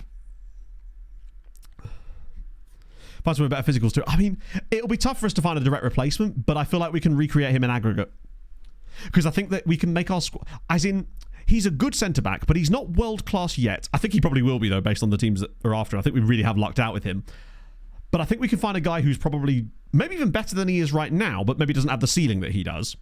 And then, as I said, build the rest of the team. We could... Basically, it would allow us to maybe try and sign that Japanese dude. Because I think if we get that Japanese dude... Did you just quote Moneyball? I do be doing that. I do like a good Moneyball quote occasionally. Yes, it has desolated. If you go to the skin thing there, that will now have the newest version of SAS. It is now a completely public release, basically, yeah. Wasn't up for a second. No, but they are in this universe, Asking Spice. Well, not this universe, actually, in the other universe. How's that looking? A bit dull, isn't it? As always. One day I just want to look at this and just see like that year when Greece just randomly came second. Should buy Tesco's Express. We'll buy so much things. Because we just got to keep like parlaying that money. Right. Belenench. Don't be the big sad. Just get a draw. You get a draw here and we are best friends for life. Or until I forget your birthday and then you disown me. I have a habit of doing that. That'll do. Best friends for life now. That's perfect, because if we can now beat Passos, we go 4 clear of Sporting with 4 games to go. And, like, if we can get a win from Melicao as well, we've got a chance at second here. Yeah, if we sell Kiembe, because the thing is, his value right now is around about 30 million. I reckon if there's that many clubs that are interested in him, we can start a bidding war and maybe get 40 million plus. Maybe even with some, like, extra shit, right? So, and we could spend a lot of that, provided they don't do the stupid shit where they don't let us have much of the wage budget or much of the money. Yeah, true, they would have got hit by that cup game. That's a good point. I think they've still got a game against Porto coming up as well. I'm pretty certain those two have to play each other soon, and a draw there would be amazing for us. 7 points. Wow, that's pretty... It's always sucky when they have like a really shitty points tally, but there's still 1 win in there. Benfica win again, to the surprise of nobody. Yeah, I mean, they were going to win the league anyway. 130th birthday. Wait, whose 113th birthday? Is it Bilbo Baggins? Again. Why did that guy ever go away? So we're talking about going on these walks and shit. But that's Frodo. Lord of the Rings lore immediately failed there. Your best friends for life. Ah, yes. See, wouldn't it be great, Hadrian?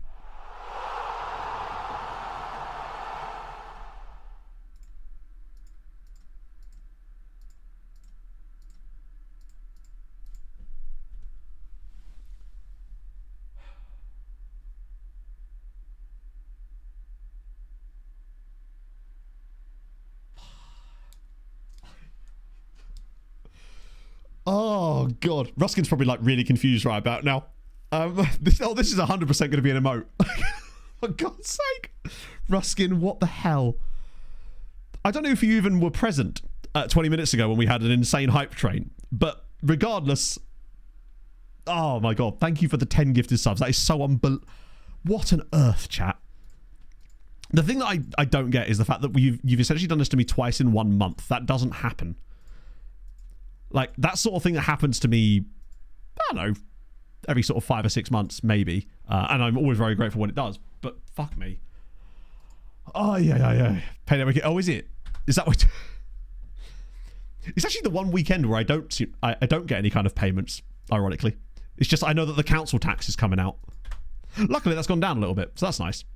Because we had to like make up some differences and stuff when we first got here. So now, luckily, it's gone down by like 60 quid a month, which is more in the line with what I was expecting. This is that March Madness that Zealand talks about. Yeah, no, I'm all about the Frozen 4 me. None of that March Madness nonsense. At some point, I feel like I probably would like to get into basketball and baseball. But, because I actually like watching basketball. But I think, at the moment, what it is it's just like I can only really take one North American sport that keeps me up late at night. My sleep schedule's bad enough as it is. The last thing I need is a second sport coming in there and messing it all up. LS Sim's still doing bits for Estrella. They're not out of the European hunt themselves here. How's the second tier looking? Only relevant player out injured. Is he really? I don't know. All I know is they've been talking about it on many podcasts I've been listening to lately. Well, specifically, they were actually talking about the, like, things like the Hobie Baker and stuff. Right. I just want to have a look at what they actually... Really? This is the kind of shit that is mental to me. Ah, yes, let's put in these two really subpar players because morale is high and he's in great spirits. I don't care if he's pickled himself in spirit. He's not coming in my starting 11. I totally get that, AJ. I think that's why it's difficult for the NHL to grow, although it does seem to be doing better lately. Matthew Schaefer, did he really? That's going to... Bloody hell. Yeah, it's bad, actually. Who do you reckon actually goes first this year? Because my money's on Michael Misa, but... We'll see. What I meant to say is, who do you think San Jose are getting this year? You think Schaefer? Interesting. I guess it depends on who's getting the first pick and what they actually need. So when I started watching a load of like old college basketball stuff during the first COVID lockdown, and when we first started streaming, and I just never got around to actually like watching the NBA, because at the time I think it was obviously not on. So that it's like I get into a sport and there's none available to actually watch live at that point. So it's like, because of the way that my brain works, by the time it was actually back to watch again, I'd lost interest.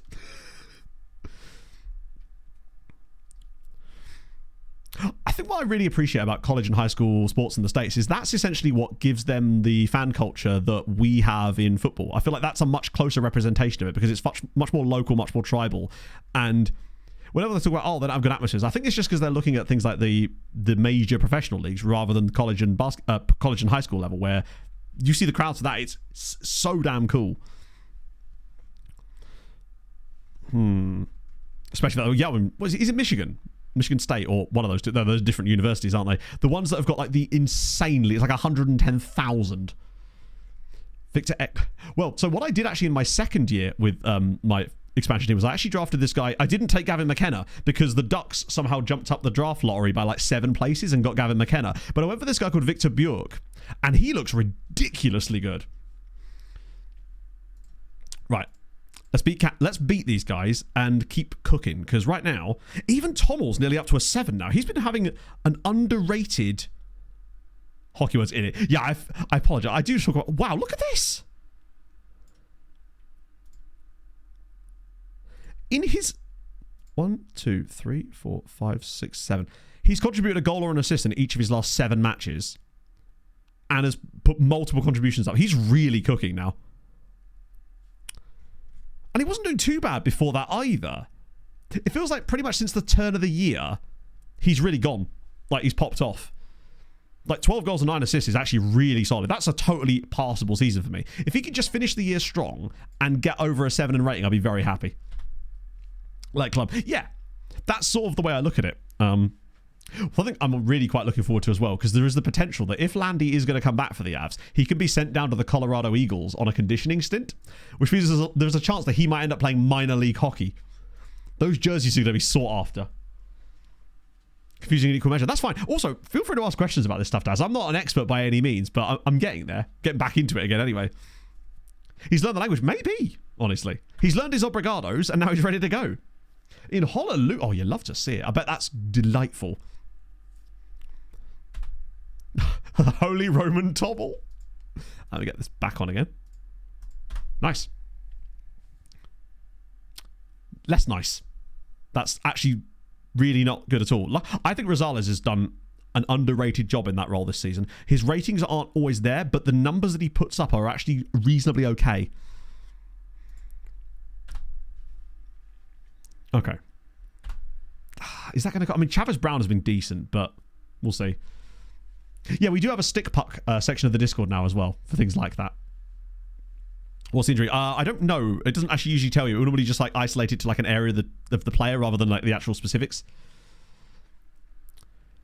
Yeah, Rosales with a new contract could be a problem. He's the kind of guy I think we probably sell before he wants a new contract. Lucas Jacques. He's gone too wide, but that's fine. He can pull it across for someone. And that someone is yet again Eriksson Lima. It's like he basically starts the season at insane intensity levels, burns out massively, then goes on a holiday for 3 months, and then suddenly, after that international break, he's been absolute lights out. It's insanely good. That's his 3rd goal in like 2 games now. And we lead. Hugely important. Because that would send us 4 points clear of Sporting, 5 points clear of Porto.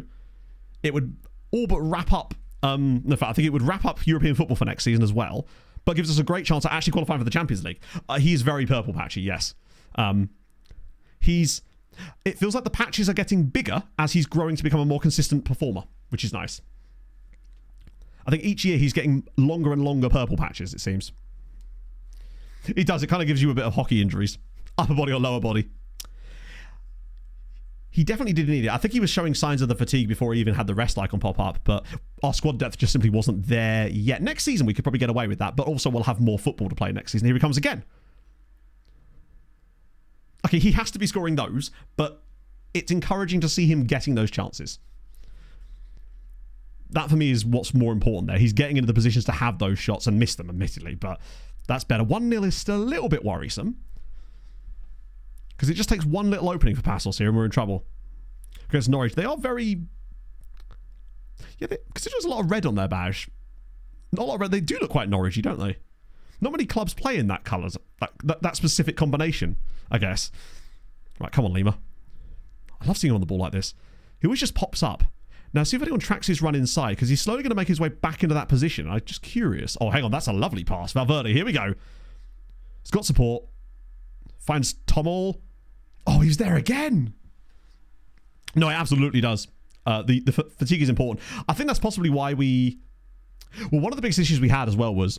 I think, honestly, the reason that we're not in the title race, like, legitimately, is that one little spell of matches where we took 5 points from 6 games.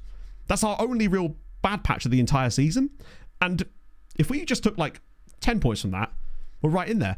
But the issue was basically AFCON, and it meant that we had players missing, but also players that were...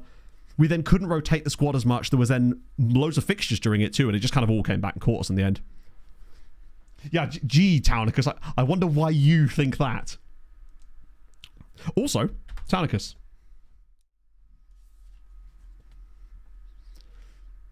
Recognize this?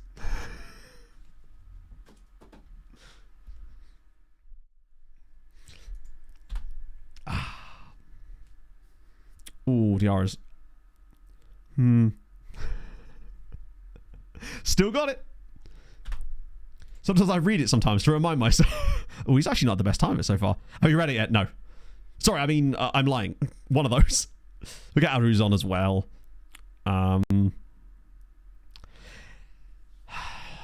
don't really want to bring on... Tommel is wound up, so we'll get Smatesy on for a bit. I want to try a bit of huggies, a bit of hug and kiss. Yeah, throw a bit of Rogue Church at him. You never know, right? It's like when you walk around Norway and all of a sudden, Circa, you know? That's what we're doing. Yeah, AFCON, I mean, with us, we lost Diarra and we lost Kiembe. That was the crucial thing. We also lost Carpio to, as Pedro said, some sort of under-21 CONMEBOL tournament. That was costly because the problem is Steiny cannot play 3 games in a row. You can get him maybe 2 games out of him, but then he just gets tired, even if he's only playing week to week. Suddenly, Kathy, she's never not visible. That's the beauty. I could pretty much look out the... Actually, no, I can't. But that's only just because of the angle of my house. What have you think?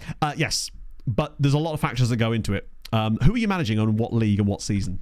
I can maybe tailor you some advice that might help. The biggest thing, though, is youth recruitment. Improving that. Oh. Okay, another good dub there.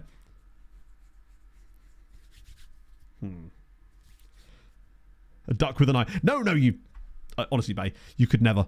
Like, I'm one of those people that struggles with social cues a little bit sometimes, but because I know a lot of you from chat to the point where I'm familiar enough with you to know exactly when you're joking for the most part, right? I learn your personalities through text a little bit. That's why sometimes we get, like, wires crossed, but it's usually when it's a first-time chatter or someone that's newer to streams. That's when things can get a bit difficult for me. Oh, ducks had eyes. True. Oh, mate, some of the amount of, like, this isn't directly duck related, this is more swan related, but sometimes I'll be down by the river and there's some of the slipways, and the ducks and swans and Canada geese love just sitting on the slipway there, and sometimes I'll just stop at a bench in the middle of a run, sit down and just chill with the swans like 2 meters in front of me. It's brilliant. Fucking love it. Tillman's is killing it. Just assume everyone's being sarcastic. I guess. I know, it's a tough one. The dickers. Yeah, the angry little things. What happened to Gideon? He lives. In terrifying form. Here he is. Gideon. Cannibalizer of children. Scared of bird. Oh no, fair enough. I like a good bird. I'm a bird fan. Also, another fun one for you. I say fun one. When I say this, you're going to be like, Matt, that is not a fun one. It's mildly at best. In our front garden, we have this stuff called grape hyacinth, which is like this sort of purple flower, and they grow quite quickly and get quite big. But we have like patches of grass either side of our front door, like the pathway, and on one side, it's like insane amounts of grape hyacinth. The other side, there's like 7 of them. And Pog was pointing out how they were there, and I was just like, oh yeah, that was the away fans. And there's just like this little smattering of them. I'll have to take a picture after stream to show you what I mean. But yeah, so now you understand, like, maybe you won't find this interesting at all.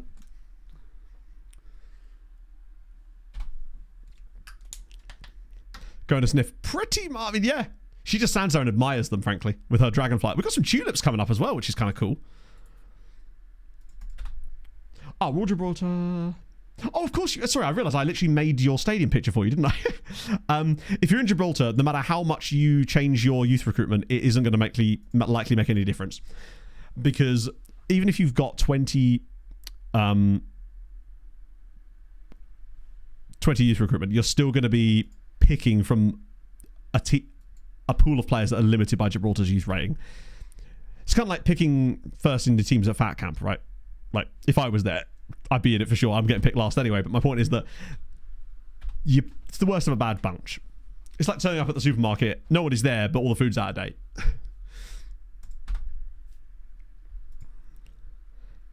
Lovely landscape gardening. There you go.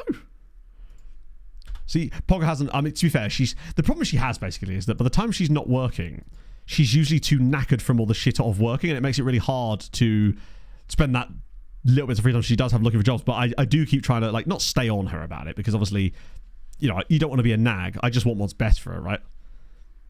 People in chat can actually become footballers as an idiot. I mean, some of you are insanely fast runners at the very least, so you'd have the fitness levels for sure. That much we do know. Oh, what have I done there? We're going on an Estonian holiday. How is it the Champions League looking these days? Real Madrid, Bayern, Barca, Arsenal. Okay, nothing happening there of any note. Hoffenheim, Anderlecht, and Estrella Damador and Rapid Wien. All right, come on. Are Sheffield United still in Europe? Yes, they are! Sheffield United are still in the Europa League. This is amazing. What did they do in the last round? Oh, yeah, just knocked out Atalanta.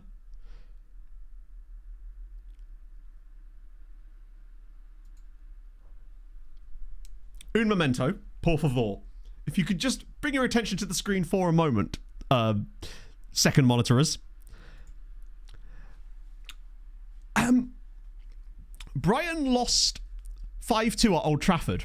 Man United then proceeded to lose the second leg 6-0 at the Amex. Oh my goodness me. That's pretty bad, isn't it? Sheffield United are still in the Premier League, just. They won the Conference League last year and came 17th. This year they're like 16th. Wow. Oh, it's a cool team. Like, Nico Williams is in there, Michael Elise. That's really sick. I didn't see Elise. There's a guy called Guga. That's good, actually. No, Ten Hag is actually managing Brentford in this save.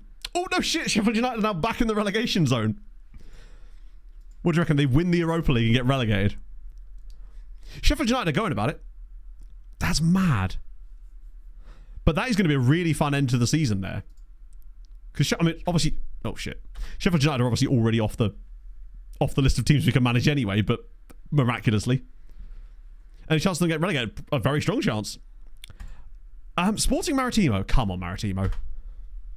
Yeah, imagine if both Villa and Sheffield United went down whilst qualifying for Europe next year.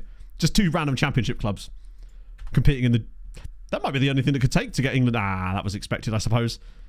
The pressure's back on us again a little bit. Not with a red card, they were just Manchester United things, I suppose. They're always there or thereabouts. Our league goes on quite a lot, doesn't it? Because we've still got 4 league games. Despite the championship rep, I guess... Honestly, their rep doesn't really need that much spiking, but I suppose it would possibly spike it a little bit, right? I hadn't really thought about it.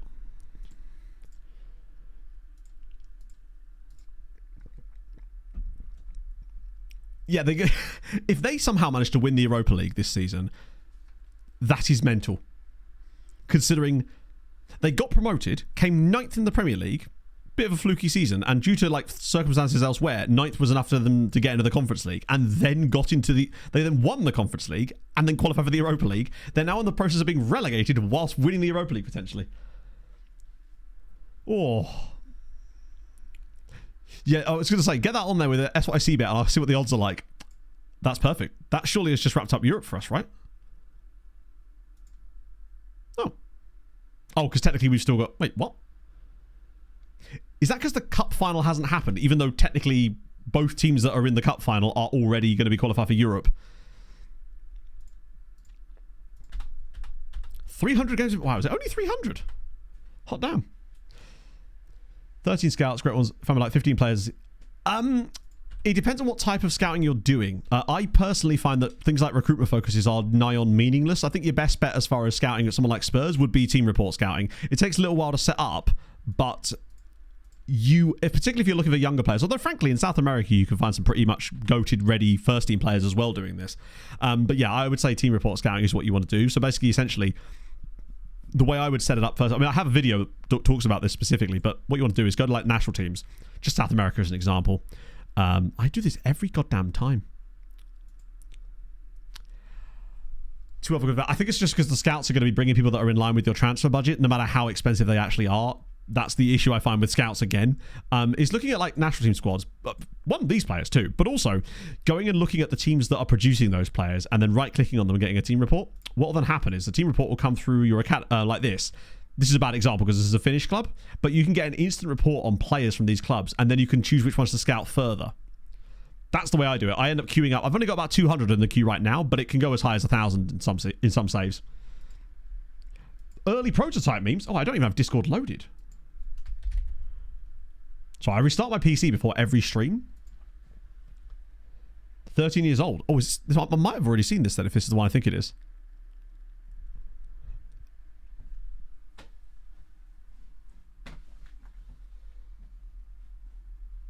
What on earth, Michael? Happy Mother's Day to all you special mums out there. Hashtag pray for Mwamba. It's such a tonal shift. Also, that means if that's when this was... Oh no, Mother's Day, that was the 18th of March. That means I know exactly where I was. It's weird. I remember exactly where I was when Fabrice Mwamba... Oh, there we go. When Fabrice Mwamba collapsed, I was in a random pub in Peterborough, of all places, playing a show. Porto went again. Oh my God, stop bothering us. Can't they just let us leave and get away with it? Right, I've loaded Discord now. Also, have you guys had the Discord update? And do you hate it as much as I do? Or is it just going to take some getting used to?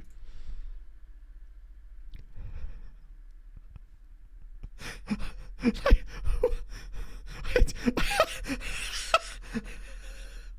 don't even know what meme this is supposed to be, but...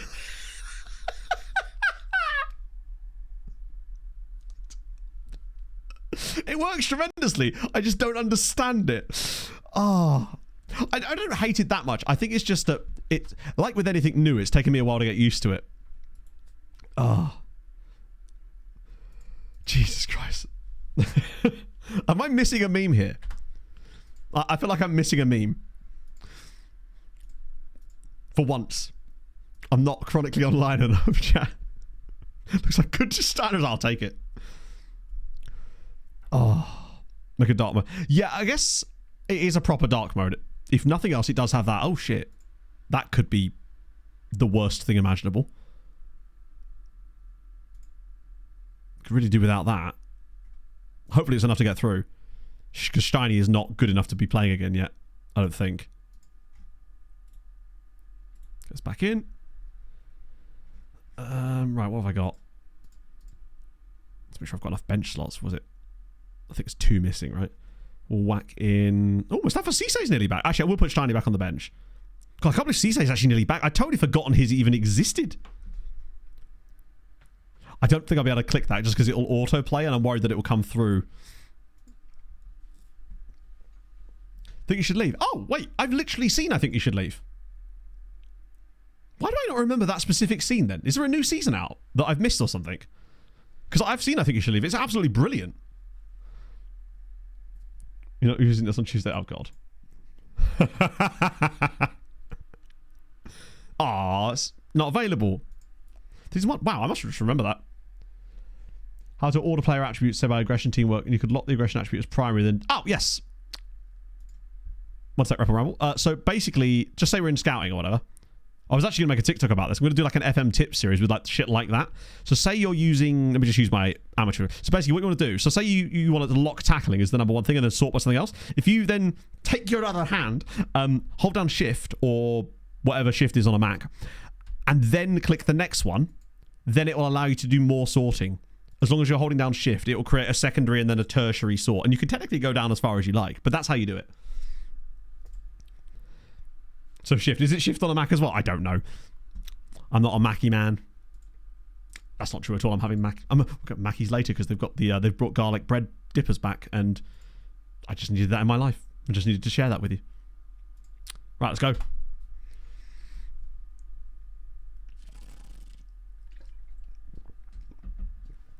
When the hot dog car crashes, oh shit! Yeah, it's been a while since I've watched the first season of I Think You Should Leave. Anyway, I'm always quoting the zipline thing constantly.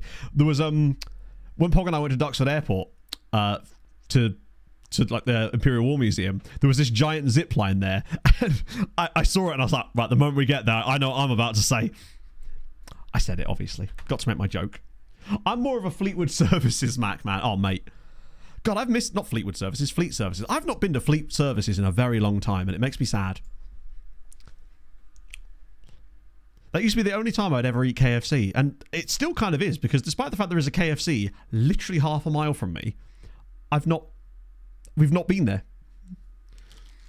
at any point. Skelly Alvaro with the dumbest... Oh, no, please not like this. Oh, we got away with it. Don't know why Skelly's doing diving headers in his own penalty area there. It's a little unnecessary, but I kind of respect it at the same time. Right. Is Toshinado right? Oh, he's not playing.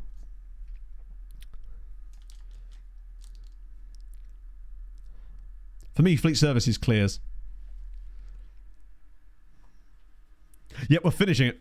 That's the plan, Inferno. How's it going, man? We've got bits to do. Tobble! Oh. Supercharger mayo. I'm a simple man. I like a popcorn chicken, and I swear at one point they did piri piri popcorn chicken, or like it was like not piri piri, whatever they use on like their spicy chicken. They did popcorn chicken version of it, and it was fire, literally. Title battle looking. We're not really in the title battle so much anymore, but we're still very much in with the spot of getting second place. And Inferno, we are in the cup final. We actually knocked out Sporting in the second leg. Lima scored twice, and we beat them on penalties. Sven scored the winning penalty. Genuinely. Go on, Lima. Bang another one. Ah. Yeah, sorry. We contributed. Sven knocked them out. And then chat invented a brand new meme. Which I definitely will make into an emote for next stream, I promise. Man, talk about himself in third person? Maybe. It's what I do. We're playing okay, actually. Just needing that goal. Because this is our last... Oh, beautiful. Watch them get the 10-man boost and win. Brito's just decided to absolutely incapacitate Wu there. Hopefully it's not a serious injury. Wait, Hadrian. Oh, I see. You missed... Oh, you missed Hadrian bringing the memes. This is what happens when I somehow miss a message in chat. It's a rarity that it does happen, but occasionally it will. You had me gaslit there, Leaf, into thinking that I'd done it. I would never. Matt would never do that. It's just not in my nature. I'm bigger than the man. He is legend. Wait, what's Wu doing all the way down there? You are... Oh my God. I think over the course of the second half, we should be able to find enough opportunities to get this dub, but I do worry about 0-0 now. With any luck, they'll keep playing that system. And then we can just run them ragged down that side. Like, if they stay playing like that, oh my God, Valverde is going to have space. He's going to be all over the shop. My only hope is that he actually does get forward. We kind of just need... Like... he is legend. Yeah, it's just Will Smith having figured out exactly how to live life normally. They just keep moving their player around. I'm going to go attacking, I think. Bit early for it, but I think we've got to take some more risks to just start throwing some bodies forward. I think defensively we look pretty stable against them. This is giving Valverde randomly puts in a corner and Skelly gets us the winner in like a 1-0 while peppering them. Yeah, the AI teams are very good at doing that. They'll move their players around constantly in these situations. Right, here we go. That's a pass. That's a beautiful ball. And he's offside. And he actually is offside. I don't know about you, but I'm starting to think that this might call for a bit of Sven. I'm thinking maybe last 20, bit of Svenny. Because when you need a big game moment, you call up the guy that doesn't like big games.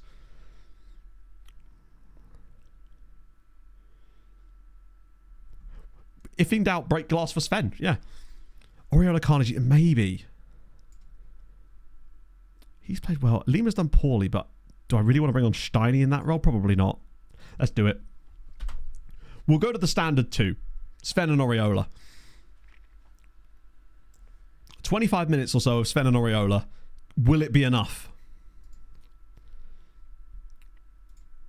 It would suck to not win against these guys. Like, we should be beating them even with the correct amount of players on the pitch for them.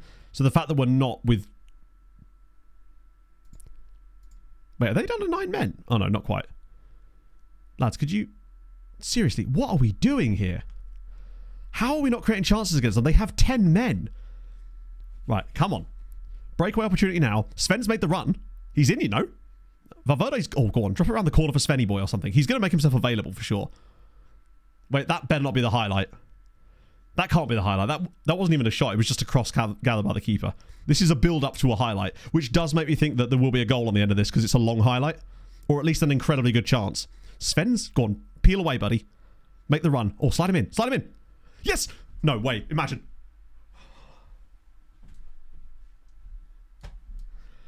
Oh, that was the moment. That was Sven's chance. Watch him drop the straight on Skelly's head now. They are leaving Skelly remarkably unmarked. Oh, and he's missed the header as well. Sven can't catch a break here, can he? That was his moment. This could actually cost us legitimately, not just second, but third. Oh, come on. 0-0 in that game. You've got to be winning that. Did we even really do much after the red card? They didn't have a shot. Fuck. I don't know why I celebrated the red card. When you know what happens when the red card is given, the team that gets 10 men is usually the one that plays better. I say plays better. Gets the result that they're seeking. It's so difficult to break down 10 men in FM. But yeah, I find if you put yourself on very defensive in any of these situations, your team still just does stupid shit constantly. That's the problem. Also, it feels like in those situations, when they go to those narrow systems like that, we should have acres of space to find chances in, but they just never seem to do it. I'd have thought that Valverde would have been having all the joy in that game. That could be... I have a horrible feeling that result there might be what costs us second place. Particularly because we're going to be missing Lima next game. We're still ahead of them, but it's tough.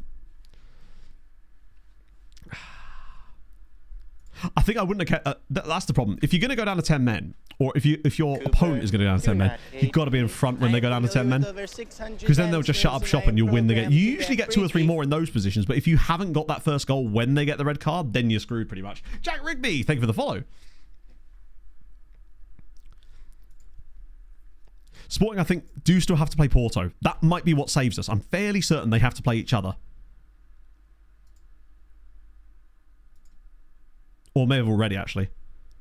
Yes, they do. Sporting and Porto play each other on the second to last game of the season. That's massively important. And we have Braga as well, but we're at home at the very least. So they've got some games that they could potentially drop some points in. The crucial thing is they're playing each other. If they draw that game against each other, we might be enough to at least get us the points back that we lost here. But also, Estrella Damadora is not easy. Like, our last 3 games are 6th, 5th. No. Yeah, 6th, 5th, and then 1st. That's why we kind of couldn't really afford to drop points in that game. But we also shouldn't have dropped points against Vitória de Guimarães. Throwing away a 4-1 lead there was inconceivable. Oh, anyone good at Stade Malien? Wow, no. Literally nobody. And then we've still got the goddamn cup final, which I think is after that, right? In fact, yeah, it must be, because otherwise it'd be visible there, wouldn't it?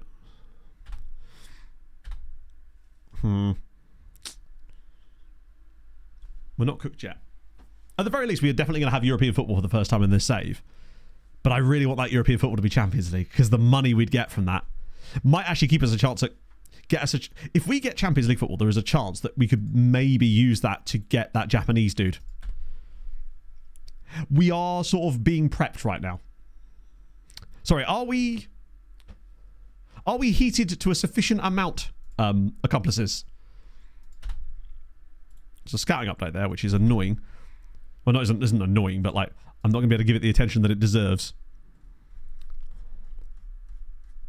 What I'll do is I'll just literally do that and then send the rest around again, because they're obviously worth a look at some point. I want to make sure we actually do get a chance to look at them. We've been thawed to room temp. Yeah. We're being tenderized. 11 trials. Oh, that's the youth players, isn't it?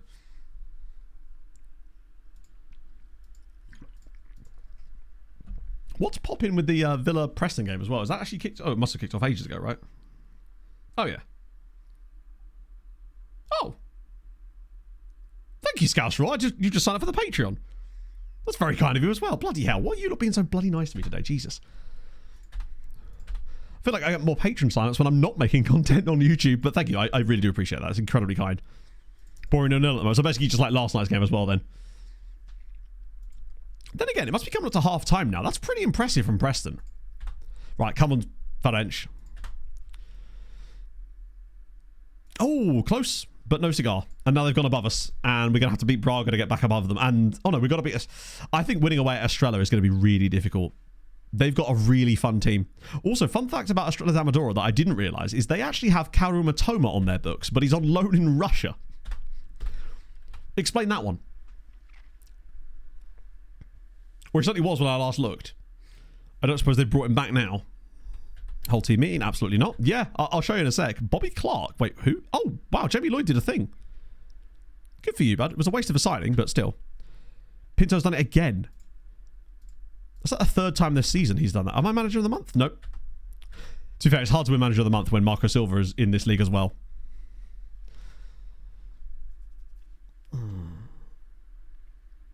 Yeah, I'll show you this Kaoru Matoma thing once we get to the game. Next season, ooh, Porto with the early kickoff. As our right, come on. It just seems like they win every game practically at this point. And it sucks because we kind of need both of them to fuck up. Like, one of them messing up is... Actually, it'd be fine if one of them messes up, provided that's the one that then beats the other one. That's a really tough run in. Like, 6th, 5th, 1st is... Like, if we somehow still get into the Champions League after all that, then we are 100% deserving of it. You couldn't really ask for... The only way that could be harder is if we had Porto and Sporting in there, really. Admittedly, teams we have actually beaten this season. Yeah, another win for them. So it is now... Ooh, we've got the tiebreaker over them. We have the head-to... Ah, that's good to know. That's really good to know. We have the tiebreaker over Porto due to our head-to-head. So if we could draw with Porto, as in, sorry, draw, finish on the same number of points as them, we would be above. That's good to know. To my trap card? What, full-on Yu-Gi-Oh! Press conferences? I'm here for it. That game's not got a large gap between it either, which is a bit annoying. But that does mean we get a 9-day gap between the last game of the season. But like the chances of us going to Benfica and winning are pretty small. The only hope is that they'd have won the league by then, so they may not care so much. Resign. Yeah, it does kind of suck. I hate the fact that especially when you... Ollie, thank you very much for the 12 months as well. Loving the content. Watched the 7-hour stream and loved every second. Thank you, man. Keep up the awesome work. We're certainly headed towards a 5-hour stream today, which is a rarity for a Sunday as well. Roguelike press conferences now I'm in. Just say roguelike, I'm in. What was I going to say? Oh, yeah. So, game so far downloaded.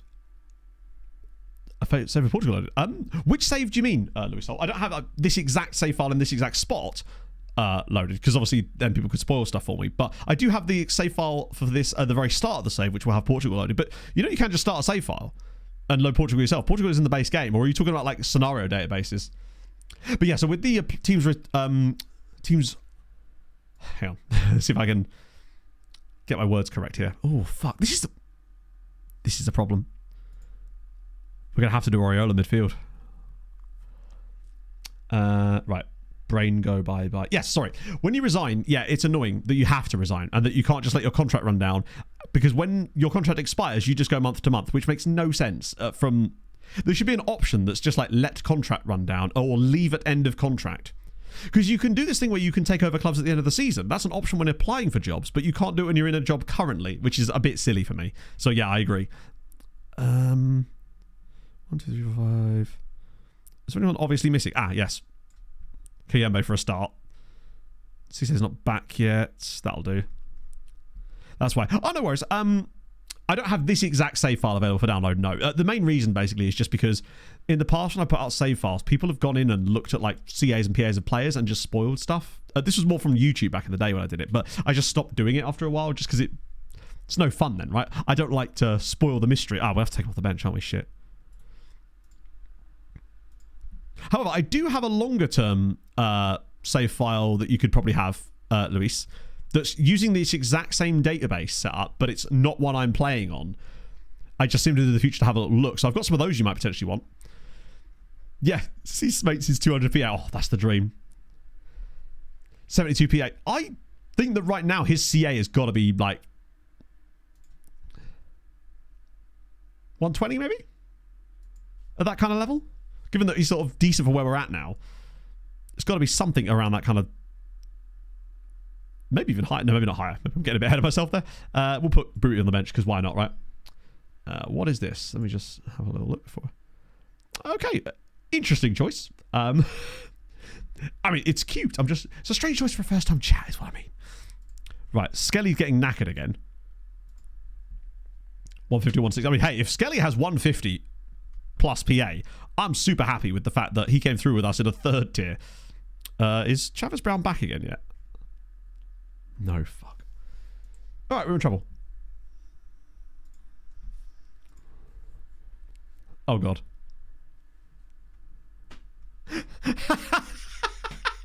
I love that you've all now suddenly got this scarily well cut out picture of my face. I love that you put that bit in the bottom. I've never got shit for wearing a Roma shirt before, honestly. And I've worn this shirt a lot in the past. That now counts as you contributed to the next 20 minutes of memes there, by the way, Glass. Right, we move. Look now so he can laugh at us. I'm actually not sure how Adrian can. Adrian, have I sent you any of the save files from this save? I don't think I have I? Usually the only reason I send Hadrian save files is so that he can test like random quirky shit when we're doing building a nation saves. It's usually if there's a bug or we want to test a weird theory, that's when I'll send it to him. But actually, this save has run very smoothly. But Homer, fuck me. Sorry, Andrew. Wait, have they sold him? Oh, no, there he is. Yeah, so for some reason in this save, randomly, Karu Matoma is playing for Estrella, but he's not. He's actually on loan at Syc. Just randomly. Because I remember we were looking at Matoma at one point, and he actually ended up signing for Estrella instead. And yeah, they played him for a little bit and then loaned him out. Oh, Benfica have got Passos later. That should be enough for them to win the title, right? Or have they already won it? I think if we don't win this game, it's done. Bloody Cheltenham fan? Oh. I think my Cheltenham Town shirt is probably the most... Oh, good lord. First goal of the season. Regen's first goal of the season. Cool. I think, yeah, the Cheltenham Town one is the most sort of out-of-pocket shirt I own. Like, a lot of them are just like, oh, yeah, you've got that because it's a weird shirt or it's from an obscure place. And then I just have a random Cheltenham Town shirt. Like... Ah, dear. Right. That's frustrating. I think this might be where our wheels slightly come off. It's just Cheltenham, yeah. It was part of a mystery box that SI gave me, which was very nice of them. Some people got some very... I think Clay's got a TNS shirt in his one. I remember us all just stood on this balcony, just randomly like showing off the shirts that we'd all got together. Was it Zealand who got the TNS one? I can't remember.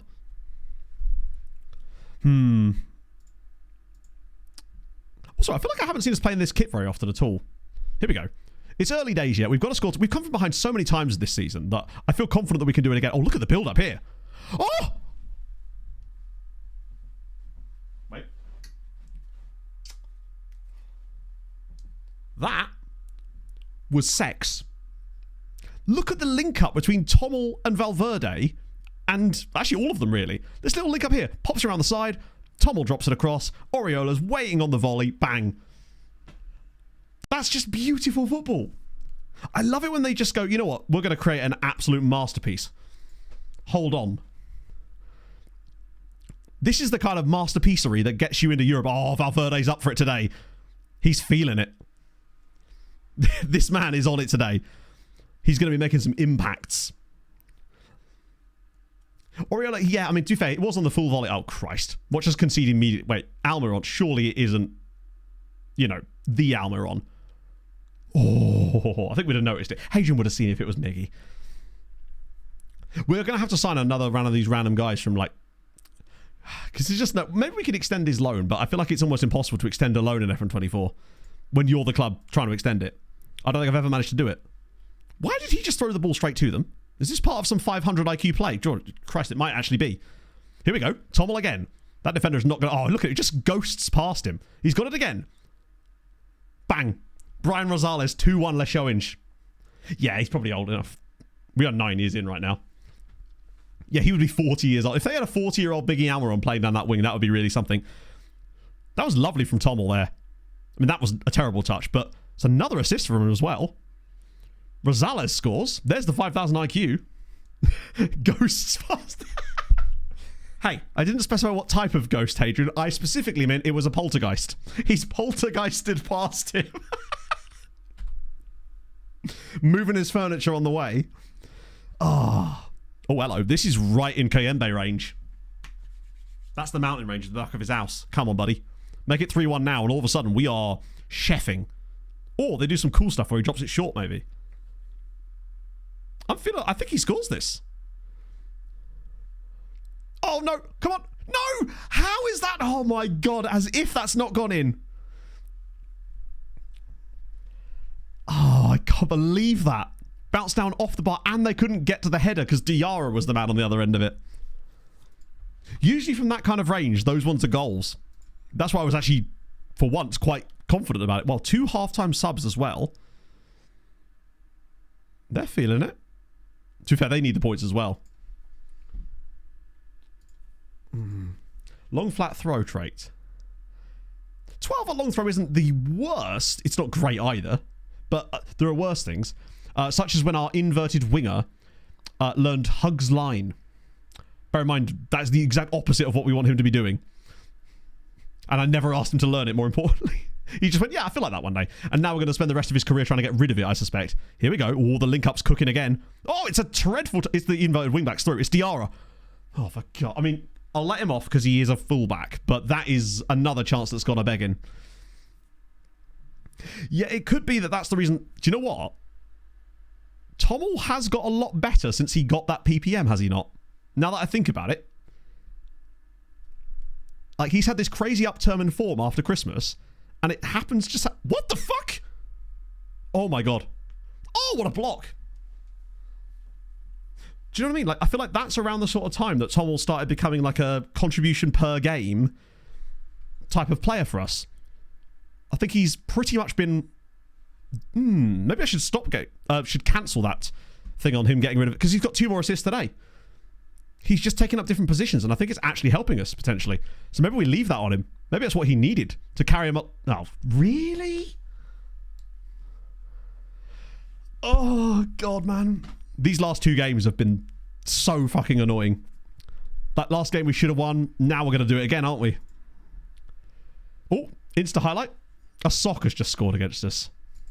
Soccer punched. Hello, Norton. The roulette wheel. Ooh, Venetian in Macau. That's a very specific location. Are you having a nice time? Put it all on red for me, because right now that's kind of what we're doing. Or certainly next season if we have to sell Kayembe. Oh, what on earth. It's also just occurred to me that Oriola scored that goal from centre midfield. I forgot that he'd started in the middle of the pitch for us today and not in his usual spot. Oh, for God's sake. We just got done basically with one of our own types of goals, and now we're losing. And I think this is where it goes now. There was just no reason that we should be in this situation. They've just scored 2 goals in 2 minutes. Right, well, you know what time... He's anxious. That's so annoying. Shiny in, I think. Diarra's been poor, and he missed that great chance to put us 3-1 up. That's the worst thing. He missed that great chance right before all that. And it's cost us dearly. Right, we're going to have to put it on attacking for the final 20 minutes, but even a draw isn't really going to help us much now. We'd have to win here. It was all going so well. We were looking really good, comfortable, and we just missed those crucial chances. And at this stage, fourth place is still an insane season, but that's just frustrating as hell. Shax is tired. Rosales is not there. Chavez Brown's definitely missing. And now we just get no more highlights for the entire rest of the game. What can you do about that, really? Total control. Missed the great one-on-one with Diarra. Then they just scored twice in 2 minutes. That second goal, the second of those two goals was such an us goal as well. The goals that we normally score. I think that's probably cooked us from getting second. I don't see them... The only way that this could benefit us is if Porto now go and beat Sporting in the next game, and then we win our next 2 games. That way we could get in front of them. God damn it, man. I hate when the game gives you hope like that. Like, we should never be in this position in the first place, but now that we're here, boy golly am I going to be disappointed if we don't get what we came here to do. Particularly when you consider how long we were in second place this season. So much of this season we've spent either top or in second place. It would suck to just drift off at the end, which we would deserve to drift off. Like, wow. Still 9th on the season preview as well. We've overperformed a lot. Akiyembe an instrument. I'm not sure. Like, 3rd is pretty much where we deserve to finish, as it happens. So if we could finish 3rd, I guess it wouldn't be the end of the world, but Darwin Núñez has got 20 league goals. Chavez Brown still has the most tackles per 90 minutes. Wait, what was that? Player of the match. Wow, 6 of them. Not bad. Thumbs as piano. Oh, maybe. I honestly, I couldn't tell you. That's true. They're trying to prevent the blushes of all of the different commentators in Europe. Sporting's comeback is actually the craziest thing considering how badly they started this season. Like, they were properly mid. Look at this. They were down in bloody... What's that? 9th place after 11 matches. Are they still in Europe? I don't believe they are. No. Champions League is... Wow. Conference League... No. Wow. 0-0. Wow. What a set of fixtures that is. Right. How is Sheffield United getting on? Can you imagine? I feel like Ali would find out. He'd learn to do it properly, I reckon. But he'd say it in a wonderful lilting Scottish accent. Carpio showing progress. Good news. Can I send you guys away? No. God, my back is hurting. I might actually have to sit down if we're going to make it through the rest of today's stream. 1 second, chat. Oh.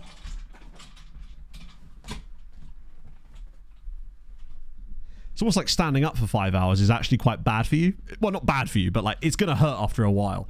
I'll join in a minute when the desk reaches my level.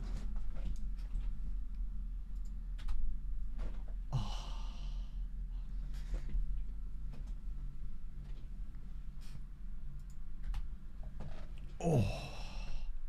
There we go, that's better. Oh, bloody hell. Standing still. Yeah, I mean, to be fair, one thing I could definitely say for sure is that I have not been standing still. That is for sure. Portuguese coefficients have kind of dropped off a little bit. So in this save, only the top 2 spots currently get Champions League football, I believe, anyway, unless something's changed. Yeah. So unfortunately, they've eaten shit on the coefficients a little too hard, and as a result, yeah, they're 7th in the coefficients now. Wow, they really have fallen off. They're actually behind the Netherlands now. Jesus Christ, yeah. So as a result of that, we only get that. We would need to get back up to 6th to get that spot back. Yeah, I move around enough that it's okay, but to be fair, the most I've ever done was the 4-hour streams we've done recently standing up. And 4 hours is okay, but once you start getting close to 5, it does, particularly as I did that interval training yesterday. And especially as I don't know how much longer we've got, because we've still got 3 more games to do today, including a cup final, of course. Kishvada. Probably should look at the reports a little bit, actually. Just get some more reports coming. Someone's rating. Ooh. Okay, one sec. We shall investigatate. I'm not sure what investigatate is, but I would love to know. Where's it gone? So that is very much not it. What are you doing? That one. Nope, that's not it either. It's general info. There. General info. Right. Who the fuck are you? Wait, there's a oh my god, chat. We have to talk. There is a Jamaican striker at Kishvada called Rudolph Lowe who... I mean, need I say more?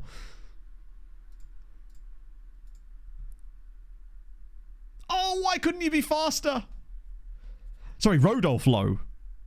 I'm going to scout him anyway, but god damn it, why couldn't he be that little fraction faster? Inferno does get neck pain when the desk is low, and I'm feeling like most of the reason for the standing desk was just for his benefit more than anything else.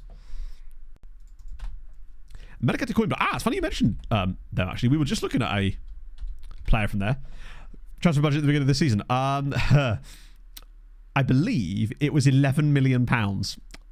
But that was mostly because we sold a player 2 years ago for £15 million to Middlesbrough. So we've kind of been spending a lot of that money ever since then. Now the club has got 2 different loans. They're actually £24 million worth of debt, which is fun. Also, have you ever seen a more unbelievable graph here than this? I love that the FM just doesn't know how to handle leagues that split and have the different championship groups and stuff. Look at the state of this. They really have fallen off in this save, though, haven't they? Wait, have they? No, they've just been perennially third tier, unfortunately. The few times that they've... Oh, that's relegation stages. Take a bobsleigh later in life. Pog and I are actually thinking of watching Cool Runnings now that you bring it up. Still in the third division. Yeah, they've gone nowhere. Looks like the Fraser intro. Toss salad and scrambled eggs and so on. It does look a bit like my dad's signature. Right. Yeah, so that's where they currently lie. Now, we were looking at a player from these guys, were we not? But I think he's in the under 19 squad. No, wait. I swear. It's him. This guy. Gui. Or Guy. He's intriguing. 1 legend and 100 icons. Hey, it's because they're all outcasts. Until you're an icon, you're an outcast. Oh, I didn't do Mikey Moore. My apologies.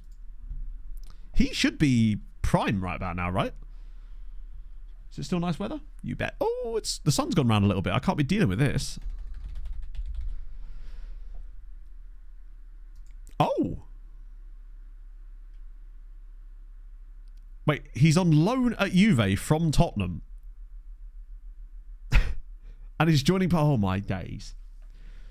So he's at Spurs for ages, doesn't play, then finally gets a loan to Norwich, plays a bit, goes to Leicester on loan, really plays well, and for a lot. Back at Spurs. Ooh. And they're paying... Maybe this is the branch out of his career that he needed, right? He's still only 24. So there's a bit of time for him yet. 750k they're paying. That's quite cheap. I think it's another one of these players that perhaps isn't rated highly enough by F124 because the game is essentially 2 years old at this point. Well, at least 18 months old. So the game is no longer breastfeeding. You know, I don't know when the right time to stop breastfeeding is. I'll let you know when I stop. But it's just... Shiny's worth £26 million now. Oh, that was for his loan fee. Oh, that's correct. Sale price was 30 million. 30 million is insane. Probably before 24 years old. Maybe, yeah. It's fine, I'm 35. What have I just heard? Me just slipping things by you.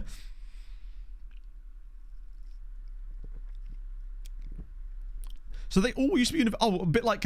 is it Cardiff Met Uni that always do really well in the Welsh leagues, but are still technically a university team? Bitty. Oh, that's a deep cut. Okay, Braga at home. I think we've kind of screwed it by not beating... well, those 2 defeats... No, not defeats, sorry. That defeat and that draw have pretty much cost us, I would say. But we're still going to be in Europe next year, but God, at least... But it's going to be the Europa League.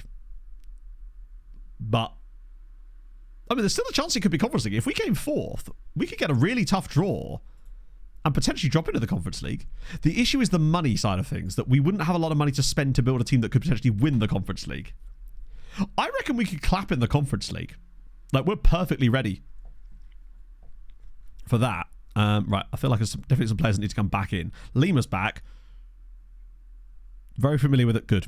You've been doing your homework. Love to see it. Skelly's still knackered, but we just have no choice. We need him in the team. Oriola can drop out, although he did score in the last game. But Lima's definitely better. I don't know if I'd throw, but in fact, I definitely wouldn't throw. Obviously, I'm a man of integrity, chat. We'll take Larrañaga out, bring Oriola back in. Yeah, there we go. But it wouldn't be the worst thing in the world. The only downside is it wouldn't earn us a lot of money. But if we went to the conference, I think we could cook. We'd be able to earn a lot of cash from just winning games. And it would be really fun playing in Europe. I mean, obviously, we'd have to contend with like the inevitable random English side that will be in the Conference League. Want to strengthen our Champions League chance of the win. Oh, why did I say that? If you're an unexpected team, never say that. Half a Millpool win is pretty nice. Not to mention like group stage qualification, reputation, and just the opportunity to play against big teams. We don't fear Stevenage Town. Is that like Stevenage Borough's like B team? Yeah, God knows who's going to be in it. They'll have won the FA Vars and somehow qualified for it. I thought they had a player called Colorado then. Just got the abs on the brain here. Oh, here we go. Second phase them. I dare you. Drop it across. Woo! Come on. 1-0 Leixões. This is a tough one. Like, Braga are a damn good side, but if we can beat Braga, there's still a chance because Porto and Sporting play each other. We basically need to draw with those two and then hope for the best on the final day. But, like, how realistically is that going to happen? Oh, please no. Cleared away again. Are we going to get second phase now? Oh, well played, Lima. That's actually a... Oh, it was a nice idea.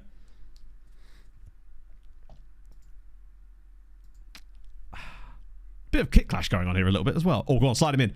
He's made the run. He's in. Lima, please, play the pass. Ah, damn it. That's actually poor. Because Tomwell's now completely out of position. Oh, wait, no, he's got it here, though. Maybe it was all part of the plan. Off the crossbar. Oh, my goodness me. That's the thing. Like, Sod's Law, you throw to the lower one and you end up playing, like, I don't know, a randomly misperforming Liverpool that have gone into the Conference League for a season. Oh, brilliant. What a header. What is he doing? So far, though, so decent. I feel like we're just going to do our best. Maybe the other teams will underestimate us in Europe as well because we'll still be relatively low rep. I still can't believe we've got 70... We're over 2 points a game in our first season in the top flight with this bunch of players that, as far as the league is concerned, are like the 9th best team in it. That's a good pass. Rosales is in. Oh my God. We've had the chances again. We've done so much of this towards the end of the season. Had these games, the chances have been there, but they've fallen to the wrong players. They'll fall to like Diarra or something instead of... Oh, even Skelly's headers are being saved now. They're just not falling to like Lucas Jacques or Lima or people that we know can actually put the ball in the net. That's the problem. And even when they fall to Tommel, they don't seem to actually go in. But at least he has definitely pushed on. I'm glad we invested in him. I'm glad we stuck with him as well. I think he's definitely been worth it. Particularly as he seems to be developing nicely. I don't know if he actually got a check cap, though, by the looks of things. I didn't get an email about him like getting a wage rise or anything like that. So it looks like he didn't actually get into the action. But I think he will do before long. I'd be very surprised if he goes through all of next season without getting any check caps. But if we sell Kiembe for, I don't know, 40 million, 45 million, that can pretty much finance us building a really nice sort of dream team of players that are sort of in that 21 to 23 kind of range that are good now, but actually have potential for future growth too, and therefore won't be crazy expensive. And then the Japanese guy as well. I definitely want him. Yeah, there's probably some good... I mean, we've seen some Czech players already that look absolutely ridiculous. Oh, he could square this. Surely. Yes, come on. Lucas Jacques, 20 goals this season for Lucas. He's been a really, really good signing. Considering he joined us in January last year in the second tier, took a while to settle, finally started to score some goals towards the end of the year and got a decent amount of them. To score 20 this year for us, I'm relatively pleased with that output, but I get the feeling that Japanese dude would have got us 30 this year. Toffee boy! Thank you for the 12 months. Damn. Anyone else has interest? Loads of people have interest. Steiny's got interest from Inter. as well. But I'll do my best to hang on to Steiny. Remember, he's got an extension clause, so we should be okay on him, but Kiembe doesn't. The reason I'm thinking of selling Kiembe is because he has 2 years left on his deal, which will essentially become 1 at the end of this season, right? And he's already said he doesn't want a new contract because he doesn't think we're good enough for him. So I feel like cashing in, taking the 40 million, and just building an absolutely stacked team is probably the best we can do with that. And maybe we'll get lucky, and we can get him back on loan as part of the deal as well. Because I don't know if he's going to walk into many of the big teams in Europe. If he was to move to Man United, there's no way he's starting games for them. Like, he's good, but he's not that good. Oh, here we go. Also, how can we pull this off against Braga but can't do it against the bad teams? Tommel again. Oh my. I don't even know where to start. What a goal. This is mental. We're 3-0 up, but Wu has just scored an absolute worldie. Is that his second goal of the game? It's great from Tommel as well. The little jink inside, sets up Wu. He's in the right spot. Left foot, bang. Oh. Tommel's got 2 more assists. The season is finishing very strongly for him.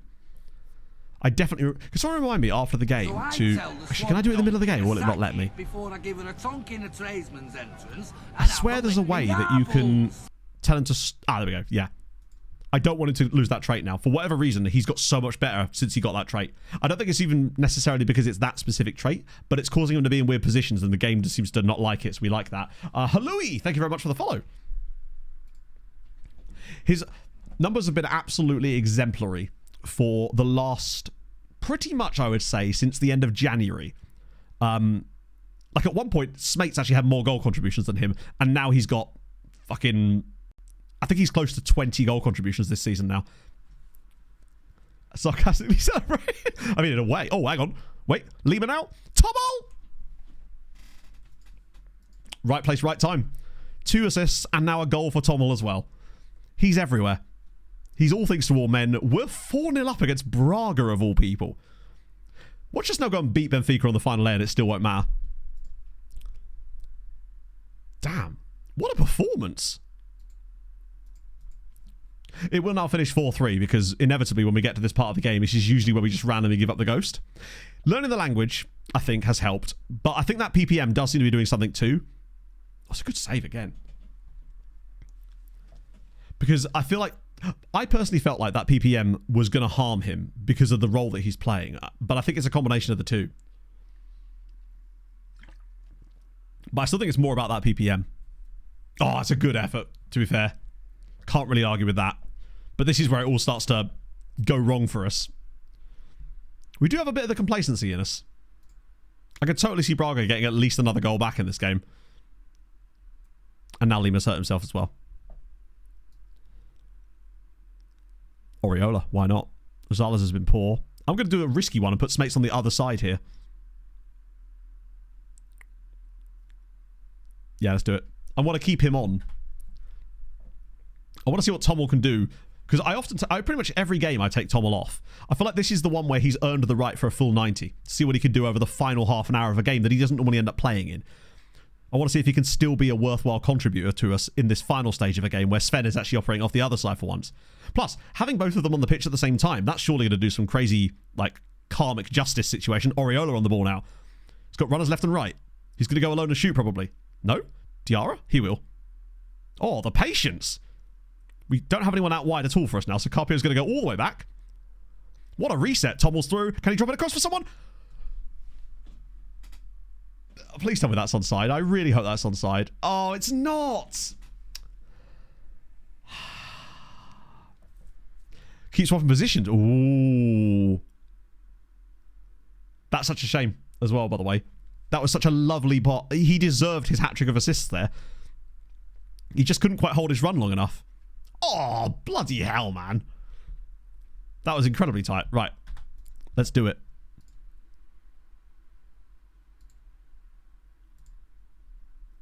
Wait, I've actually forgotten where I even do it. Oh, there we go. Ah, fuck. No, what are you doing? Hopefully that didn't actually change anything. So swap Tommel with Smates. I'm also going to swap Oriola and Jax over. I just want to see what happens if both of our CM and our DM sorry, CM and the AM start swapping over as well, and the wingers for the rest of this match. Snake's on the left-hand side now. They're never going to know who to look after. Jax smashes one over the crossbar. Yeah, get ready for chaos every time it switches back. Watch them keep moving around here. Tommel's gone to the left-hand side for a little bit now. This is how we lose. No, this is how we get 7-1. Snake's off the right now. He's tracking forward. Snake's all the way across the box. Why did he pass that? He was clean through. Diarra now. Tommel. Ah, cleared again. Well, that should be an easy one. Wait, what? Penalty? What? How have we got a penalty out of that? Oh, it's not actually going to be given. Also, it feels like we haven't seen a penalty given in a game in the league anyway.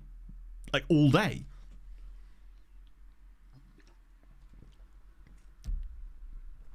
No way that gets given. No. God, the amount of penalties we've had waved away this season is insane. Spacer's already on a 7, by the way. He's only been on the pitch 7 minutes.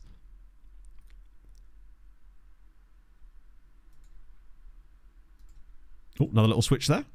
I noticed that they don't switch at the same time as each other either.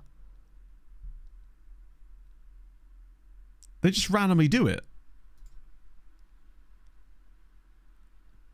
I mean, it's not cost us anything.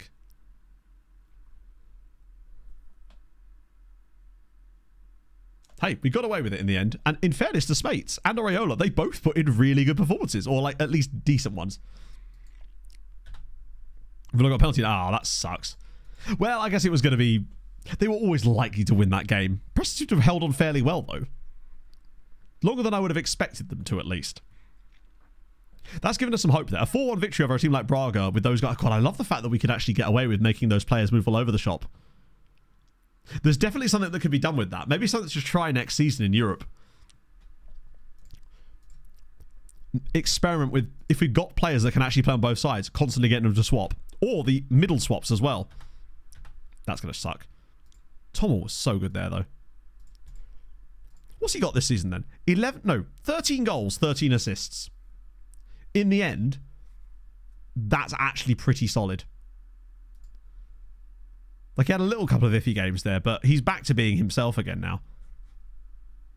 Yeah, since the end of January, he's been a different player.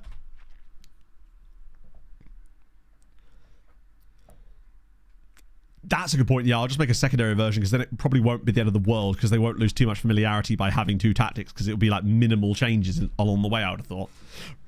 Right, I think the Saturday game is going to be the one that actually decides more than anything. We just need... We needed a draw, really.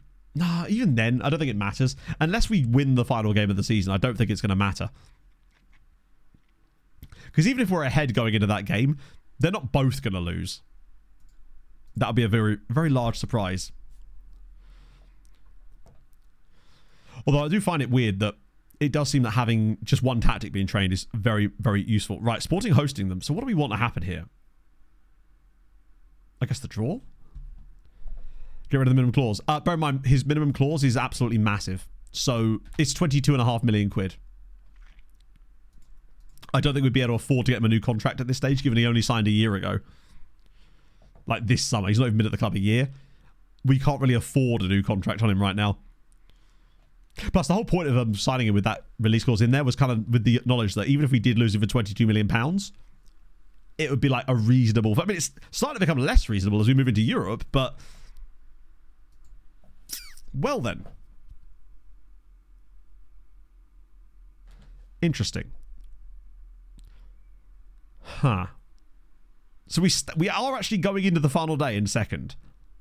But I don't think it's going to matter. Who were they playing last day? Wait, they're not all at the same time? Could try, though, with Kiembe. Yeah, if Kiembe leaves, we could give it a go, but I suspect that it'll be the same problem where he basically just says your squad isn't good enough, especially... What we could do, basically, is try it right before Kiembe leaves, i.e., when it's about to go through... I think we've got the whole accept offer for Kiembe thing. And to finalise the deal, that's when we offer him a new deal. That way we offer him the deal with the strongest squad we have right before Kiembe leaves, but knowing that if we do have to pay a lot of money for him, that will then get the money from Kiembe. So for Millicao... Yeah, I mean, Benfica are hosting... Wait. Oh, that's their last game. Sorry, where is it? There we go. So, final day of the season. Sporting are away at the bottom of the league. And Porto are hosting Casapia. There's no way. There's simply no way that we're going to get it. Unless we beat Benfica on the final day, I think we're done. So it's Barcelona, Real Madrid, an all-Spanish Champions League final. Conference League, Rapid Wien versus Hoffenheim, and presumably Sheffield United versus Brighton in the Europa League final. If Sheffield United win back-to-back European competitions, I'm going to lose my shit. Also, that means we've now lost Brighton officially. And probably Rapid Wien as well. Actually, no, did we? Well, we have now anyway. Either way, they're gone. They've been in a final before. I figured they might have done. But even if they have... Wow, they're bottom of the league now. Sheffield United are literally bottom of the league, but in the Europa League final. Yeah, it does count. Is Hoffenheim going to be... Oh, yeah. That is a big one to lose. Oh, well. I don't think it's going to be... It's rare that there's going to be a club that we're going to be, like, devastated to lose. Unless there's a club that's, like, perfectly positioned for what we want to do. Because I truly think that no matter who we take over as a club to give it a proper go with, they're going to be a bit lower down than that anyway, to give us a bit of building to do.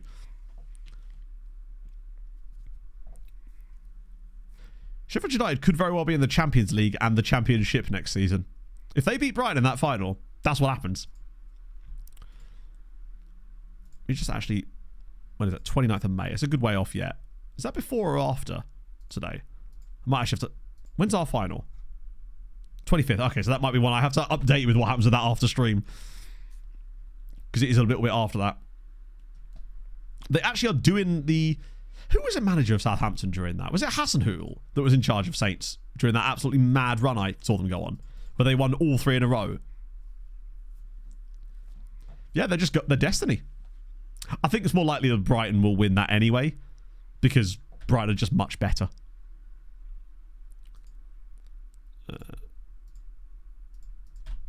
Right. Here's a question, chat.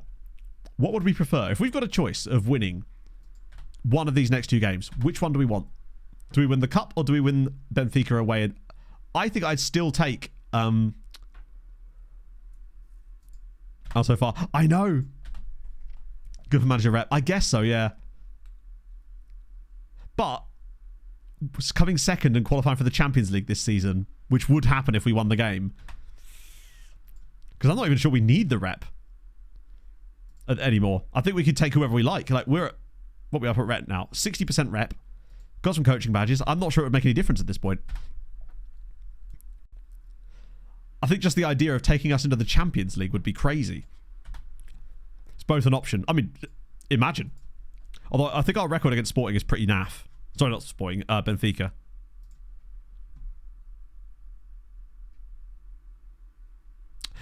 Right.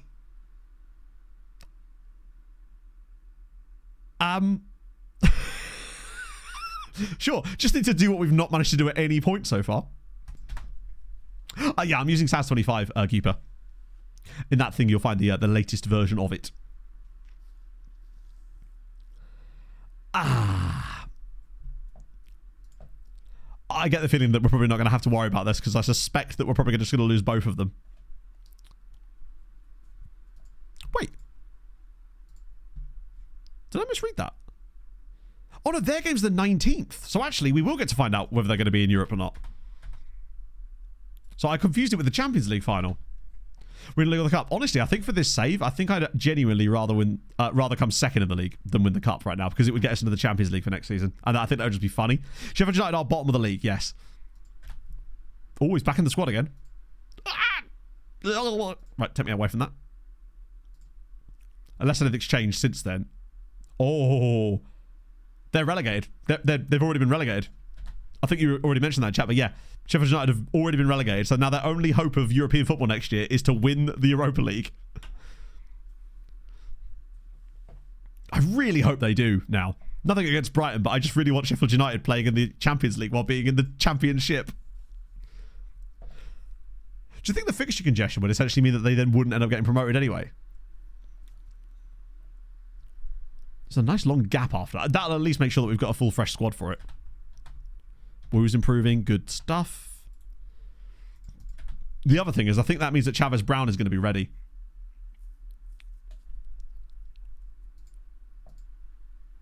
Outside of Villa in 17. Yeah, but funny if Villa got relegated as well. Because they can, presumably, right? they kind of, they can, but they can't really. I mean, who are they playing, actually? Villa away at Chelsea. Ooh, maybe. And Wolves. Oh, wait, Liverpool. Never mind. That would have been kind of funny if there was two different sides qualifying for Europe whilst getting relegated in the same league. It's like FM doesn't want me to make nice TikToks. It's like, screw you, bro. Man's going to pump up those numbers. Wait, did I actually click that? Yeah, I did. Okay, cool. So we've had a nice little 9-day rest. No, we've had a 9-day rest followed by a full week's rest in between. We should be, if we've got any hope of beating Benfica finally, then this is it. Maybe we just need to like draw that game or something and then win it on penalties, since we've already proven we could do that. Whole team meeting? Absolutely not. Like having to win away from home. I bet you they've probably not even lost at home at all this season. Because it wasn't like they started the season poorly and then grew into it like Sporting did. I'd be willing to bet they've lost 2 games this season.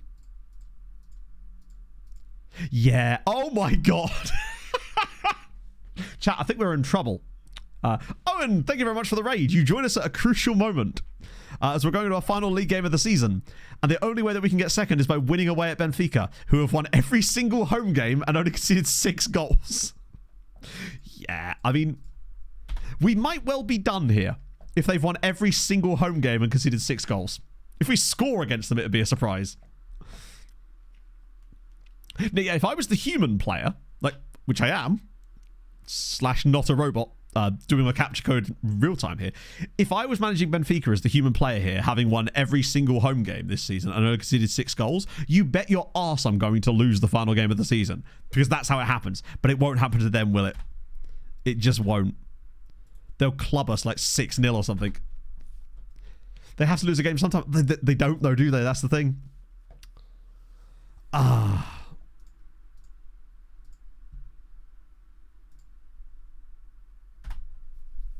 Is it 3-0 to Villa now? Wow, okay. But it is kind of setting up. Oh yeah, there it is, 3-0. It is setting up for something special. Maybe. Oh, this is if we get the ultimate luck. Pedro Coca-Cola. No, hang on. Yeah, Pedro Coca-Cola. I said it right the first time. Pedro Coca-Cola. Thank you very much for the follow. Right, here we go. Moment of truth.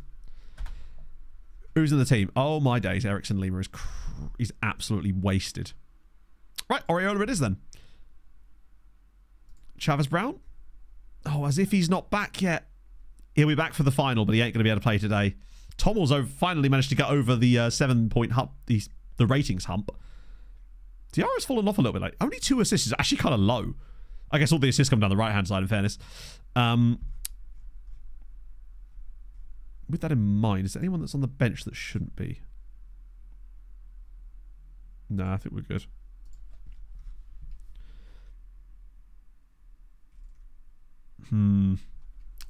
Okay.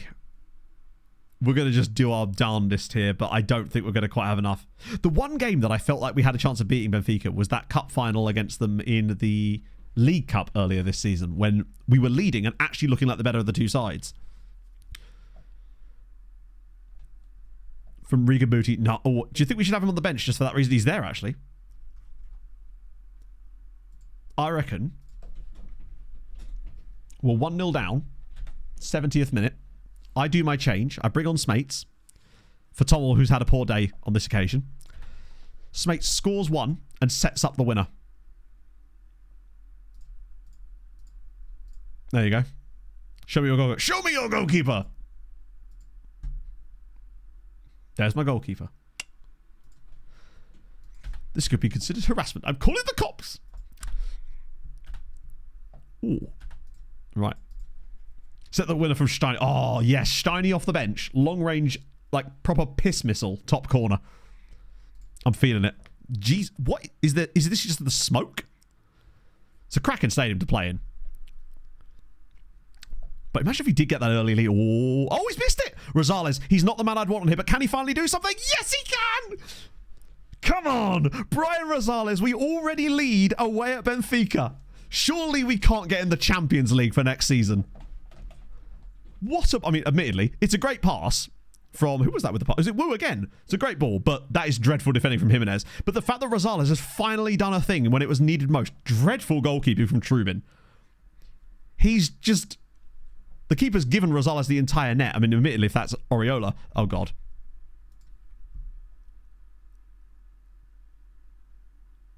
This is taking such a long time to load as well, which makes this even more... Why is it taking so long?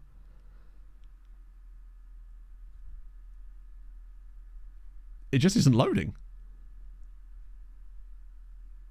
Or is that part of the fun? For crying out loud, what is this?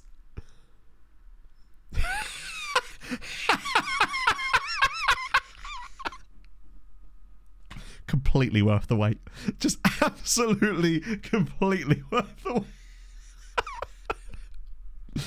Oh, fantastic. You've not been absolutely on it on the memes today, by the way. Another chance. Okay, 7 minutes in. Are we just stepping up in the one game it mattered most? To be fair, against Braga, I was very impressed with us. They're a bloody good side and we did a great job, but Benfica are a lot better. Oh, well tackled. Swoop again. Oriola. He's making a run for him. Look at this. Wait. This team looks aggressive. I don't know what's going on with the lighting engine in the game. Oh, no. Oh, it's gone through his legs as well. Like, we look really aggressive. We were creating openings, but we've really put ourselves into trouble here, I think. Right, come on, keeper. This is you. Oh, okay, that's an easy one. See this one? There's another one.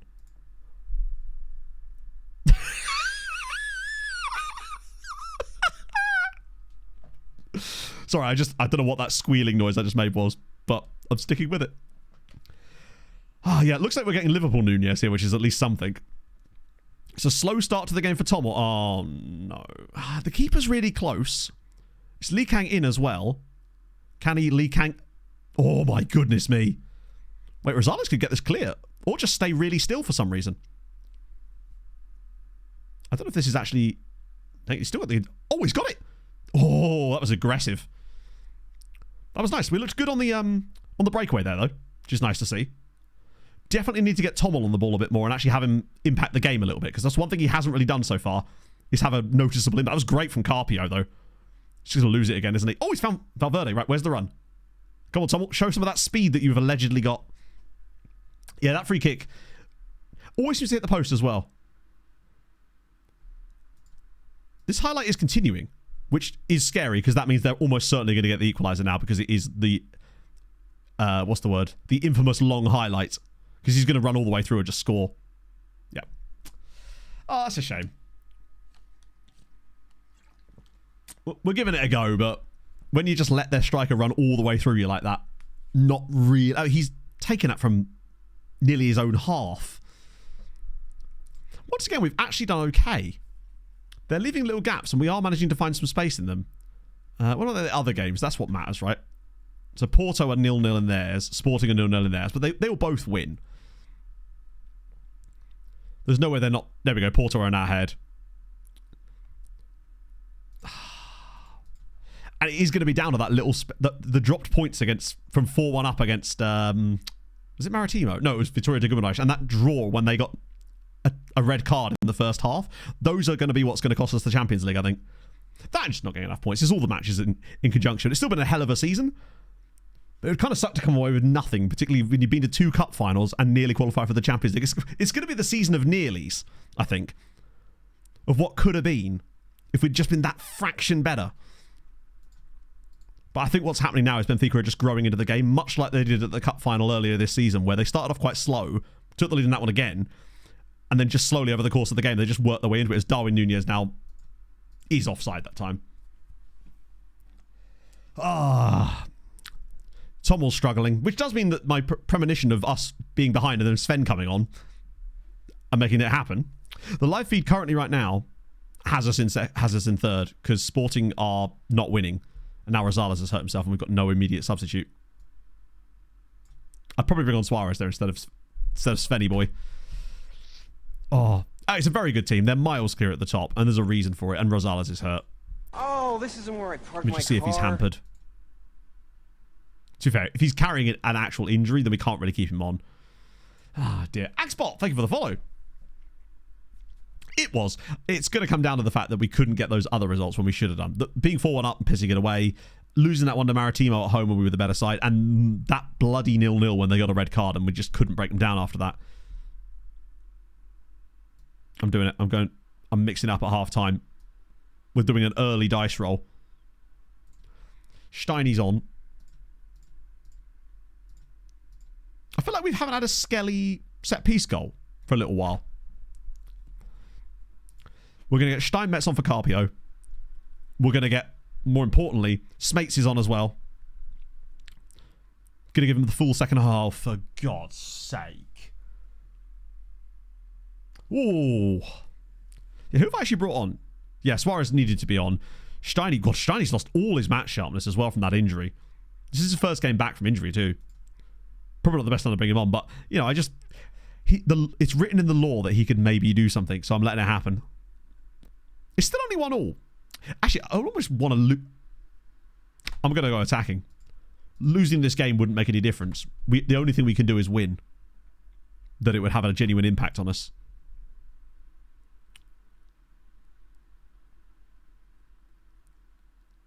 An early dice roll? Why not?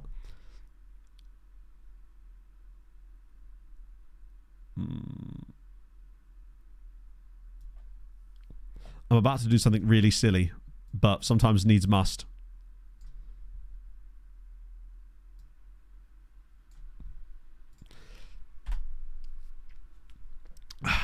Someone in the chat said it. I've decided... Oh, God. Never mind. Right, I was kind of hoping it was going to be right. Jesus Christ. We're going to have to make the changes anyway, but we've just not been there. Porto 2-0 up against Cassiopeia. It does genuinely look like Sporting are not going to beat them as things stand. But the thing is, now we need 2 goals. We need Sven to do miracles, Booty to do something. I mean, Booty has no right to be playing in this match right now. But I'm just hoping that the power of memes could maybe earn us some magic here. Oh, Darwin's through again. Oh, it's deflected off the defender as well. This is a classic you're just playing against the team that are better than you type of game, where the types of goals that you concede and score are just all over the shop. Yeah, it looks like we're going to need a few more now.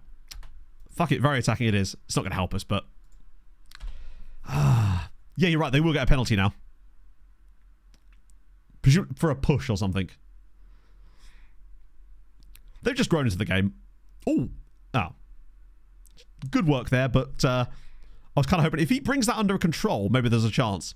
It's 4. Yeah, we're cooked. They're just much better. This is exactly the same as the cup final. Oh yeah, the goal difference is irrelevant. But we are definitely fucked now. We've not been that good. Let's be honest, they've been better than us. It's just kind of gone up in flames towards the very end of the game as we had to start throwing bodies forward. As if Sporting are actually losing to Portimonense, which actually does help us because it means that we will at least be in the Europa League group stage guaranteed. By coming third. Third. We're finishing above Sporting in our first season in the top flight. That's impressive. And there's still a chance that we could win a cup. Although not with this kind of... Hi, have we heard what defending actually is? Because I'll tell you what, we've not been doing it much in the second half here.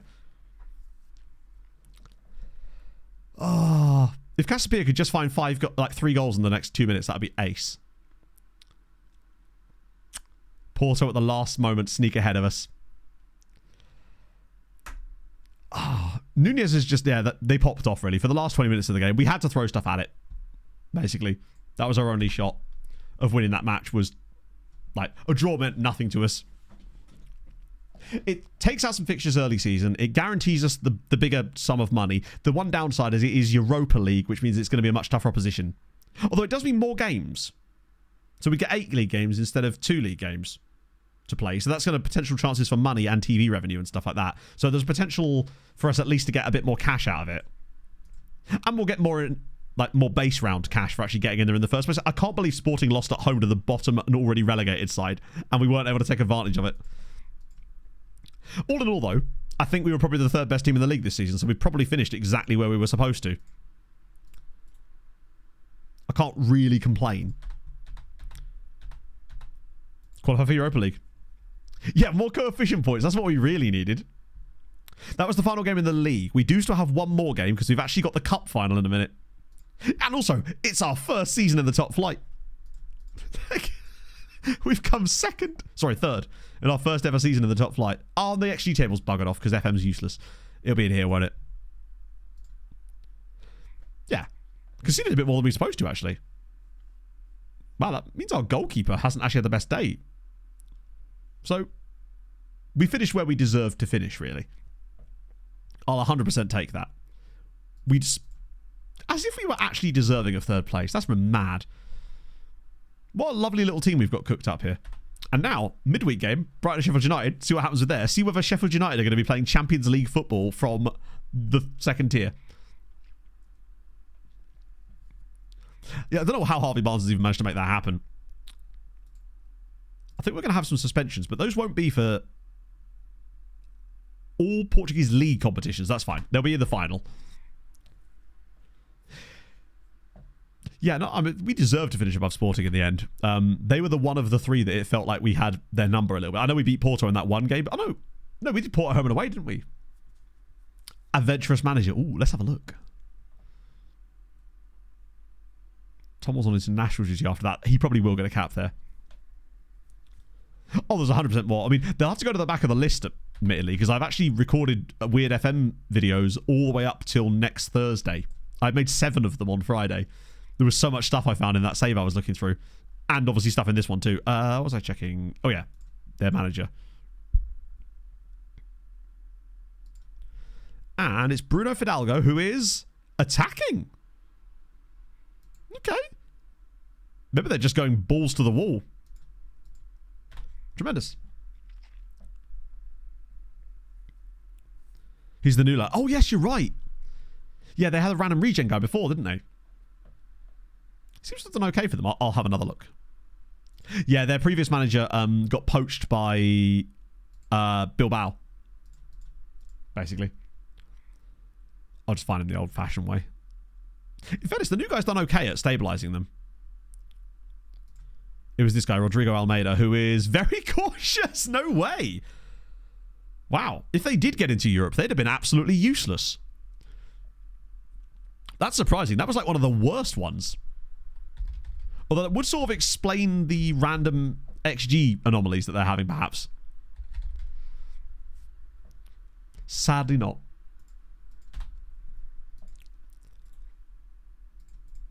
I think it's just an absolute anomaly then, isn't it?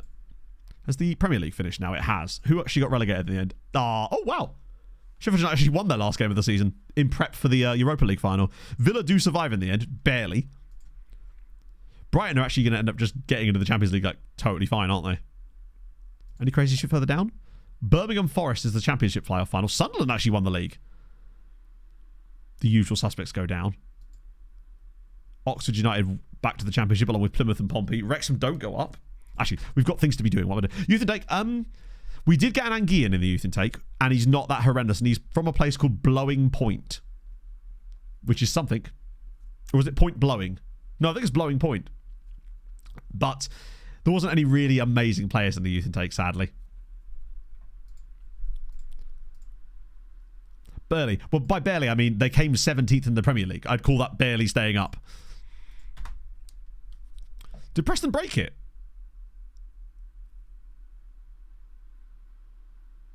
They had like 20 points there, didn't they? That's pretty low.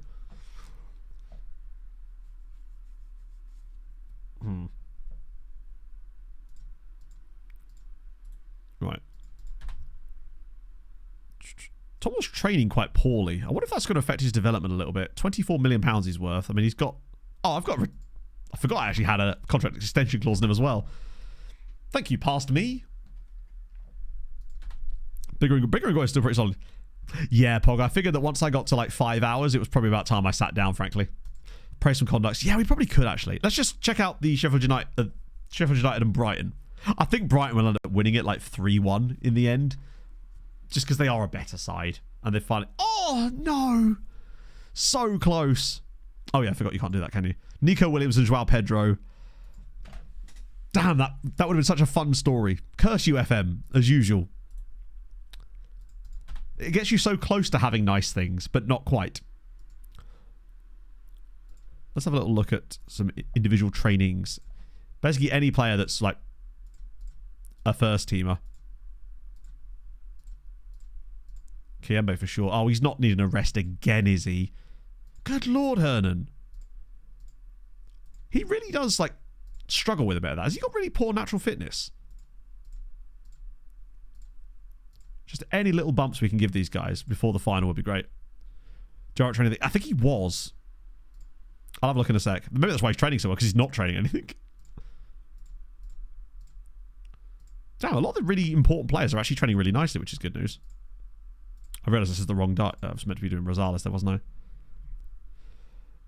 Like, you got, average, but not amazing. Like, the Anguin guy's fine, but he's unlikely to be a player that ever really makes much of an impact. He's probably, like, second division quality at a push. I think that was, ironically, most of the first team. So Diarra... Actually, it makes so much sense to just immediately whack it. I think the reason I didn't put him on a focus because I wasn't sure what I actually wanted to do with him yet, but I 100% want to work on the marketing positioning. That might explain why he was playing poorly. Well, not playing poorly, but the ratings weren't quite there. Portman sacked the manager after he beat Sporting on the final day. Ungrateful swine, a lot of them. Nearly there.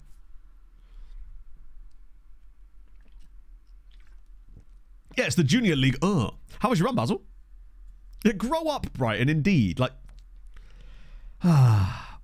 third, yeah, so we lost to Benfica on the final day. We took the lead, but Porto won, and it just wasn't enough. Basically, in the second half, we had to start throwing bodies forward, and we couldn't. They're just much better than us, really. We had no right to even be in that battle. Like, the reason that we didn't succeed was because of... That wasn't the reason. It was the other games that we dropped points in. Browns had to move to Portsmouth. Really? 1.8 million. Why is it, with all of our other players driving values up through the roof, that he, for some reason, is still worth sod all, despite being just as good as all the other guys that we've got in this team? Like, Diarra, isn't he worth like 10 million? 25 million.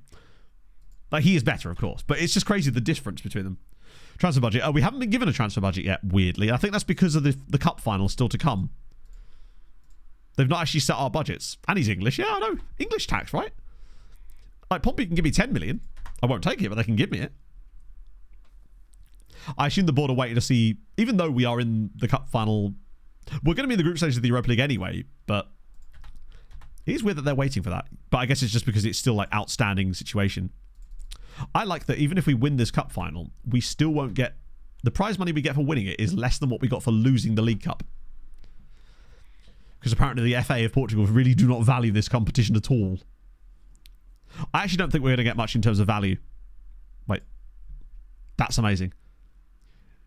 UCD are offering Jeff Hendrick a coaching job as a manager. Love that for Big Jeff. He'll bring through the next... Muk Moldovan. Different club entirely, but... Oh. UCD and Jeff Hendrick are about to pop off. We'll end up running them into the Champions League in a few years. Wait, why is there a random league game a week after the season's finished? Or is that the... Oh, that's the playoff, isn't it? Also, question chat. I noticed this before, but this happened after our season. What the fuck does that mean? Why does it have underneath 3 points and then 0 points?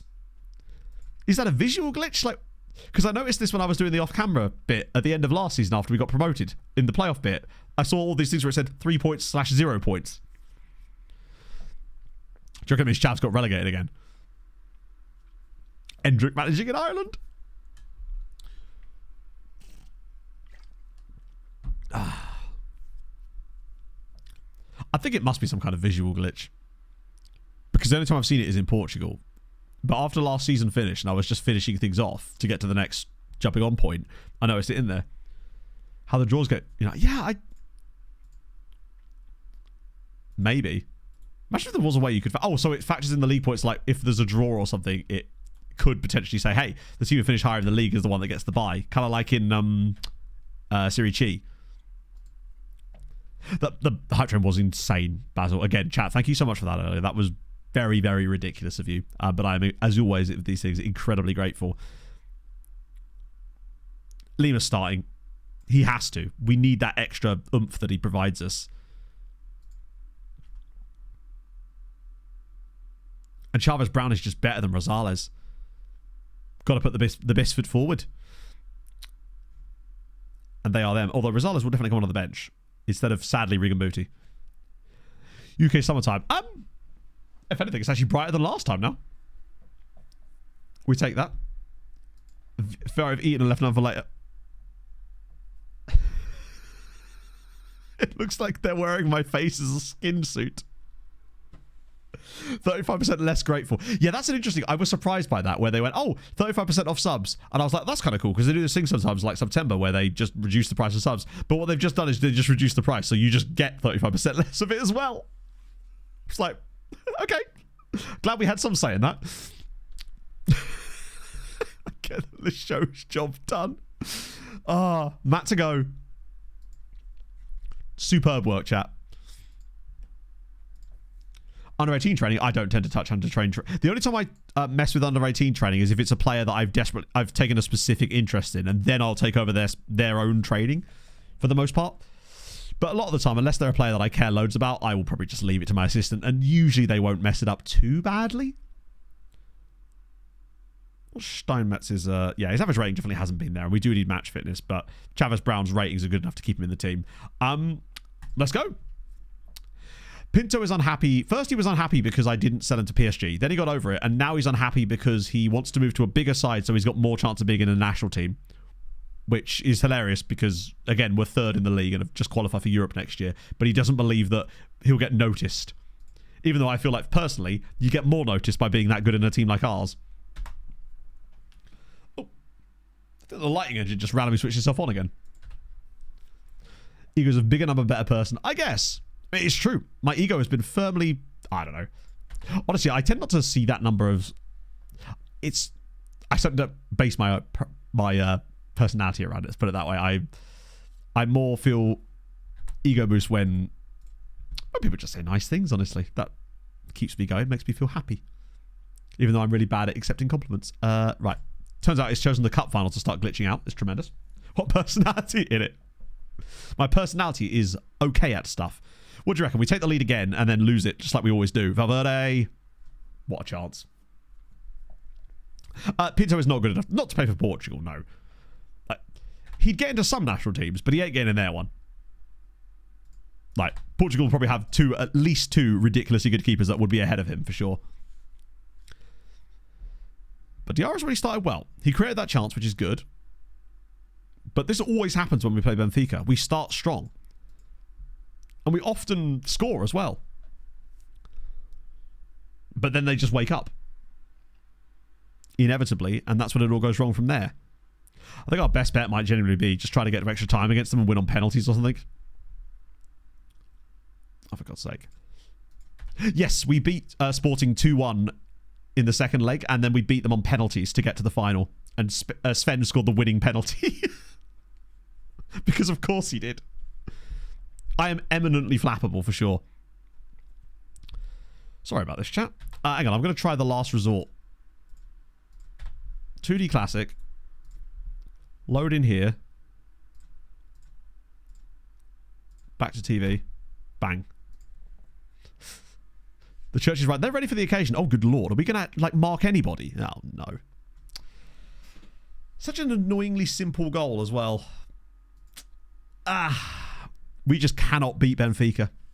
This is going to be the 5th time that we've played them this season. No. 4th time that we've played them this season, and we'd have lost every single damn one of them. It's really impressive that he makes that pullback to Kirk Miners there, who is actually, I think, going to win Player of the Year in this division. We're just not there. We need a bit of luck. That's a good point. We have taken the lead, I think, against them in every single game so far. So us going behind does give us the chance at least to turn it around. Here we go. Valverde onto Skelly's head to get us back in it initially. Nah, because we're missing those. Those chances have got to be goals.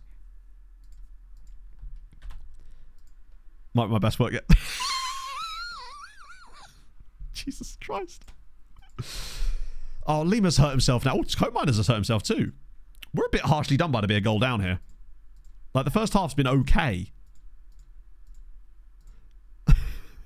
Just incredible work. Lima's going to have to come off, though. Which means it is going to be a second half of Oriola. Hadrian's finally got the meme bug. You'll love to see it. Bacon have a day off.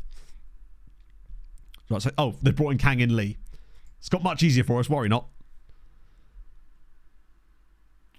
That must be offside, right? Yeah. Some meme folder. I'm sure they'll put people of their memes today. I still think my favourite one is the one of me as that woman. That needs to be an emote for the random hype trainery we get sometimes, just for that alone. I think I do have some emote slots left. Yeah, it is Paul Ocon, I think.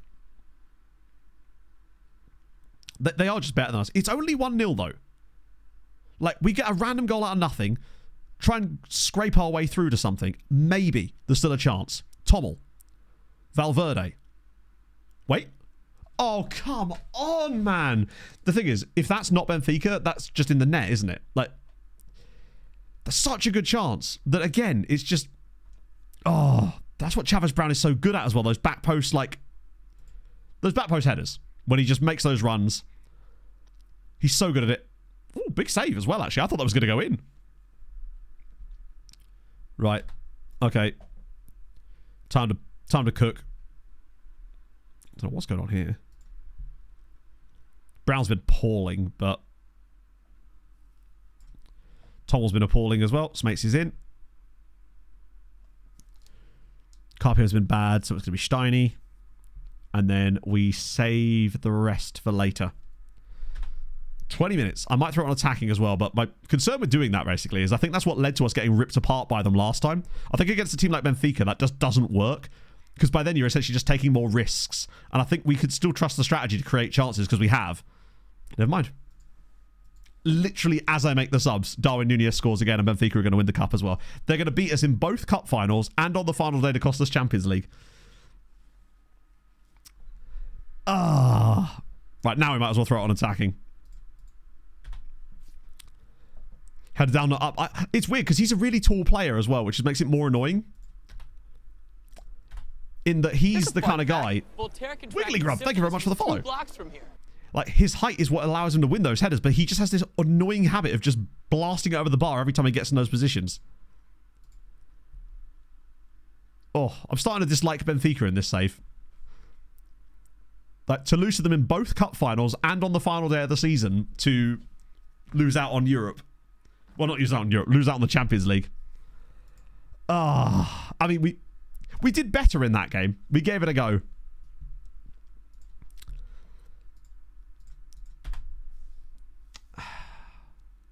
I think Benfica are already working their way onto the list. They've absolutely destroyed any chance. Like, we lost 2 cup finals this season. We also got to 2 cup finals. So I guess it's like a glass half full, glass half empty type of situation. Reaching 2 cup finals in our first season in the top flight is insane. Coming 3rd in the league in our first season in the top flight is insane. So I can't be too disappointed with us, but it's like so close to what would have been an absolutely monumental season as opposed to what it was, which was already an already monumental season. You can just get no money. What I do want to see, though, is how much money we're going to get for next season. First time I've ever seen it. Yes, Jesus Christ, that is a lot of... Then again, he'd have to play those games. But yeah, ignore this and ignore his age. He could be any age, basically, and this is almost certainly incorrect. Yoshi is the guy, for sure. But I question whether we're going to be able to get him as a Europa League team. That's the problem. But I do want to know... I want you guys to know as well how much money we're going to be working with on Tuesday. Because with the debt that we're in, I worry the board aren't going to give us much money. Even though we qualify for the Europa League. 7-hour catch-up again. Close to 6 hours. So again, Voddies. Since I did this last time and you seem to like this. Voddies, if you could write Wrigley's Extra in the chat if you've reached 5 hours 40, that would be just lovely. This chewing gum. And you know what? I like doing the occasional longer stream, honestly. And hopefully it's good for the Voddies as well, provided they're entertaining enough, right? I feel like, once again, chat, I owed it to you. How is it that type trading stuff has happened on the 2 really, really long streams that we've done? It's not like I'm deliberately extending them. Chat have misunderstood the assignment. I respect it. Potential move. I don't think I want to move this summer. I definitely want to play with them in Europe. End of next season, maybe, depending on where things are at. Right, here we go. What do you reckon? So we can finish off on a good budget. I reckon we get a budget of 2 million and 20,000 in wage budget. Yeah, we'll see who wins those other ones as well. Okay, wait. It's not very much because they've basically given us no extra wage budget. So it's more like that. We're not working with a lot of money. Let's put it this way. We'll have to make our own money. And I think that money's going to come in the form of Herman Kiembe. Sadly. I think that's how we finance our little run at the Europa League next season, is by selling Herman Kiembe. And that will allow us at least enough money to maybe build a team that can push for it. Buy players with installments. Yeah, but there's only so much you can do with that, really. We still need a decent amount of money up front, because if that Japanese guy, for example, we won't be able to buy with installments because it's a release clause. Top target you want to get? 1 second. I will absolutely show him. Wait, no, I do want to see that, actually. Because there's only one player that we have as like a top target right now that I actually desperately want to sign. The rest is all like players we haven't found yet. Although we do really need to get another right back. The Japanese lad is 5.2k. Sorry, 5.2 million. So it would be a good chunk. Oh, imagine he's signing for Benfica. And we still have to... Oh, no. That's the other guy. I bet he wouldn't even sign for us, would he? No. That was the other one I really wanted. Yeah, they want us to play really defensive foot. It's like, have they watched us? So yeah, the top signing that we really want is... That's the Patreon regions map. Also, Son of Akisha, I believe, is signing for someone... Oh, he was. Is... This guy here. Yoshiharu Hayasaka. This is the guy we really want. Because as a shadow striker, he is extraordinary. 20 years old, 5.2 million pounds. He's fast. He's agile. He's really, really fast. Good on both feet. He... Actually, it's a release scores of 3.7, weirdly. But why does it say 5.2 then?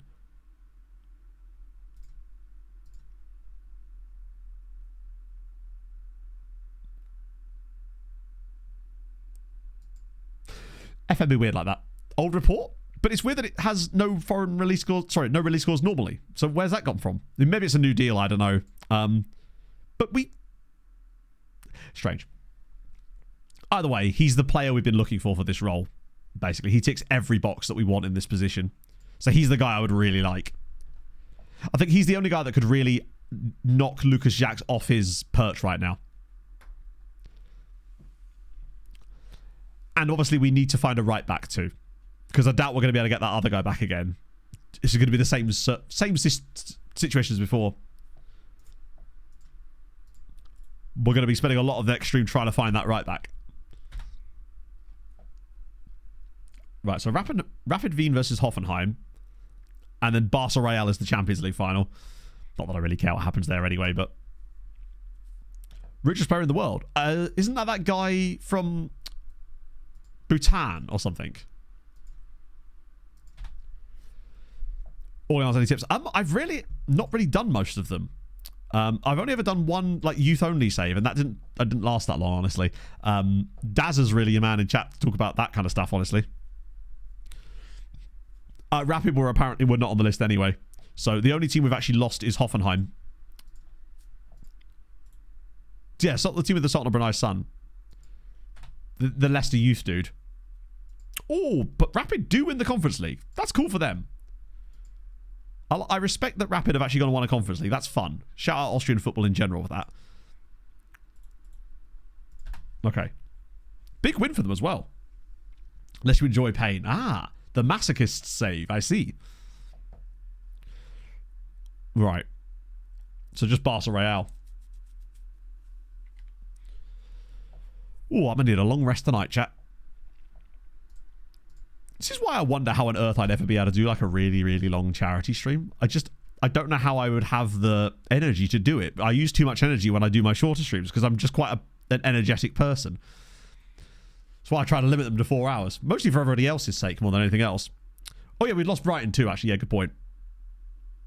I wish we'd have lost them by them being in the final and not winning it. Yeah, now they're all after Carriage. Rosales has called out Romero. Who are you? I've forgotten this guy. Oh, shit, I forgot we had this guy as well. We're taking a guess. I guess so, yeah. I don't know how I would do it. At some point, I really would like to do, like, even if it's just like a 12-hour charity stream or something like that, I would like to do something like that. But I think I would just crash out. Fake bulky. Is that the guy? The former Leicester youth player?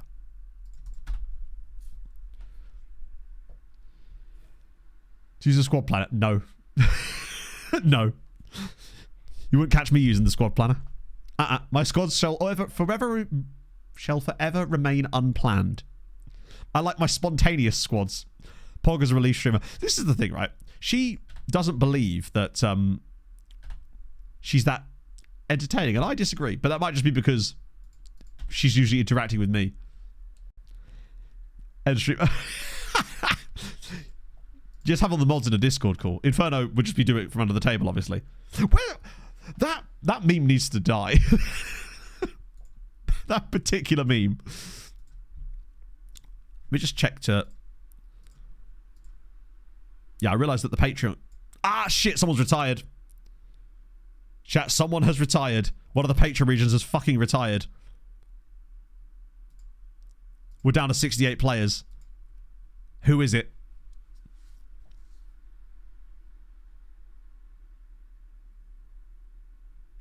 Shit. So Reginald Wham is still there. You're still there. Wanted by loads of teams, actually. I guess I couldn't extend their trial quick enough.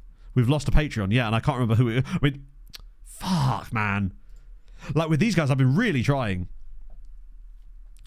But if you miss... Well, there we go. Darla's found a goal. It's your guy. What was your guy's name? So yeah, Aaron Darlow is going to Patro Eisden, which is fun. So we've managed to get another contract for one of them at least. Semyonov's. Ah, yeah, it's probably Semyonov's. Semyonov's was one of the 6, and he's the only one that's not there anymore. The issue with him is because he was at a Latvian team. No, they don't regen. When he was released by them, there was almost nowhere for him to go. Fuck, I'm so sorry. Usually it's around March. Oh, fuck. It's so tough to keep on top of it. If you miss it for like a couple of days after they like leave, and you normally have to wait a couple of days to bring them back, they could just kick off in that little tiny gap. Wow, that's a lot of call-ups. Tiara getting up into the... Oh, he's already got caps. The big Kiribati beach in the sky. Exactly, yeah. Scouting update. We'll return to that in a second. Right, here we go. Barca Real Madrid. I honestly don't care who wins this, to be honest. One of them. There we go. Wow, that is just the ultimate wonder kid battle, isn't it? Lamine Yamal scores, Endrick scores 2 late ones for Real Madrid, and they win another Champions League. I say another one. Have they actually won any in this save? Yeah, it's their second Champions League at the save, in fairness. Right, I'll save that there because I want to make sure... Oh, there's Lake Errol trying to leave Leicester. Damn, he's really good. There. Oh. What a week for Jeff. It does just look like the ultimate, like... Tell you what, though. The one season Manchester City players would have loved that game. Oh, I mean, they wouldn't have seen it because it's 9 seasons in, but oh my goodness, they'd have loved it. Bloody hell. I'm absolutely twatted, chat. Who's live this afternoon? We're not normally here this late on a Sunday, you see. I get confused, right? Who's streaming at this time of day? No, I haven't even got it filtered by English. And my normal options. Where's Salty or someone? Let's raid. Actually, is there even anyone with a face cam? There's a Polish dude here that speaks English. We like Poland. We're going to raid Kraha. I like reading people with face cams just because I feel like it's like the beginning of like taking yourself seriously as a streamer and stuff is having that little extra level of quality. I mean, even if a bad quality face cam is better than nothing, right? So we're going to raid Kraha, a Polish streamer, but he is streaming in English apparently. So we're going to try him out. 4 months. Silly man. So, yes, Tuesday, we'll be back with, well, us trying to build a team for the Europa League. With basically no money, maybe selling Herman Kiembe. It'll be a vibe. Yeah. Oh, dear. Thank you very much for joining me today, friends. This has been a nearly 6-hour stream. We'd love to see it. And I'll see you guys very, very soon. Thank you for everything earlier as well. Just incredible levels of generosity that I really don't deserve, but I am very appreciative of it nevertheless. So enjoy the rest of your day. Hopefully City don't do us a favour later. Or do us a favour by losing, I suppose.